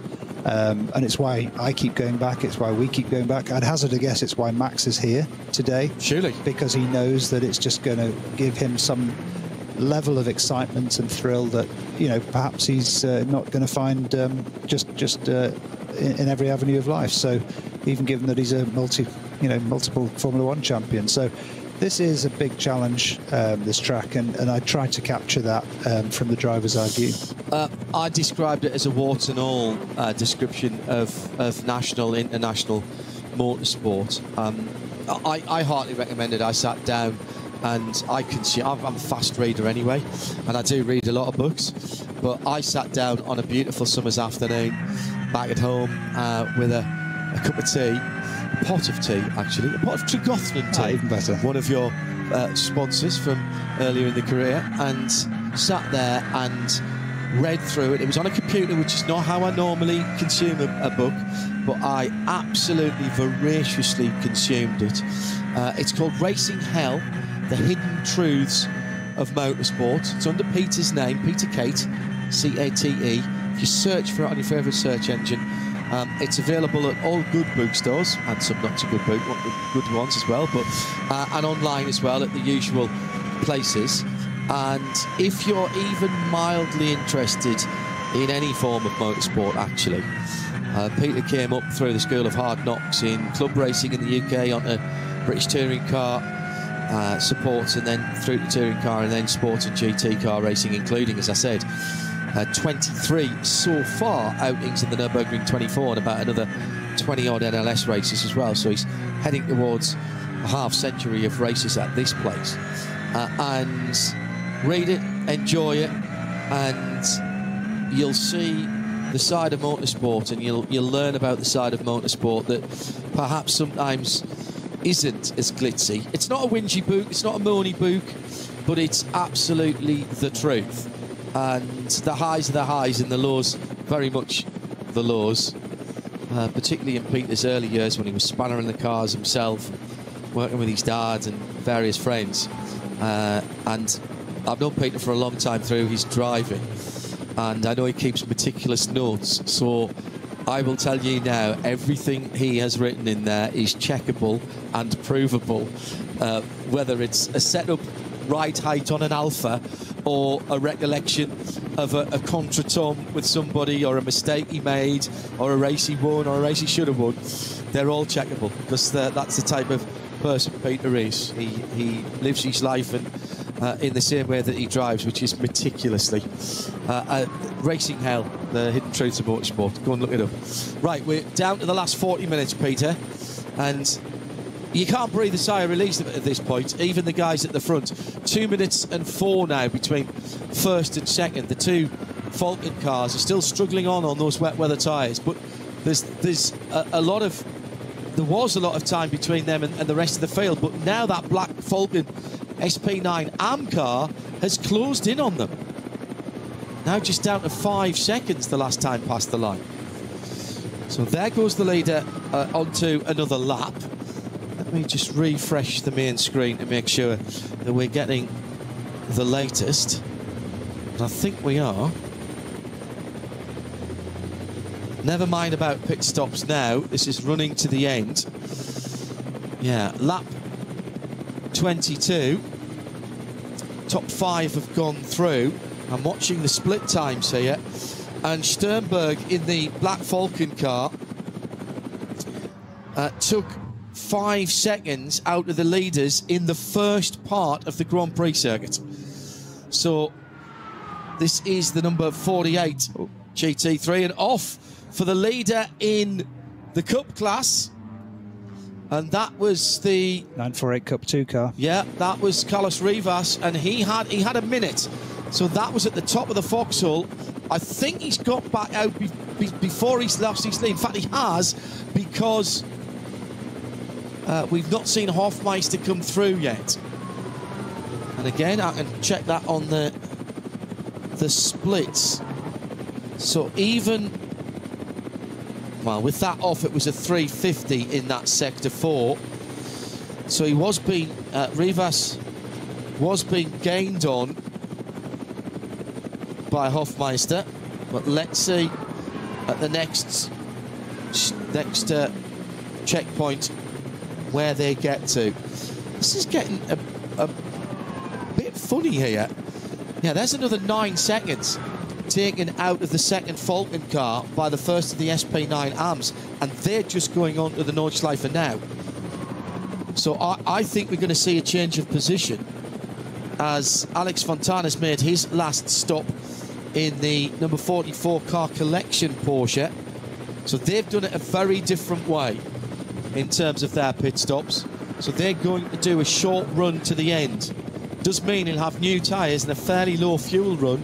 So if it's dry now, which I think from their point of view, you've got to put dry tyres on that car. Slap Alex Fontana around the face a little bit and say bad things about his family, get him riled up. Yeah, as long as he's careful through the damp sections, he's going to be picking up a couple of minutes a lap on the wet tyre runners, all else being equal. A couple of minutes is what Peter Kate said there. Not a couple of tenths, not a couple of seconds, not 22 seconds, a couple of minutes because of the lap times. Remember, fastest lap, just under 8 minutes at the front of the field, went out to 12.5 minutes when it was wet. So literally adding half as much again on, now back down to about 9:26 for the leading cars. So 9.5 minutes, so still a good minute and a half away for those guys on wet weather tyres. What I'd like to know what tyres that Black Falcon number 48's on. I've got a feeling they're on dries. It would make sense given the timing of the stop. Again, we haven't seen a full lap. And they've gone into second. That number 48 car has now gone into second. He's overtaken Tim Heinemann and took 7 seconds out of him in that third sector. So that's a change in second for Mike Stursberg, the driver from Vermelkirchen, the German driver. And he's taking time hand over fist out of the leader as well. So there was 2 minutes between those two Falcon cars as they crossed the line. But in this lap, what was the third place car has taken 5, 7, that's 12, yep. Another 12, 19. He's taken 19 seconds in the first 3 sectors. And we know there's something up on Heinemann, isn't he? Yeah, he's still probably just under 2 minutes back. But Heinemann's got a decision to make here, with still probably, what have we got left? It's got to be, yeah, 4 laps. 4 laps. Does he go back on the dry weather tyres and take the pit stop? He's got a faster car than the car that's chasing him down, but at the moment he can't use that performance, Peter. Yeah, and if these wets are going to start getting worn out, they're not even going to perform well in the damp sections. Yeah. It's nothing more frustrating than a wet that's worn. You start feeling like you're driving on marbles, starts getting too hot. All of the advantages that it gave you before just become disadvantages. I'm told both Amazon and Booktopia have your book for sale in Australia. And hello to Trish Porter, who's in New South Wales, in Sydney. I have no clue what time of day it is. It reads just as well in the night, don't worry. Yeah. I'll be down your way in mid-February for the Bathurst. 12 hours, as in comes the leader. Could not give up any more time. They will not need, I don't think they'll need fuel. They might put a little splash in just in case. Yeah, they're hitting the fuel reset button. But this will be a fresh set of Falcon tyres. What we're not seeing is what's going on. The number 4 now is the third place car. The second place car is the Gould. Oh, The 3's come out. was that just one tyre? Was it a puncture then? I think it was all tyres. They're just very, very quick. Yeah, because they'd done so few laps. Right. Since the last stop. Right, let's have a look as they come out. Yeah. They're slicks. Yep. They've come out on slicks. Had to be done. They had the gap. Yeah. Whilst it was still about 2 minutes. Now, waiting for the gold and red number 48 Black Falcon car to come through. Yeah, there's another 8 seconds taken out of the leader in Sector 4. So that's 27 seconds. And the 46 seconds in the last sector. That is also going to be, let's see, it's probably even 4 or 5 seconds there. Oh my goodness. 11:29 p.m. in New South Wales. Hello, Jesse. Hello, Trish. Hello, Australia. I'll be watching the Ben 500. Now, it's going on the DVR, actually. I'll watch a little bit of it early doors before we do the race tomorrow, and the rest of it I'll catch up on afterwards. So no spoilers tomorrow, please, if you don't mind. So there is the now second place car that's gone through. I reckon, I'm sure he's ahead of the Falcon. Well, it's not showing that on the timing at the moment. It's showing us a lap down. I'm not sure that's correct. No, Stursberg is in second. Stursberg is in second. There it is. Heinemann's come into the pit lane. It's now corrected itself, hasn't it, as he came to the pit. Correct. And the timing, the last lap, 9:02. Against the 9:35, so 33 seconds difference. They really had to make the switch. Correct. Otherwise it would have been that couple of minutes issue. So now, and that is slick tyres on that car. Those are slick tyres on that car. And that car's got nice warm slicks ready to go. Yeah. Now, the question now, and that makes me dive to another screen, is to see when that 48 car was last in the pits for Black Falcon, and therefore, could it go? I think we said that car was in with under an hour to go. Yeah. Yep. Right, let me have a little look. Yeah, they have been out. That was 5 laps. Did they change again there? So, the Falcon team car, Stursberg. When did that one end? Started. It's in play. Yeah, 48 minutes past the last hour. So an hour and 10. That's a bit tight. It's doable. But with the wet weather. But the wet weather might help them out. Yeah. It's still quite wet in this section here. Just one line. The question is, how quickly can the Falcon cars get their tyres up to temp?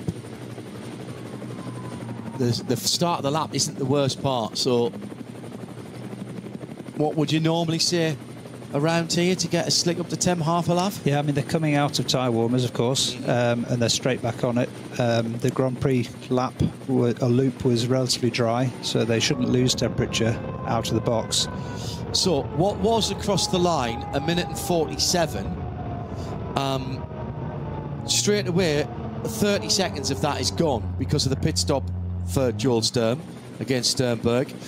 But in Sector 2, Joel Sturm was 5 seconds quicker than the Black Falcon car that is chasing him. So we said, didn't we, that the Falcon car's got more performance, they just couldn't use it. Yeah.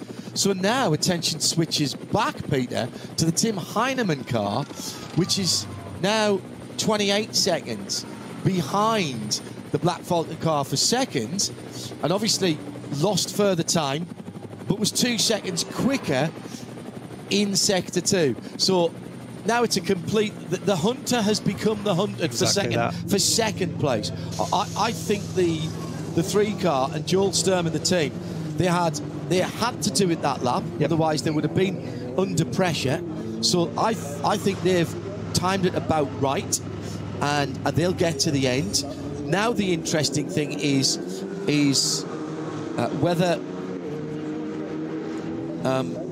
Mike Stursberg, excuse me, can hold on to second position. Indeed, I'm sure the Falcon guys would like to repeat what they did in the last NLS and get both cars first and second. Yeah. But this is tricky. The conditions are tricky, and like we said all the way through here, they're coming upon slower traffic. There's one line through the wet sections that's dry. They're going to be pushed off that line. They're on slicks now. Yeah. Just as an aside, because Max Verstappen's day is done in terms of his driving duties, cheering on his teammate Chris Lillum. Chris has now pulled that car up to 7th in Cup 3, and obviously it's running in exactly the same performance. There's no switch for Chris, so he's running it at the same power output as Max Verstappen was. Max's job was to do the 14 laps, and Chris has not 9:01.4. No, I think that's Max's lap from very early on when it was full dry and clear track. Exactly. I think the rain has been a big help for them, actually. Yeah, I agree. The power difference really doesn't translate to lap time in the same way as it does in the dry. Yeah, absolutely. But yeah, that's definitely Max's lap, that 9:01. He will be desperately hoping that he can get a sub 9-minute lap if he's back out in that car tomorrow. Hello to Richard Kelly from the middle of Ireland. A full day of motorsport for him. He's bought your book via Mr. Bezos's Emporium, arriving Wednesday. Ah, good for you. Enjoy it, and don't get disturbed on chapter 24. No, no, that's a very good point. You must read. Lock yourself away somewhere in the room in the house where there's a lock, maybe, or go outside, sit in the car, get yourself your favourite beverage, get comfy. Chapter 24 of Racing Hell, the book that we were talking about earlier on, about the truth behind motorsports. Sit down and read it in one go, interrupted, because you will get the flow of the description of the lap. When I read that, I was seeing it in my mind's eye as well as hearing Peter's voice. Obviously, you've now heard Peter's voice. I will guarantee you that now you've heard Peter Cate speak, you will hear his voice in every word of that book, every written word of that book. Racing Hell, it's called. Peter Cate is the author, who stands just to my right. There you go. It's actually written in a way that if you read it at a typical reading pace, it should take you the same amount of time as it would take to drive the lap. Yeah, I broke the lap record because I read fast. That's good. That's good. If you read it slower, it was raining. How about that? Very good. At RSL_studio, we're back doing this again tomorrow. Same time, same channels. Do use the official channels. It's very helpful for the organisers. A little bit of pass here, 9:40 going through. Is that a pass for position? And look at the draft from the third car in that line there. Slightly more powerful car, in fairness as well. But my goodness, you do get a big aerodynamic advantage. Oh, I like that light blue with the white stripes. So, coming through the two Cayman Cup cars. There's the 940. Yeah. And what was the other one? I couldn't see the yellow. Is it the 944? Because if it is, I think that's just a change of position. Yeah, I think they've just. Yeah. Look. No, 945. 945. So the 945 is further back down. Okay, because these are running very close to each other. Yeah. No, it's 945. Okay. 945 and 940. It's the 944 that he's the 940 is chasing. And he's, well, he was only supposed to be a 10th up the road. Is that the car that went through before them? In that case, then, with that big run, must have been. As usual, Cup 3, very close. Ah, very competitive. Always, always competitive.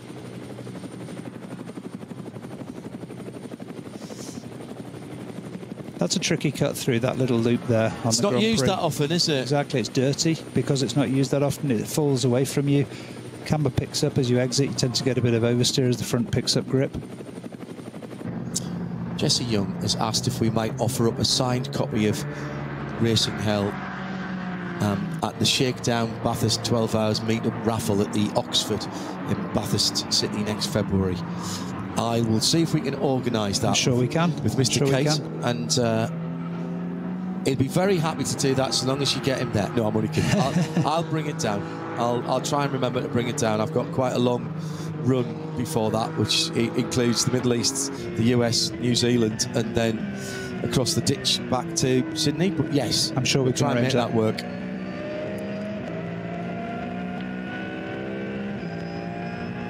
Yeah, the ultra endurance races, we talked about these before. The Marathon de la Route from 1965, which was 82 hours. 1966 to 1970, 84 hours.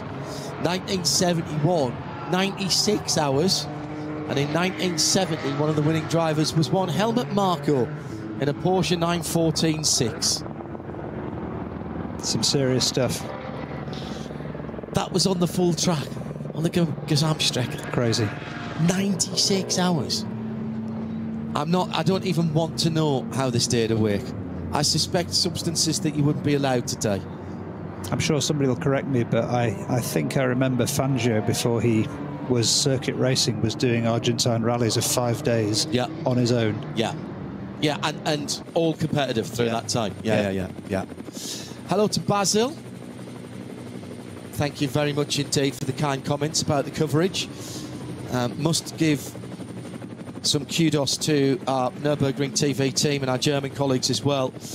They're down there in the pit lane, whereas Peter and I are in the Global Broadcast Centre, so a lot of information being passed up by Oliver and Michael and our German colleagues as well, working on the German stream, with a reminder that anytime you want to watch the NLS, the past races, or watch them live, go to the official YouTube channel, support the creators. And also for tomorrow's race, if you want to catch the early running for qualifying, that's on the German channel. All the times are there. Same for the 27th, which is when we expect Max Verstappen to be back, but racing a GT3 Ferrari.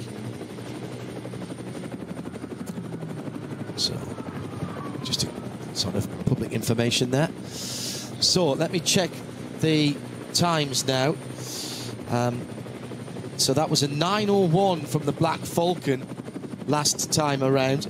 So actually has taken more time out of Jules Sturm, the leader. So the second half of the Nordschleife was clearly a better run for Mike Stursberg.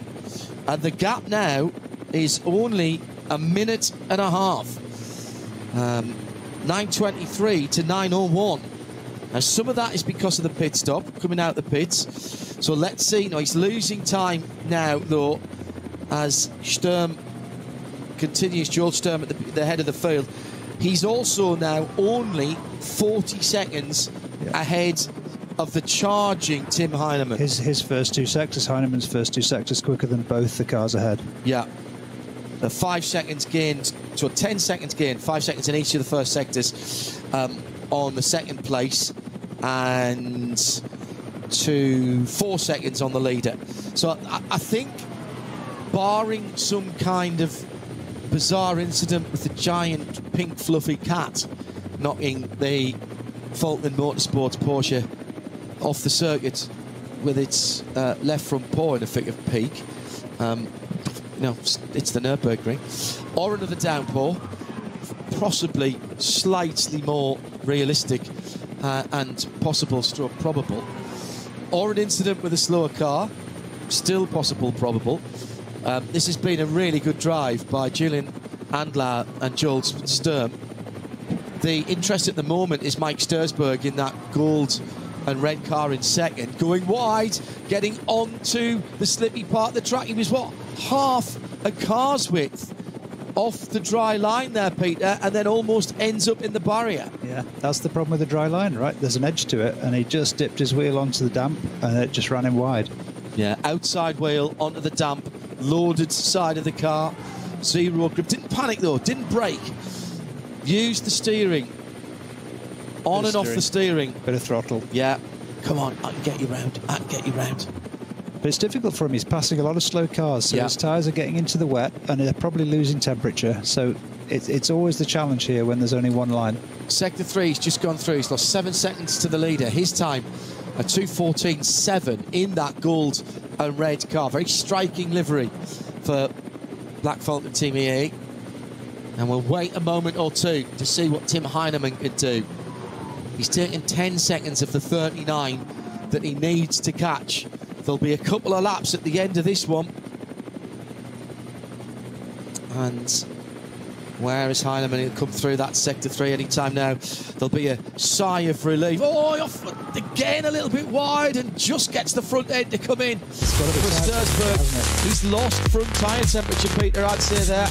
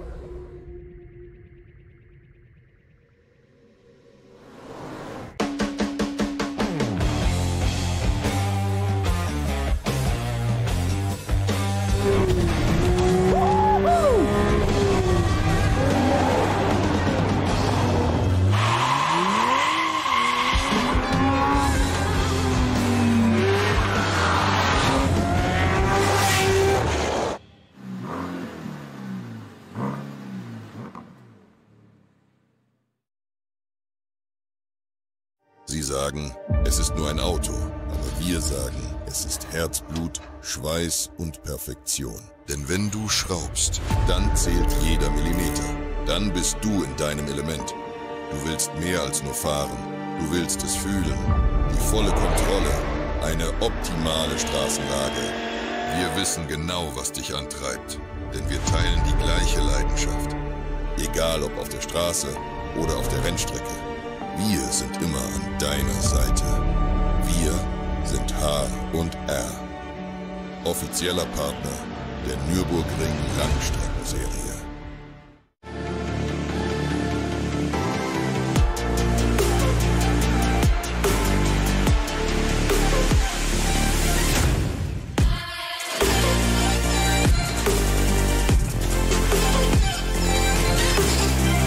Falkenreifen.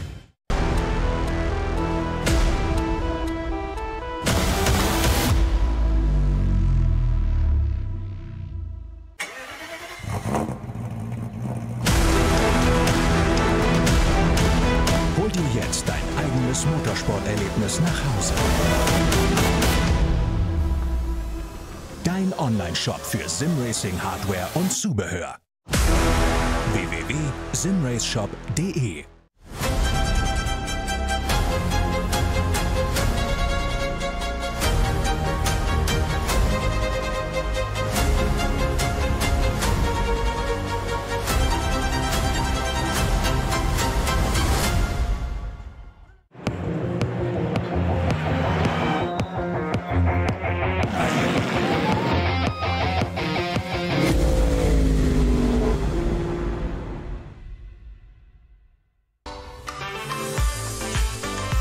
Liebe Fans, Lovely fans, besucht uns auf unseren Social Media Kanälen. follow us. Auf Facebook, Instagram, YouTube und TikTok. Willkommen bei der NLS.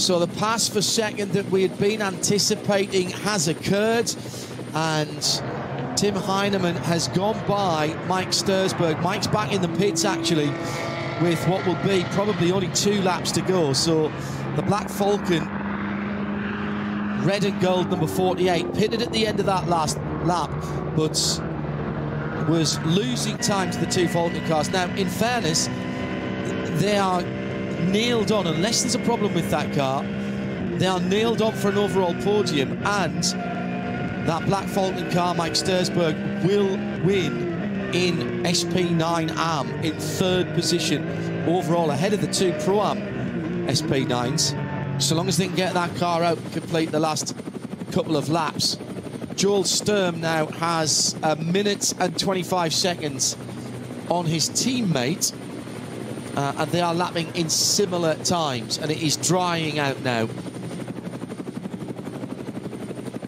The Falcon team have played a blinder, and you've got to say, though, both of these drivers, Joel Sturm and Tim Heinemann, when they were told, no, you can't pit now for wets, you're going to have to go 1 lap longer because we haven't got the fuel, they must have gone, are you kidding me? That last lap before they came into the wets, they've subsequently changed again, but that last lap was one of survival, and both of those drivers did an absolutely stellar job. And it's made all the difference, hasn't it, as we see now? Yeah. I mean, as it stands, if they'd gone on 1 lap earlier, they still would have had to change, and it would have been slightly less dangerous. By the way, we were talking about the Marathon de la Route. If you want to see some bizarre, and thank you to Tim Walters for this, I'm going to retweet this from RSL_studio, but some very bizarre rules for the Marathon de la Route. Remember, that was at one stage 96-hour race. No, absolutely not. Before anybody suggests it, no. We haven't got enough people. You're not getting enough marshals nowadays to be able to do the shifts, I don't think.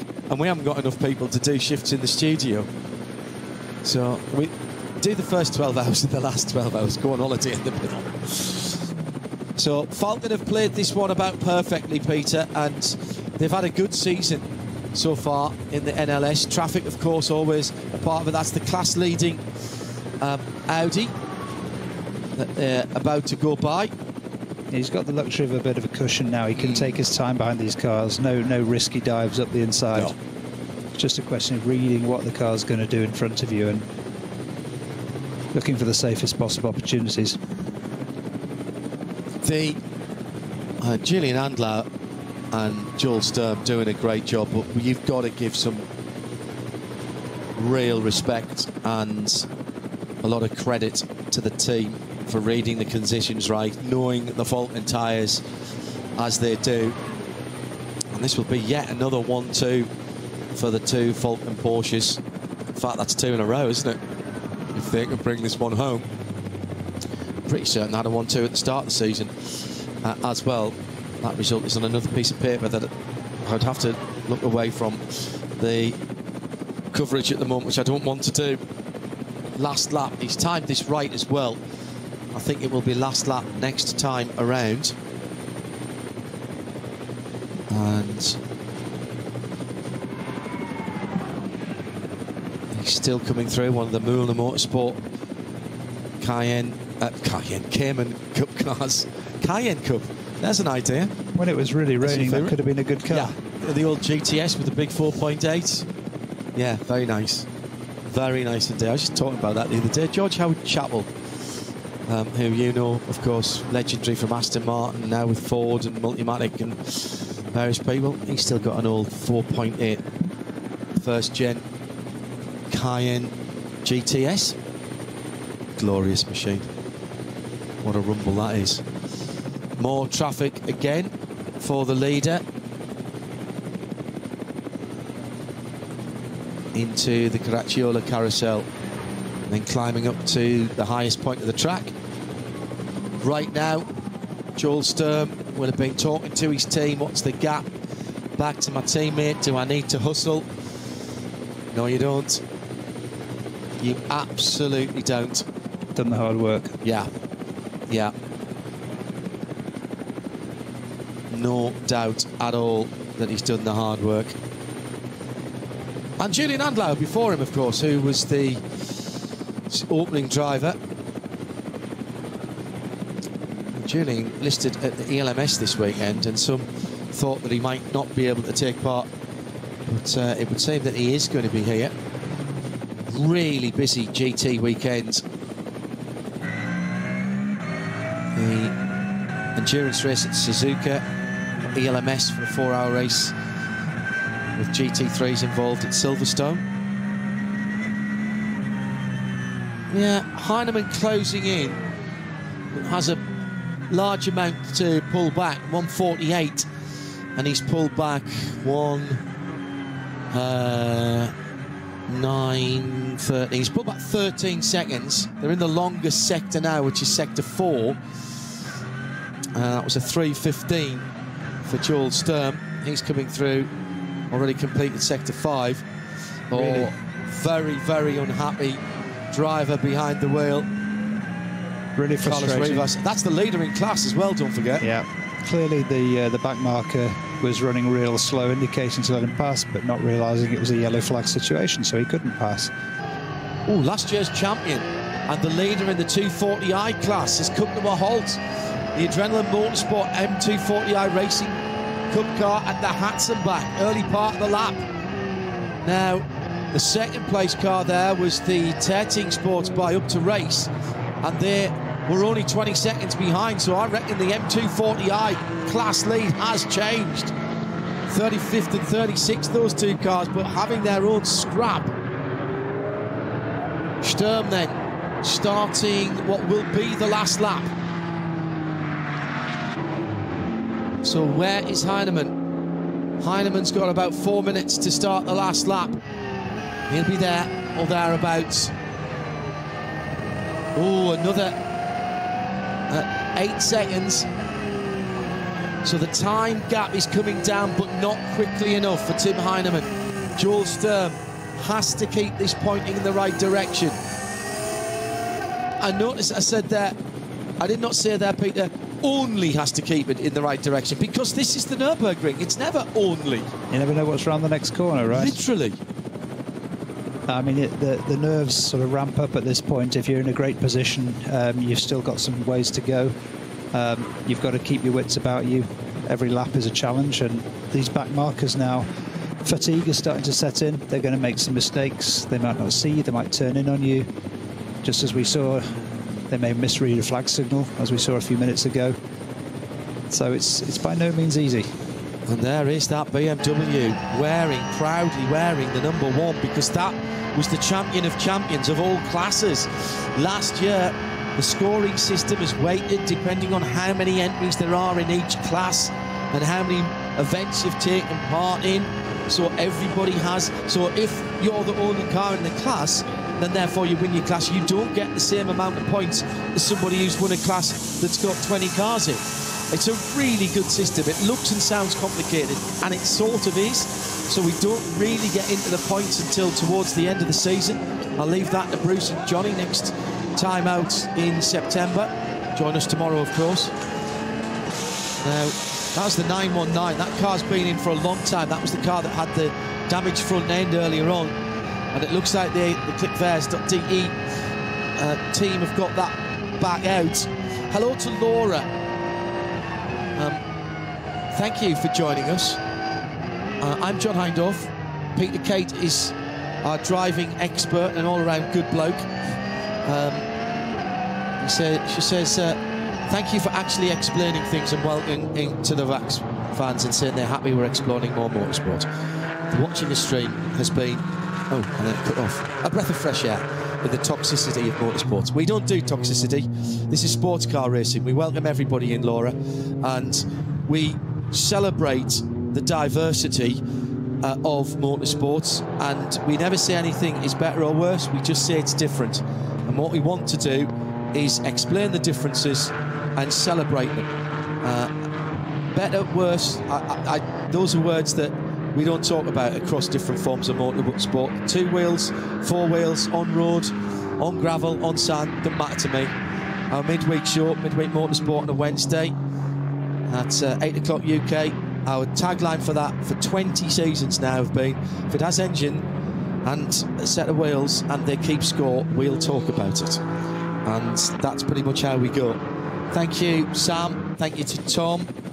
Yes, I did used to do the WEC TV until about 2014, 2015, but we've never stopped doing the radio. And the only live free coverage of every WEC event, and Le Mans as well, of course, for Radio Le Mans. Again, the only live English language, live free, uninterrupted English language coverage of the world's greatest motor race. And of course, we're here for the Nürburgring NLS and the Nürburgring 24 as well, which runs to the same sort of rules, but is not part of the championship. Well, actually, the 2 qualifying races this year were part of the championship, which is somewhat unusual. And if you like what we do, we also cover some classic events as well. With Peter Auto, we'll be down at Bathurst early part of next year, and we also do very similar series where GT3 cars at the top, which is the Creventic 24H series. Next round of that coming up is the Barcelona 24 hours last weekend. Actually, same weekend as the next NLS race, but that finishes on the Sunday, so you can tune in on the Sunday morning maybe. Watch the start and then tune in into the overnight and onto the Sunday morning. And of course, for many years we've been the voice of IMSA as well, IMSA TV and IMSA Radio, which is also now available on YouTube as well as IMSA.tv.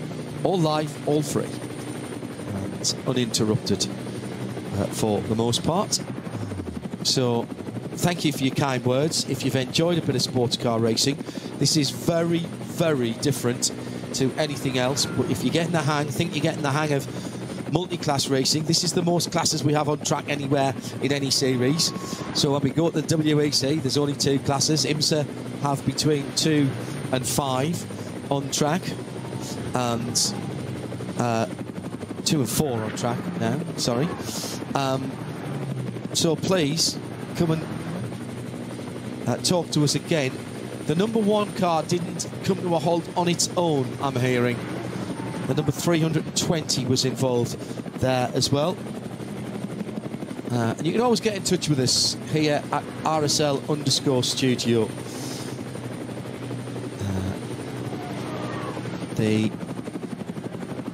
We will answer, if we can, any questions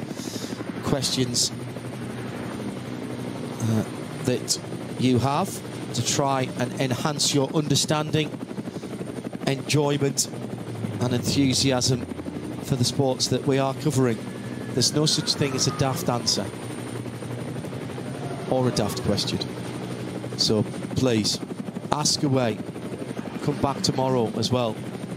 We'll happily talk you through any questions, points arising you have from what you've seen today. Well, Falcon to be the class of the field today. Rain or shine, as the Verstappen car just goes a lap down with his teammate in it there, another lap down, but cruising to a mid-field finish in class. Last time I looked, that's still 7th for Chris Lullum. Yes, that's an amazing result. That's a really good. Qualified 6th in the wet, with Max doing the qualifying, then starting the race doing the first 14 laps, and Chris will have done 10 laps or thereabouts. But Falcon, with their drivers, with their setup, with their pace, with their tactics, they've had all the right cards and they've played them all in the right order. Can't argue with that today. And that's as about as good a run in difficult conditions. We saw both of the cars off with wheels on the grass at various stages. But in round number 7 of the NLS for 2025, it is the number 3 crew of Joel Sturm and Julian Adler who will win from their teammates in the number 4. The gap's going to be somewhere over a minute at the end. And congratulations to them for this first of 2 races this weekend, the double header. And the winners of the 65th ADAC ACAS Cup, the 4 hours. It's another 1-2 for Falcon. Get a feeling their championship is going very nicely. Tim Heinemann finishing off the race for the number 4 crew as our German colleagues are talking to the winners. Still plenty of classes to be decided. Let's have a look at the Cup 3 Pro. No, that was 42 seconds. That's all right. Looks like Carlos Rivas, despite being held up a little bit, is still going to hold off Müller Motorsport. Here's the second of the Falcon guys coming through now. Falcon cars coming through now. They can't party tonight, but it's a nice way to kick off the weekend, Peter. Indeed, indeed. Interesting, their lap times are still well off a full dry time, so that last few laps on slick's real challenge just to keep your head and not make any mistakes. Hello to AI, to Alpha, actually, Alpha VK. Thank you for the kind words. And please be he's tuning in tomorrow. Thank you, Alpha. Now, it's a little more of a wait for Stursberg. So we promised you 4 hours, and we're already 4 hours and 5 minutes into the race, so we've covered that off. Now, battles in the other classes. We need to keep an eye on this. With the Cayman class, definitely the Cup 3 car was getting closer. That was... Where's Heike gone? Yeah. It's 959 it is. So here's the winner coming down the last part of the track for SP9 Arm. That's the same performance of car. That's a good run from them, and I liked what they did. They gave it a go for the overall, but ultimately the class win will get them the points as well. Yeah, there was a point, wasn't there, where they had to make a decision for the good of the class win, and that's what they did. Came in for a last stop, put the new tyres on, brought it home. And finish only a minute to, what? Oh no, Heinemann's gone through. Yeah. So why is Heinemann not being credited his lap? Let me just refresh. Yeah, it was 1 minute 26 between first and second. Another 1 minute 22 between second and third. We're waiting for Christian Cronjes in the Aston to come through. That is another class winner. To the line now, the light blue and white Cayman, as they come across the line, almost together. So that was the couple of Cup 2 cars, I think. And remember, there are 20 classes here. Yeah, there they go. Yeah, that was SRS Team Zorg Rensport with 2 of your former teammates, the 959 coming through to win Cup 3 Pro.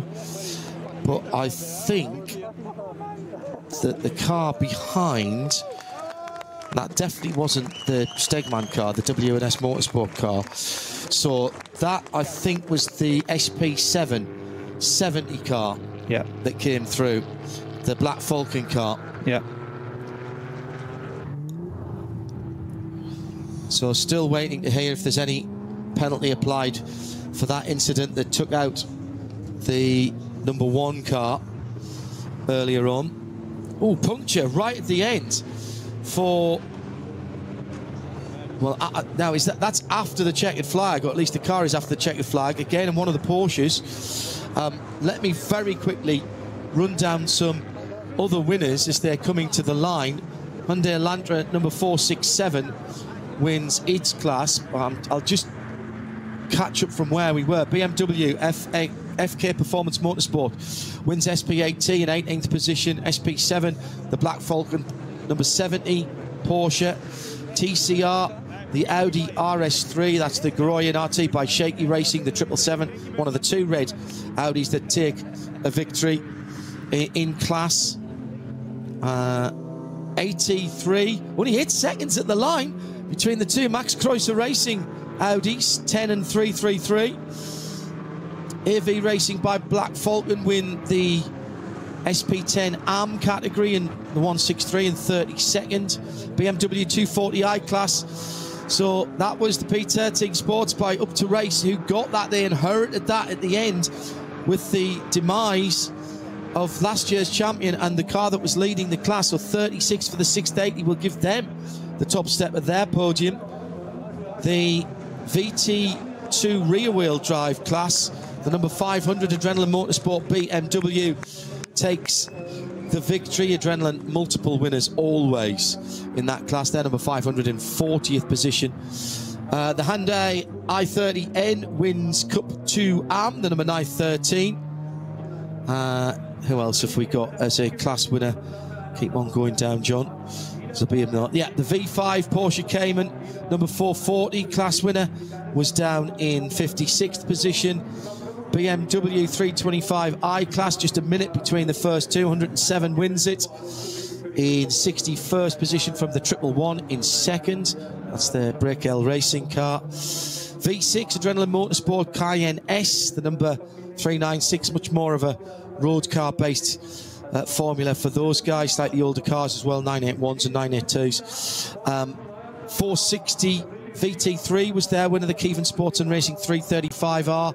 Right behind them, the H2 winner, the Honda Civic Type R, which I don't think we saw actually, the 611. BMW M2 Club Sport 888 won their class for Hoffer Racing in 82nd position. SP3 was won by the number 275 BMW 318 Ti Club, just ahead of the 254 SP4 winner in a 325 Ci. Lots of BMW classes, as you might expect here in Germany. With the 320 AT2 Four Motors Bio Concept car, that's a Porsche GT3 Cup running on biofuel. There was a 8 or 10 car class for those cars here this weekend. The V3 class was taken by the number 529 in 94th place for the BMW 318i. The 321 Audi, we mentioned, they were their class winner for Garoyan Racing by RT by Shaky Racing. And there's one more. Where's the H4? There it is. H4 class, Hoffer Racing, BMW, a mighty old E46 M3. And the family Kroll out there who we watch all the way around the world. The 605 then coming in 109th position and taking their class victory, albeit in a class of one, but they got it to the end.